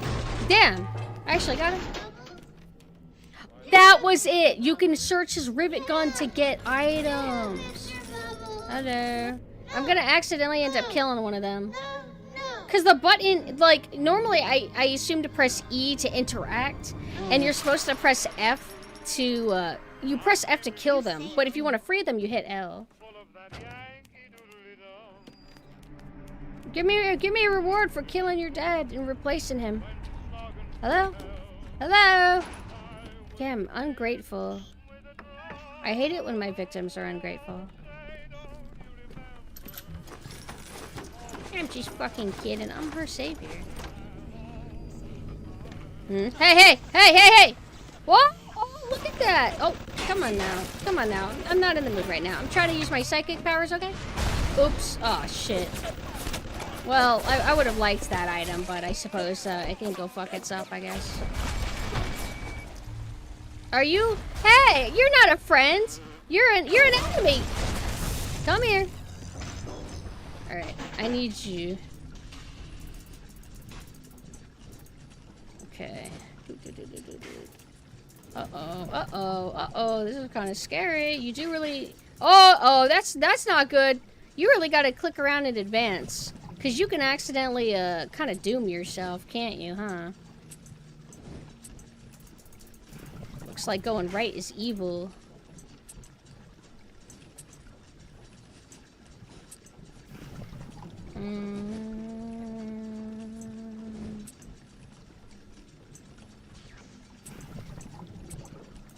Yatta, you are my friend now. Oh! Hey, wait, don't attack my friend. Get in my way, you dumbass! Oh my gosh. Having this chaotic sidekick is more trouble than it's worth at times, I must say.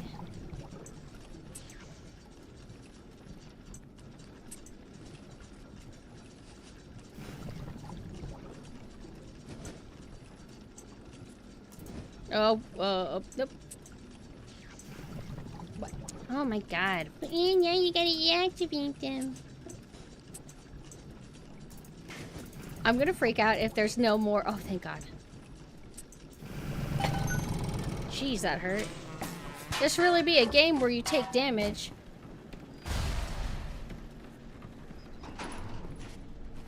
You know your type. Only making it worse for yourself.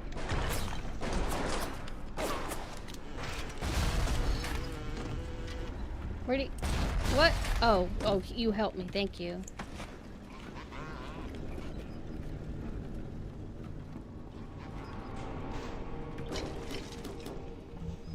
I don't know when we're ever gonna find the code for that one room that had a lot of goodies for us. Let's try, like, just hoping that one of these has it. No code? No code. No code. No code. I feel like we've come across more radio logs than this. Why isn't it letting me scroll? Oh my god. Wait, huh? Yeah, I don't know. You almost my friend. You are fucked. It's probably notes.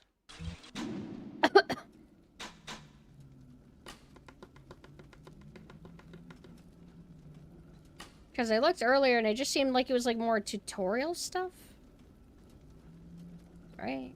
Security system, ammo, weapons, snacks, and medicinals. World Rapture, coats. Oh, good night, goat. Huh? Prob in notes unrelated to the story, but where? Like, because, like, I would assume radio logs. Like, here? Wait. Oh, those are radio logs, too. Somebody to watch. Once he was just a menace, to be convicted and hung. But he always... Darling Masha, we don't know what has happened to you. 7533. I don't know if I'll be able to find that. 75. Like, where we last were. Whenever that gate was there. child to save us. Oh, hi, Abigail. Hi. Abigail, yo, I'm playing Bioshock. I don't hate it as much. This beast, though, keeps colliding with me. I'm not crying. Ah! Look what you've done!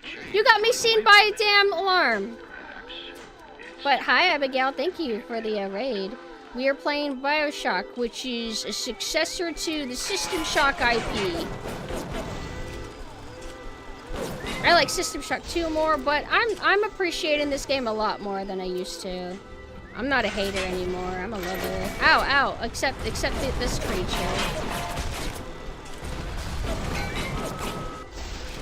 But if you have to head out, I get it. But for anybody who's new, hi, I'm PumpkinSynth. At the moment, I'm in my Sailor Synth form. I set up an alarm, and they're all punishing me for it. I play water-themed games for my water autism. I guess we just need to hide. Better than wasting all my ammo. But yeah, I want to get back to Bioshock 2. I remember liking 2 more than 1. For, I guess the general, like, combat and feel.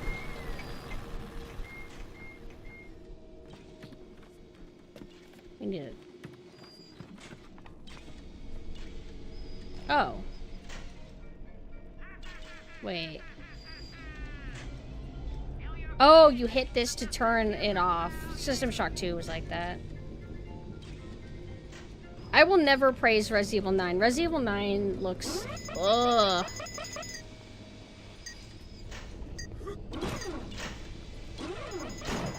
No! Why? They put a respawn chamber right here? Can we hide behind it? Oh, oops. Fuck! Wait, I know how to take care of things like you. Alright, I missed.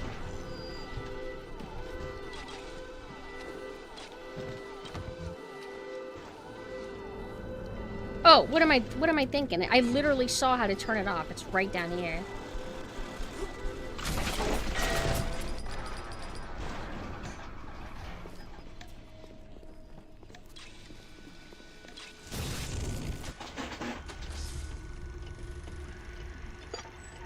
Alright, no problem, Abigail.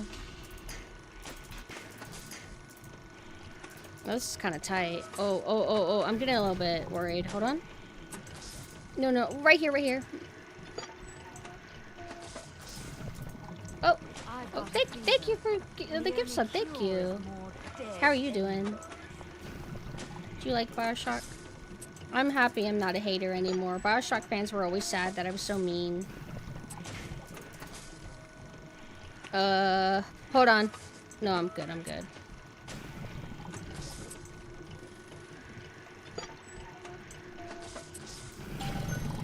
Used to let the flying turrets come to me and I would hack until I got 3 of them, my little army. I like them, but man, whenever I'm like dealing with combat encounters and I try to move and there's like one block in my way, it makes things so fucking annoying. But aside that, they're very cute. Little clumsy little guys. I found somebody's entire weapon stash. The research camera looks just like one you'd see topside. According to this magazine, ow. Whoa. It can also I think I need to just like... Wait. biological structures. Lots of other $5 words. Oh, no, you don't see anything. I think what I'm gonna do is I need to just backtrack. I'm never going to wrap back around to that location that I wrote down the code for, and I would like to get all the stuff there. I'm just a little bit worried that my attempt to go back and get it, that I'm just gonna... I mean, I guess I can't get lost. I have an obnoxious arrow. But I feel like... Wait. I know it was, like, near one of these. Oh, I got excited. I thought that was developer commentary.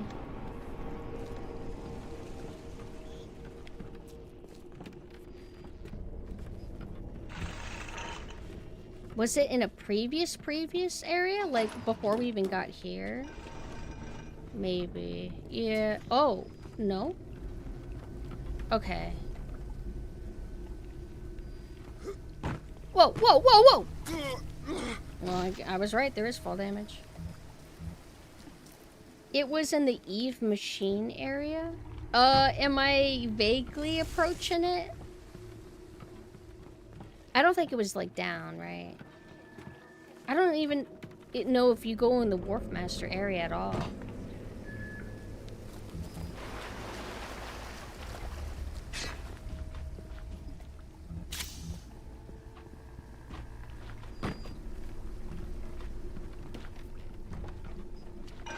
Looks like there's multiple ways to get to the same spot. That's why the arrow is not fighting me going this way. This, right? Right? Yeah. Whoa, whoa. Oh, I thought I was gonna fall down the hole.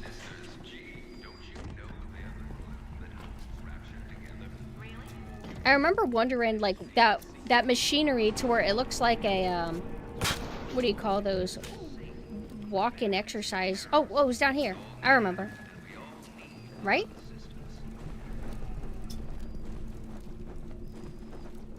Treadmill. I was like confused, like what's the deal with the treadmill? It's probably just like a landmark to help you remember where to find that door, right?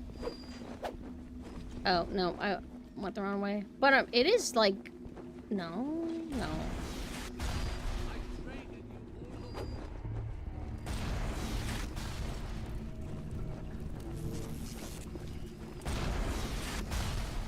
That might be mine, actually. You said it's below? Like... Ah. No. It's where there is water coming out of the wall. Oh, fuck. I meant to hack.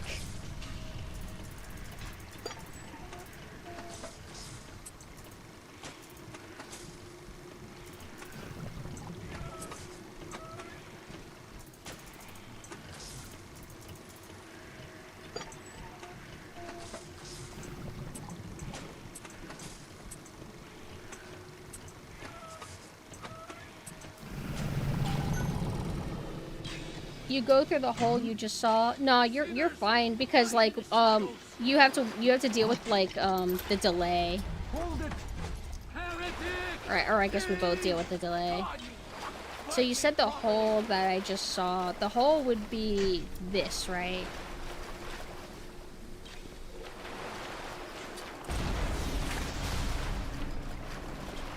Okay, and I wrote it was did it get bumped? I thought I wrote it really recently, but I think it was maybe before the raid. Wasn't it like 7? Oh, where did I write that?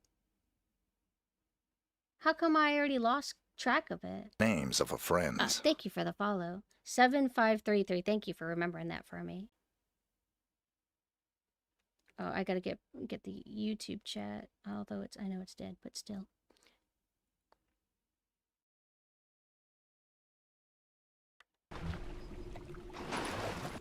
Oh, you can hack them too. Although I wouldn't want to, and it would probably be really difficult too. 7, 5. I don't know if I've ever gotten this. No! What? Really? Well, I'm gonna get it whether you want me to or not. Oh man, oh man, oh! These aren't that hard. I'm psyching myself out for no reason at all. Look at that, it partially even helped me. Wait. Okay, no, we're good. That was easy. Alright.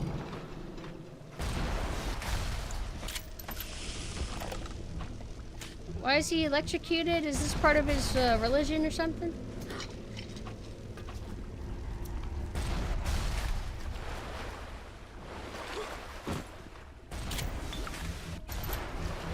And they put a lot of stuff here.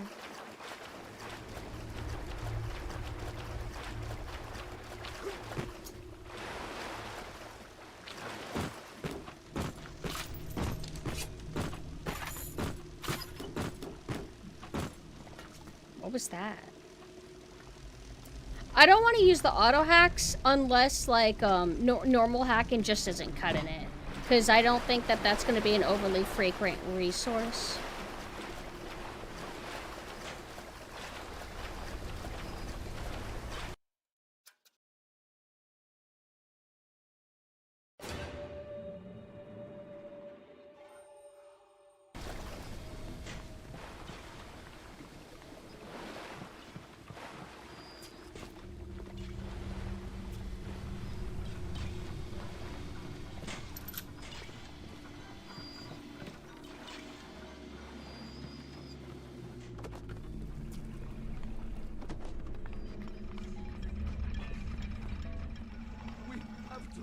like your walking speed in this isn't too bad.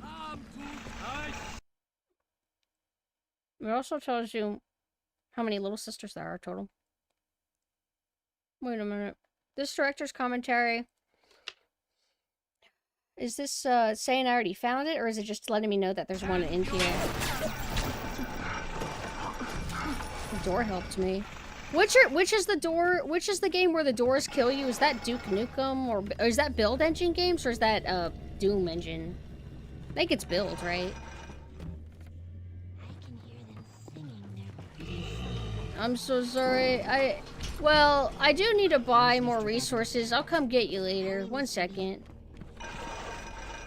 I'm not that good at this game. Wait.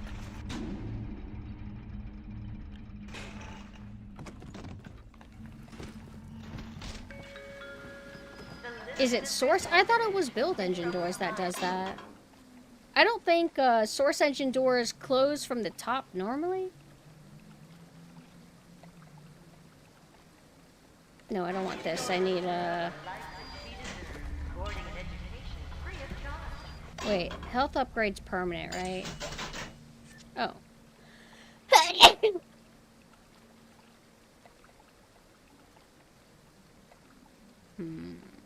Let's not be greedy. Thank you.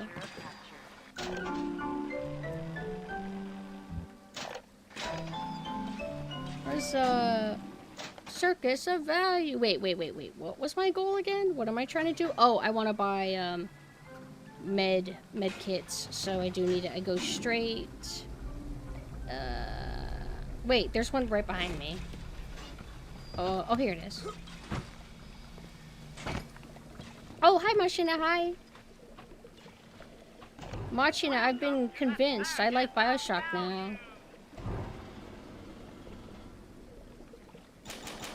Come back when you get some money, buddy.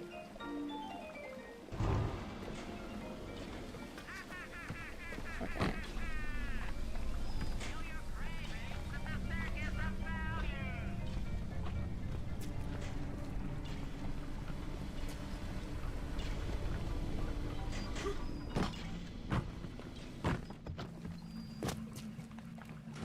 Find the camera in the Harbor Master's office. I don't even remember what that's about. Oh, I want to fight the Big Daddy. I have nothing. Wait, I do have some. Hold on.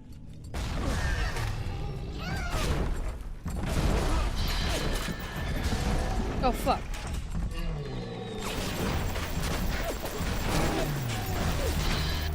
Oh, I can't move. Oh! Do I have an ability to where if I get hit, electric shocks? What? Oh! He's shotgunning me. I'm not used to, like, my health going down in huge bursts like that.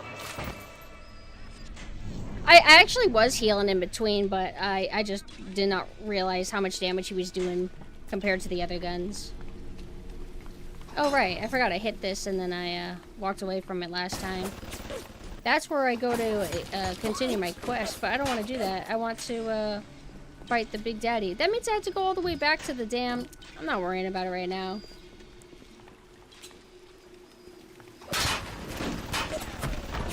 No.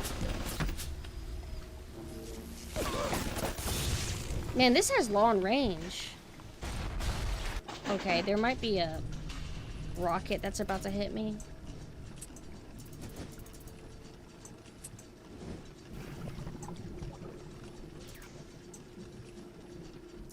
Oh, okay.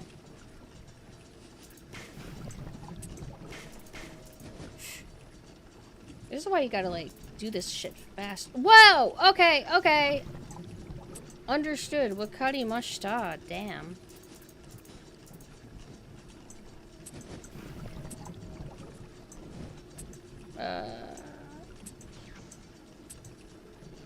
We don't have that many up ones, so let's swap this to...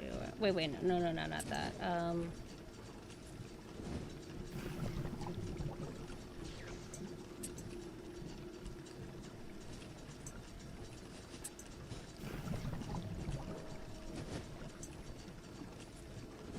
Did I botch this already? No, not yet. Not yet.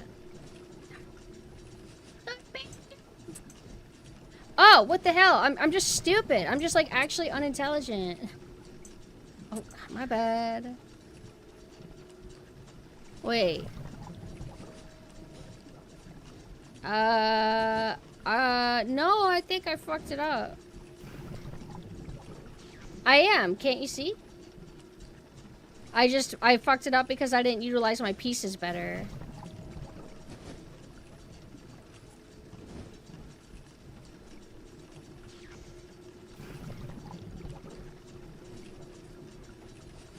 No, you're fine, you're fine.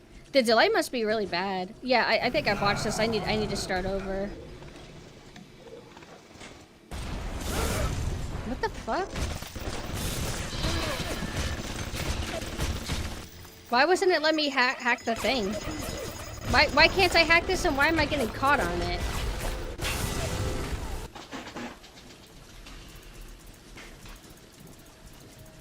These are a pain in the ass.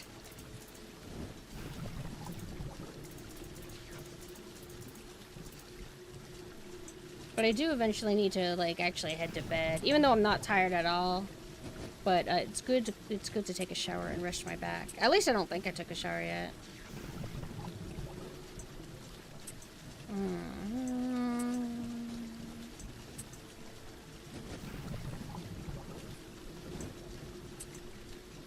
I think we can do this one. There we go. Hi, Space. Also, hello, Haku. How are you? Whoa! Whoa! Ah! Ah! There's a lot happening! There's a lot going on! Oh, I'm trying to press hack. I accidentally just keep healing.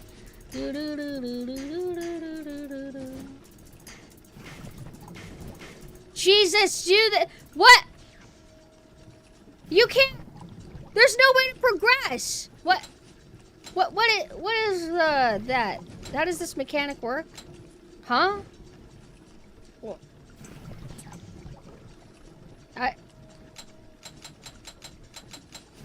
how does this? Are these bad? I don't know.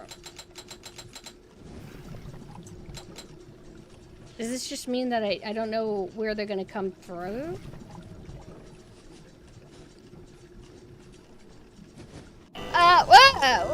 What the fuck was I supposed to do? Am I not at a high enough level? Or is it doing System Shock 2 style to where it get fucked? Oh, okay. Yeah, it's like System Shock 2 style. Because sometimes the Minesweeper just says it hates you. Okay, hold on. Okay, wait. I'm starting to panic.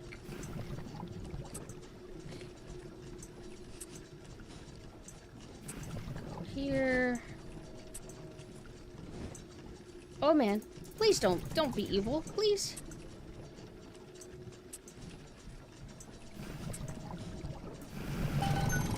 I don't have much health. Oh!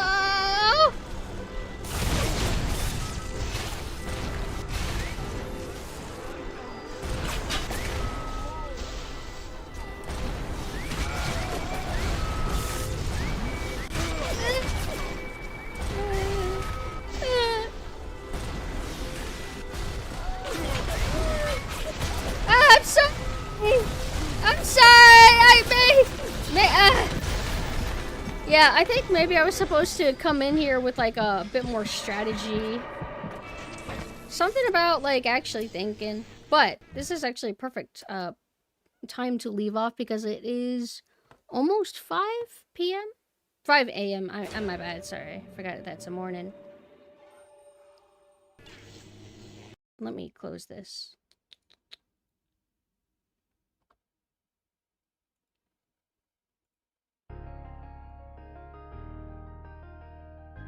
Well, that was fun.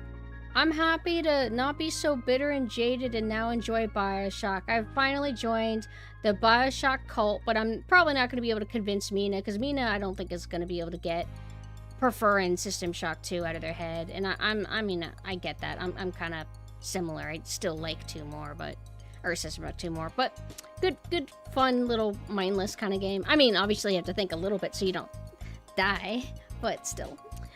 So I'm gonna add this to my recurring games to bounce around through. Other games that I've been in progress of is, you know, Subnautica. What else? Forgot everything. Oh, we gotta get back to Hydrophobia at some point. We've got 3 other games. What did we play last time? Oh, right, we were playing a little bit of Yoshi Islands, Yoshi Story. What? There's something else. What did I start literally last stream? And I know I didn't feel like playing it today. Oh, let me organize my Steam games based on most recent. Oh, right, we started Maneater. That was super fun. I actually kind of wanted to play it, sort of, but I'm like, no, I'm not in the mood fully. Not yet. Death in the Water, yes, absolutely. Let me see if I ever ended up getting that. That's the one where it's like Death in the Water 1 and 2, right? Death in the... Oh, it's only $3. But you said 2 is better, I think. Oh my god, this shark animation. It's been a while since I looked at this. Oh my god, this would probably freak out like Subnautica people, right? Or maybe it wouldn't because it's just a normal shark and they're used to big, giant, crazy shit. Lighthouse Games. Wait a second. Oh, right. I looked at them before. They did like weird, like, game series called Prank, Call, and Flirt. I'll buy this right now. Even if it's like a simple, like, little game, I'll eventually play the sequel. Alright, bought it. Now. For once, using my money for not dojins all the time. Because I do be buying those. Death in the Water. So, I don't know for sure if I'm gonna stream this weekend. Probably, most likely. But maybe not Saturday? I don't know. I'm gonna be making my friend watch all of Hazbin Hotel. I'm sorry, I'm still on that shit. I'm never gonna get over it. I need an excuse to watch it over and over. I mean, more than I already have, which is just like because I want to. But it's also fun being able to do it with somebody who hasn't seen it, like, you know, taking their virginity and all that kind of shit. It does feel very nice to do that. To see and their live reaction and everything. So cool. But it's definitely not for everybody if you can't like get into it. But I think that it's not bad like people say it is. I used to be harder on it, but not anymore. But you guys already know this. So yeah, assume that you'll maybe see me at least Sunday, and I might play Sonic Adventure 2 on my like normal forums. Maybe a bit of Sonic Adventure 2, just so we can use our winter costumes a little bit more. Although don't forget, I'll eventually have winter costumes for my Moe forums, and I can't wait because I love winter. So I guess I could go ahead and plug all my usual stuff. So here's my Discord. If you feel like joining my Discord community, you could be notified whenever I go live or whenever we do game and movie nights.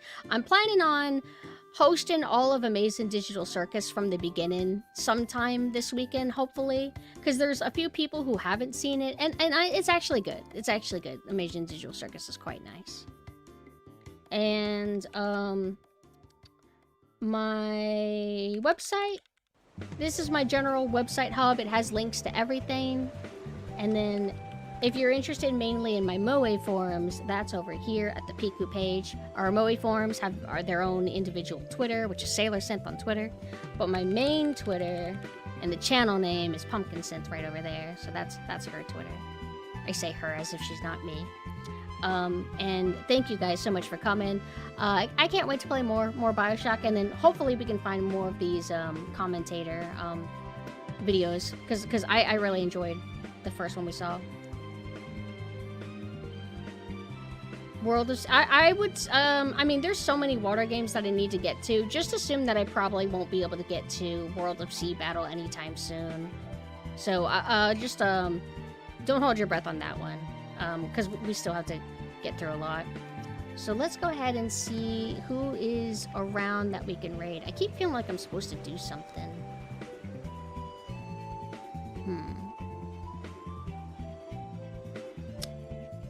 Could either raid CC or Church? I feel like... Who have I not raided in a while? Probably CC. I think I've raided Church more recently, so why don't we go ahead and raid CC, who's playing Dark Cloud, which I played that a long time ago. One of my teachers let me borrow their copy of Dark Cloud, and I played a little bit of it, but kind of like deleted it from my memory when I was done. I guess it just didn't stick with me. But I always hear really good things about it, so maybe I need to give it another shot. There's another game that I really want to play. It's like Skies of Arpia or something like that. I want to play that sometime. I remember when I was looking into physical copies for it, it seemed kind of up there, so I ended up holding off, but now I just play things. Yeah, I think it's that. Skies of Arcadia. Yeah, I've always thought the character designs and art direction of it looked really, really cool. Like, the raid's not initiated just yet. These characters are literally peak 2000s and very pumpkin core.